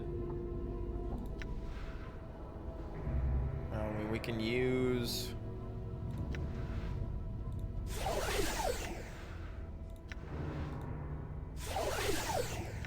all these bandages I've acquired. I'm gonna have terrible sleep because we've been having work done on the house. Damn. I figured I might as well stay up this time. I'm sorry you've been having horrible sleep. I feel like I've been waking up with, like, cotton mouth or, like, really dry, like, sinuses and stuff. It's just that time of year where allergies are, like, rampant. And, like, I wake up and I feel like I've been slapped in the face. I'm like, I didn't even go to sleep high. Like, I just waking up and it's hard. It's very groggy even. I'm getting all my sleep. But I'm sorry you're having a tough time sleeping. What part of the house are you getting stuff worked on?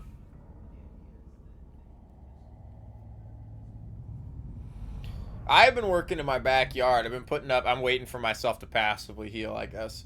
I've been putting up some trellises for some grapes. Fixing up the ducts. Getting all your ducts in a row. Yeah. I should probably get my ducts done at some point as well. They definitely need to be cleaned. The AC is way better now, so I'd say it's worth it. Yeah, I gotta figure out how to get my ducts cleaned. Because they're probably dirty and musty and... you know, that would help a lot. I bet you the duct to my room is clogged too, because my room always gets really warm. So much so that, like, I can lean forward right now and my shirt is gonna stick to the chair behind me. Yep. Even though I got my door open, it's alright. Dude, it's 10:48 already? Man, I've been reading out for quite a while. I've just been sitting here reading a book. This game's sweet. We're gonna use a clot charm. So I want to make sure I heal you up.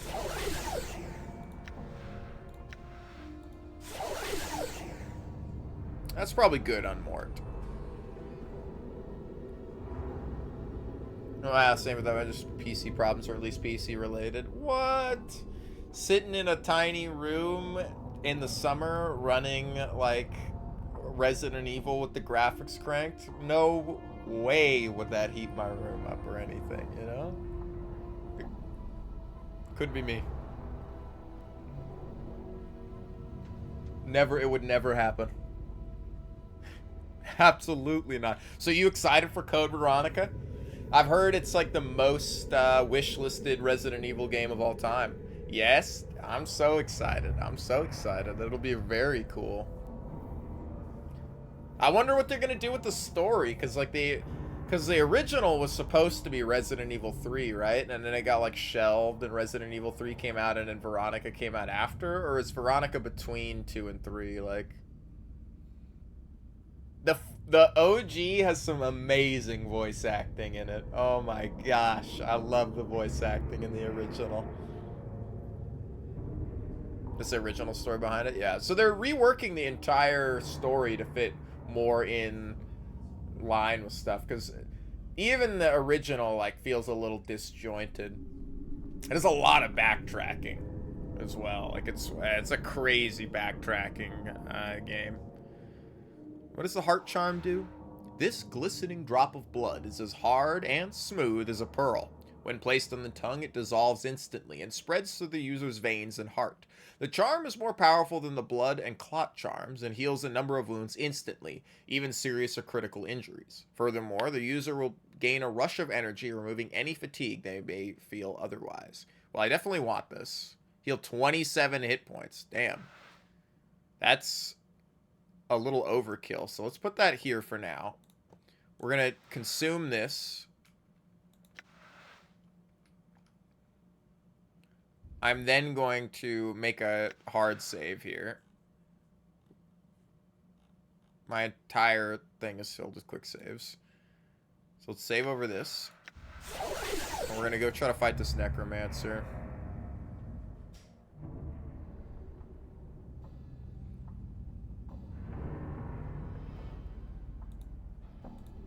I'm gone.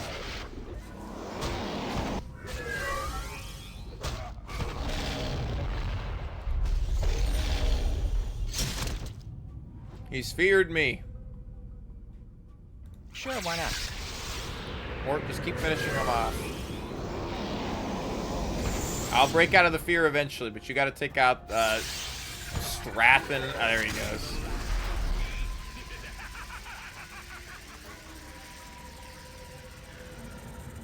The evil wizard Zardak. It was going to be 3, and they rushed out 2, which was going to include 3, but 3 became its own game. Also, I heard that the devs actually got to choose to work on it, and they chose to complete the storyline from the 2 main characters from RE2. Yeah, complete as if Claire or Leon never show up again. Yeah. Who are these characters? Oh, who knows? All right. No, don't give my skull a boner. What are you doing to him? I have no room. This is a generic human skull. It is not as talkative as Mort, but perhaps that's just as well. Hey, Mort, you can hold on to it if you want. I got my inventory's full. You can take this. You can be buddies. And you can hold on to the stone, because I don't want to carry it. And junk. You're really good at that kind of stuff.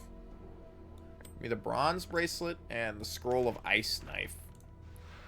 This thick bronze bracelet is heavy, simple, and uninteresting. You could probably sell it to a local merchant for a bit of coin.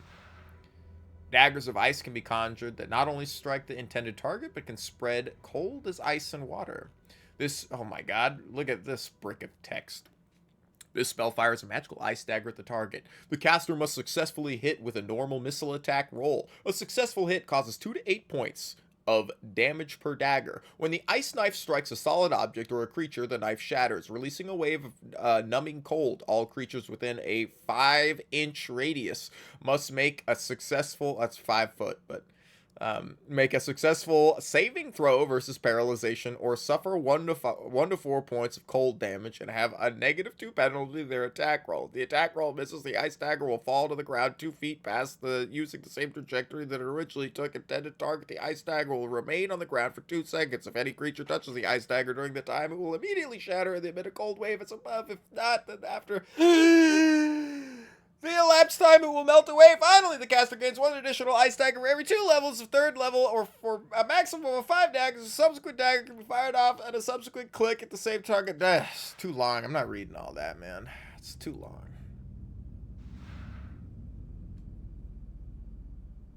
Yeah. Ooh. Chromatic orb. I don't have enough inventory space for this. We gotta start selling stuff. Give me your diary. Mort.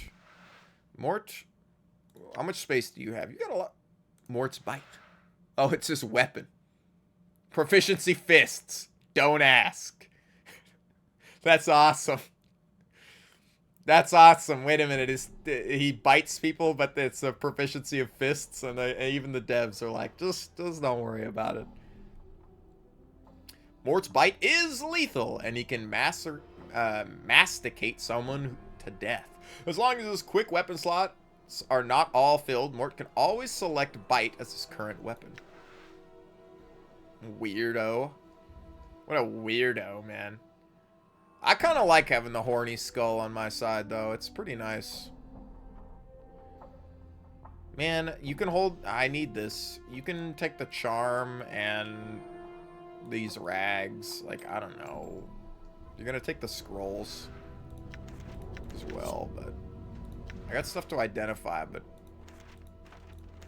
I don't have a wizard in my party yet. Can you read that again? I don't think I caught that, Lamau. Oh, yeah. Yeah, I'll read it again. 'Twas the night before Christmas, and all was quiet, even the mouse. And no purring or stirring happened that late winter evening. This leather-bound tome is cracked and worn with age. Some sort of crest has been burned into the cover. You can make out a series of interlocking triangles centered about the initials SR. The writing upon its pages is faded considerably, but the last few entries seem to have been penned recently. Day 2 of the 127th year of Fractal Ashkar's reign. At last, I've found it! The missing page of the Aptari Grimoire. It is now in my possession. As I have guessed, the page details the necessary components for casting of the final transformation spell. I have all but one of the components. A drop of Immortal's blood is all that stands between me and the eternal power of Lichdom. But where can I find such a rarity? Perhaps I should seek the answers through divination. Day 14th of the 127th year of Fractal Hashkar's reign.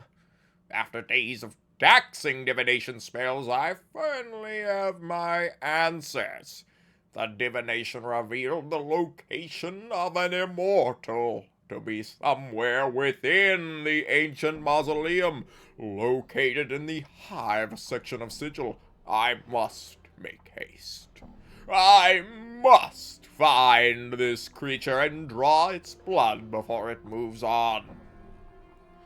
I have arrived at the mausoleum. Immediately I was set upon by a shade that guards the remains of those interred within this place. I managed to elude and found my way into what appears to have been some sort of inner sanctum, protected by some minor wards to prevent any further interruptions by the supernatural twit.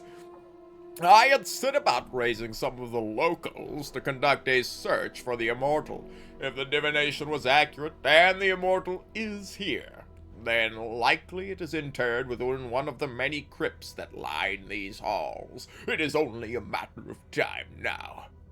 I'm not alone. Someone else has entered the mausoleum and is interfering with my servants. Could this be the one I seek? The divination revealed only that I would find the immortal here. Could it be that my presence in this place has prompted that which I seek to seek me out? What a delightful twist. I shall have to. The ink of the last entry is still wet. Making me feel more like a lich than it already does. Yeah.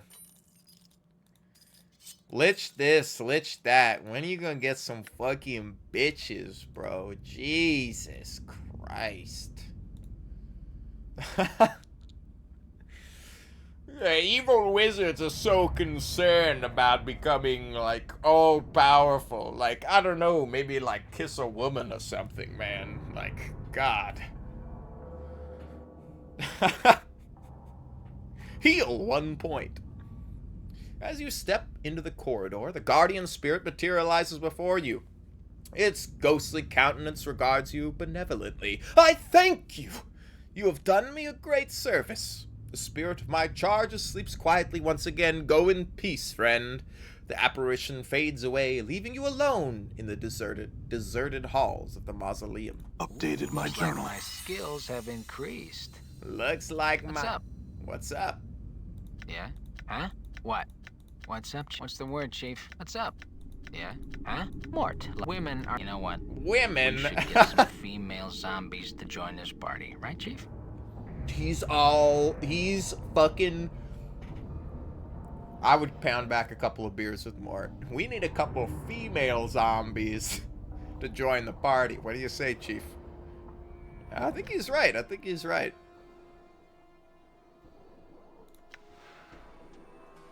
Damn, Mort. You got fucking tanky bitch. Okay. You probably get along with Leon, yeah. Not every lost woman you find can be your daughter, Leon. And it's like, oh yeah? Are you sure? He's got big dad vibes in the new game. I like it. Daddy vibes, sorry, I guess. I mean, he has that all the time, but 2K XP. Done. Dude, this guy's walking around with a fucking knife out. It's a little scary.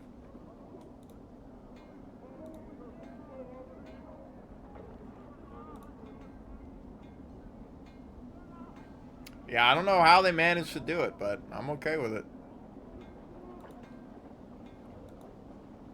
At this point, fucking 80-year-old Leon's gonna be even sexier than fucking 50-year-old Leon, and I don't know how they're gonna... how they pulled it off, but it'll happen. Alright, my... sickly, dickly guy, I've done your job.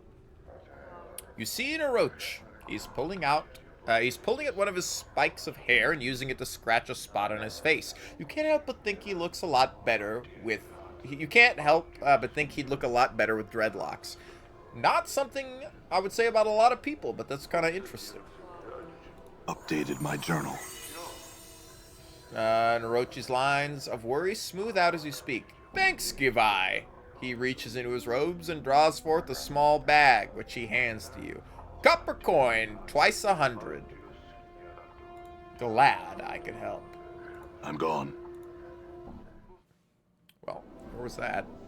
We still got plenty to explore. I mean, it is 11 o'clock, but I'll play a little bit more. I'll play until my voice gets tired, which we're kind of hitting that point. What's down here? Not where I need to go, but...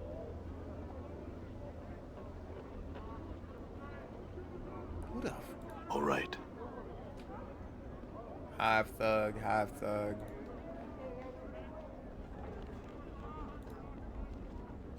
Thug life. Oh my god. Bro, you half, like, how do you wear your pants, man? I gotta ask. Much as this creature's body is a combination of man and ram, his head is a mix of sorts, with a broad, flat nose, goat ears, and a pair of curling horns. Intricate designs are shaved into his dirty pelt, and a massive four-flanged polearm hangs from his belt harness. He's got a massive four-flanged pole that's an arm, and it hangs from his belt. He doesn't seem to notice you. He turns to face you with startling speed, his eyes dark and suspicious of you. His voice is deep and rumbling. Not quite human, a heavily accented, "What do you want, two legs?"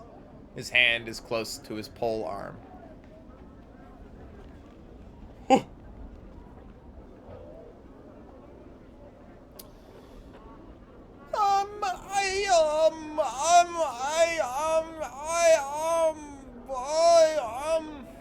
He seems to calm down. His hand drops away from his weapon. He still keeps a certain distance from you, however. "What do you wish to ask me?" "Blood, I want to suck your blood." He simply shakes his head. "No, two legs, nothing like that." I can't tell if he's French or... What do you wish to ask me? The lady? He looks around as if to see if anyone overheard. "I only know that she rules this place, all of Ziga, and that the locals feel it bad luck to speak of her."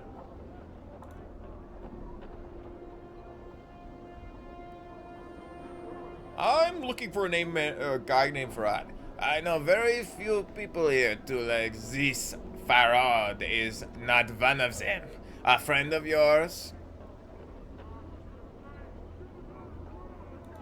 I'm not sure myself. Gordon the Freeman.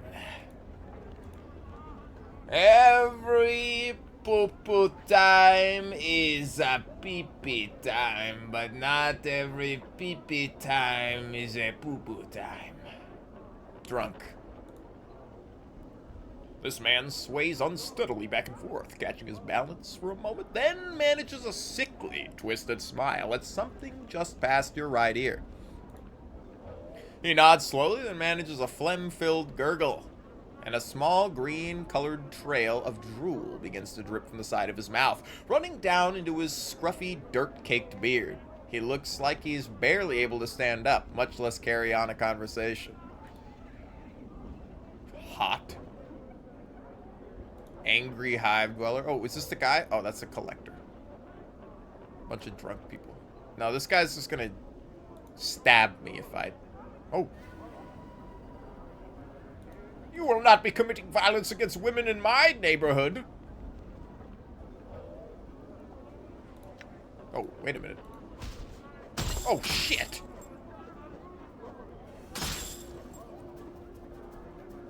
Yeah, get back here. I'll beat your ass.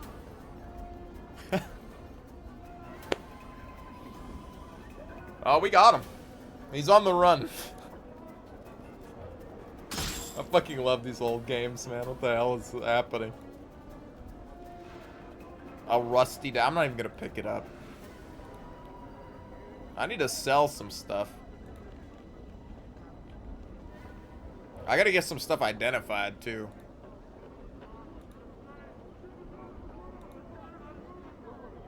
The hell is this? This appears to be a gutter of some sort. It looks as though it has seen little use. I thought I remember there being a merchant somewhere around here. Damn it. What the fuck is this dude?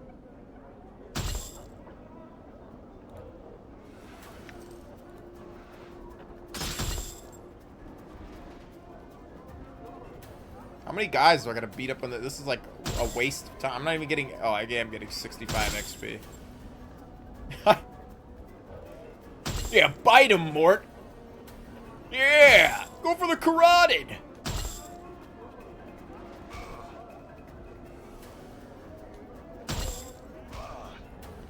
In my first day in Eternia, I did I'm hurt. get into a big fucking fist fight.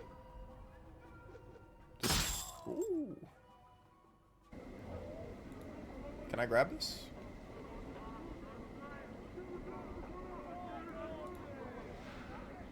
Clot charm.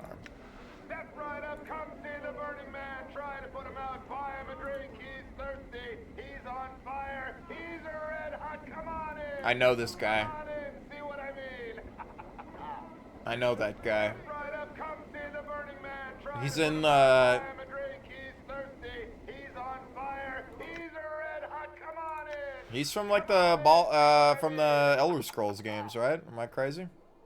Voices like the Red Guard main character.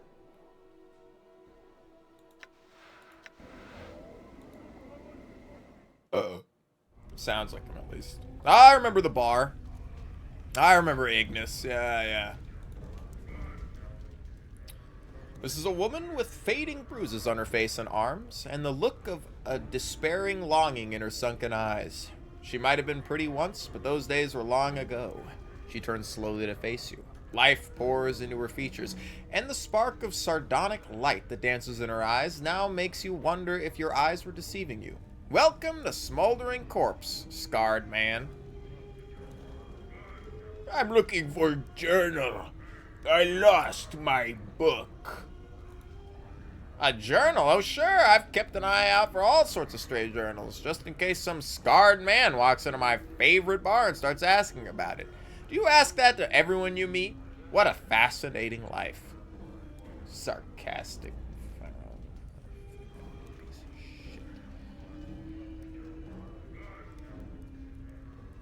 of shit.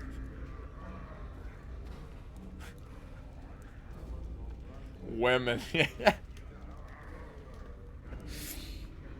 Oh no. That's Leon. But Leon says women because he loves women.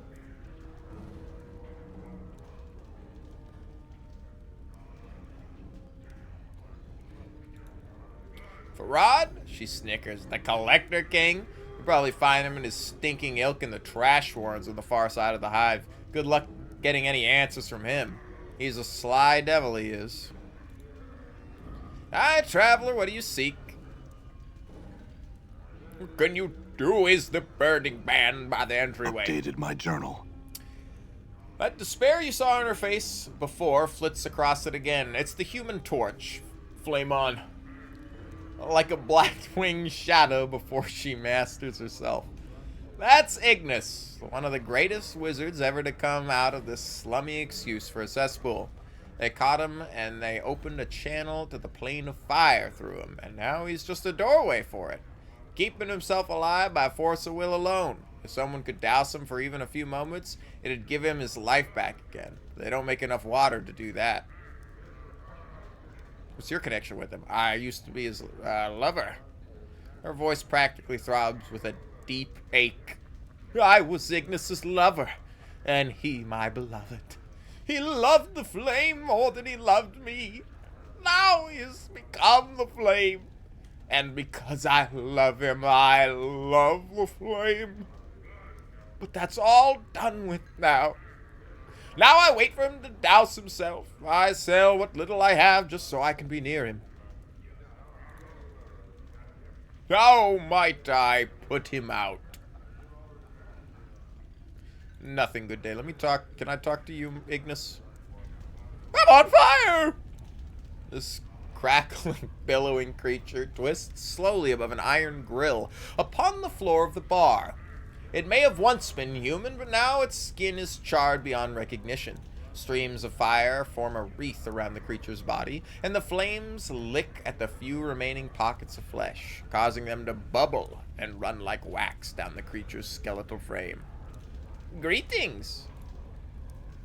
The heat surrounding this creature is incredible. To your surprise, the iron grill the creature floats above has sagged and bent from the heat.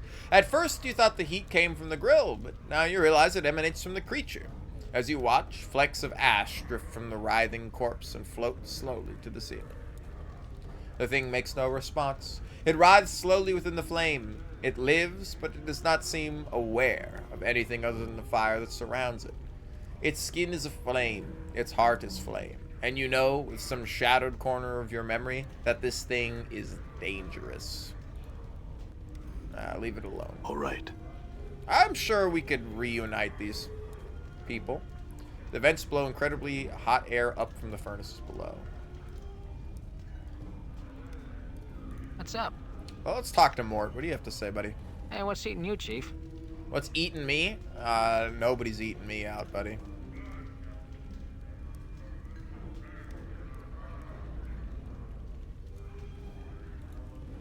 Yeah, Mimir's a floating encyclopedia. You put information in it, you get information out.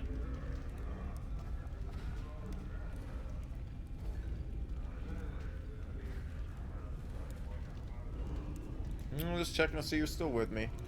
Oh, hey, is this the guy? Oh, he appears busy. See a female dustman. As you near her, she calls out to you. You over here. Hey, Cutter, buy a lady a drink? Sure, yeah. My thanks, Cutter, but you find the true death. She pockets your money and looks nervously off towards the front of the bar. What, do you want to know? Who's the burning corpse? He's, not a corpse. He's, some crazy wizard. Ask around. He'll tell you. Who are you? Me, I'm, Mochai. I just like to, drink here, and, she loses her train of thought momentarily. I'm just a person, you know.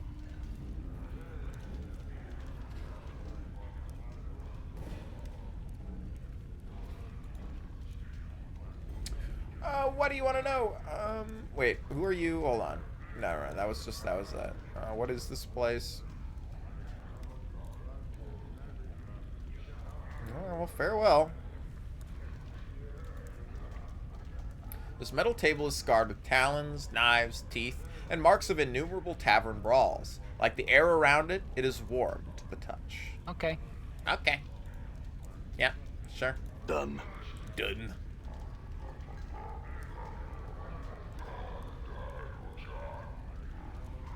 What are you guys talking about, huh?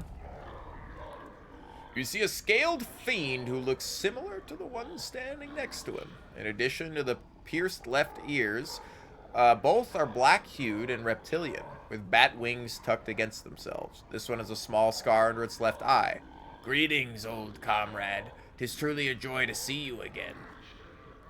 What I mean, dear man, is that time, our old enemy, has performed a vicious disservice to you.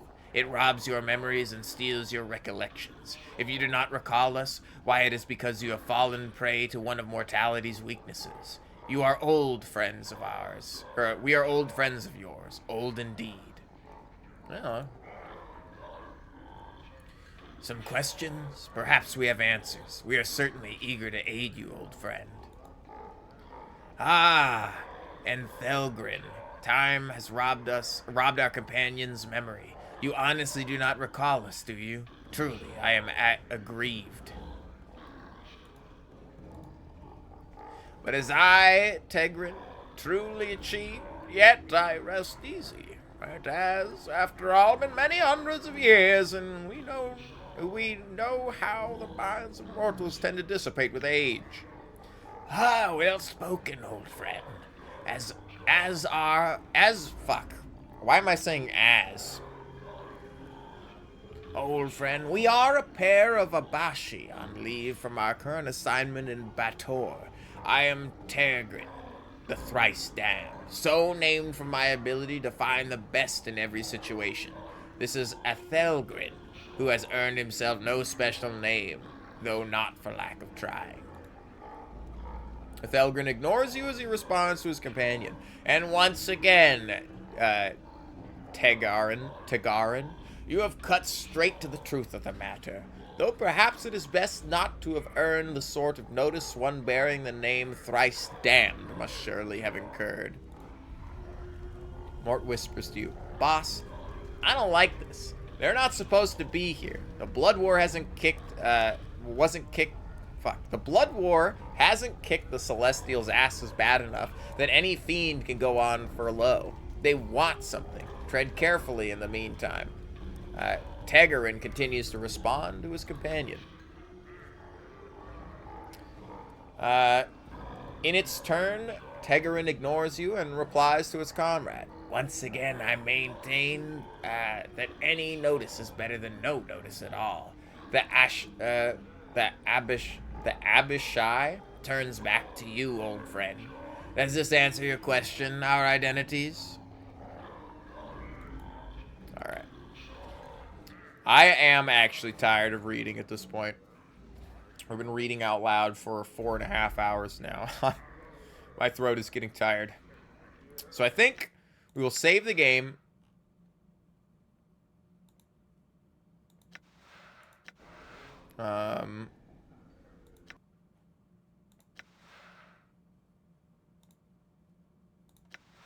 We're going to delete all these quick saves.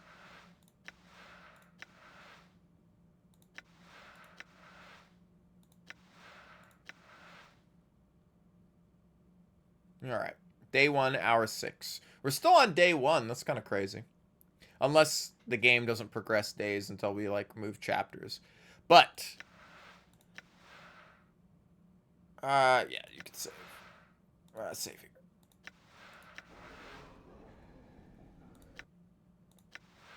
Good game.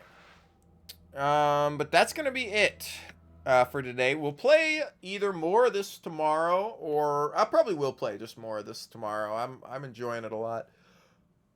Whoa, thanks for stopping in, Sierra. I always like chatting with you. It's always a pleasure. I gotta stop into your stream more often, but I'm really bad at that. I'm really bad at stopping into other people's streams. I should raid somebody as well. Is anybody else playing Planescape Torment? I gotta, like, fucking open... I'm probably the only guy. Nobody is streaming Planescape Torment. It's no big deal, really. Let me find somebody to fucking raid. Go back to Twitch. Is anybody I'm following fucking live that's not like a million viewer person?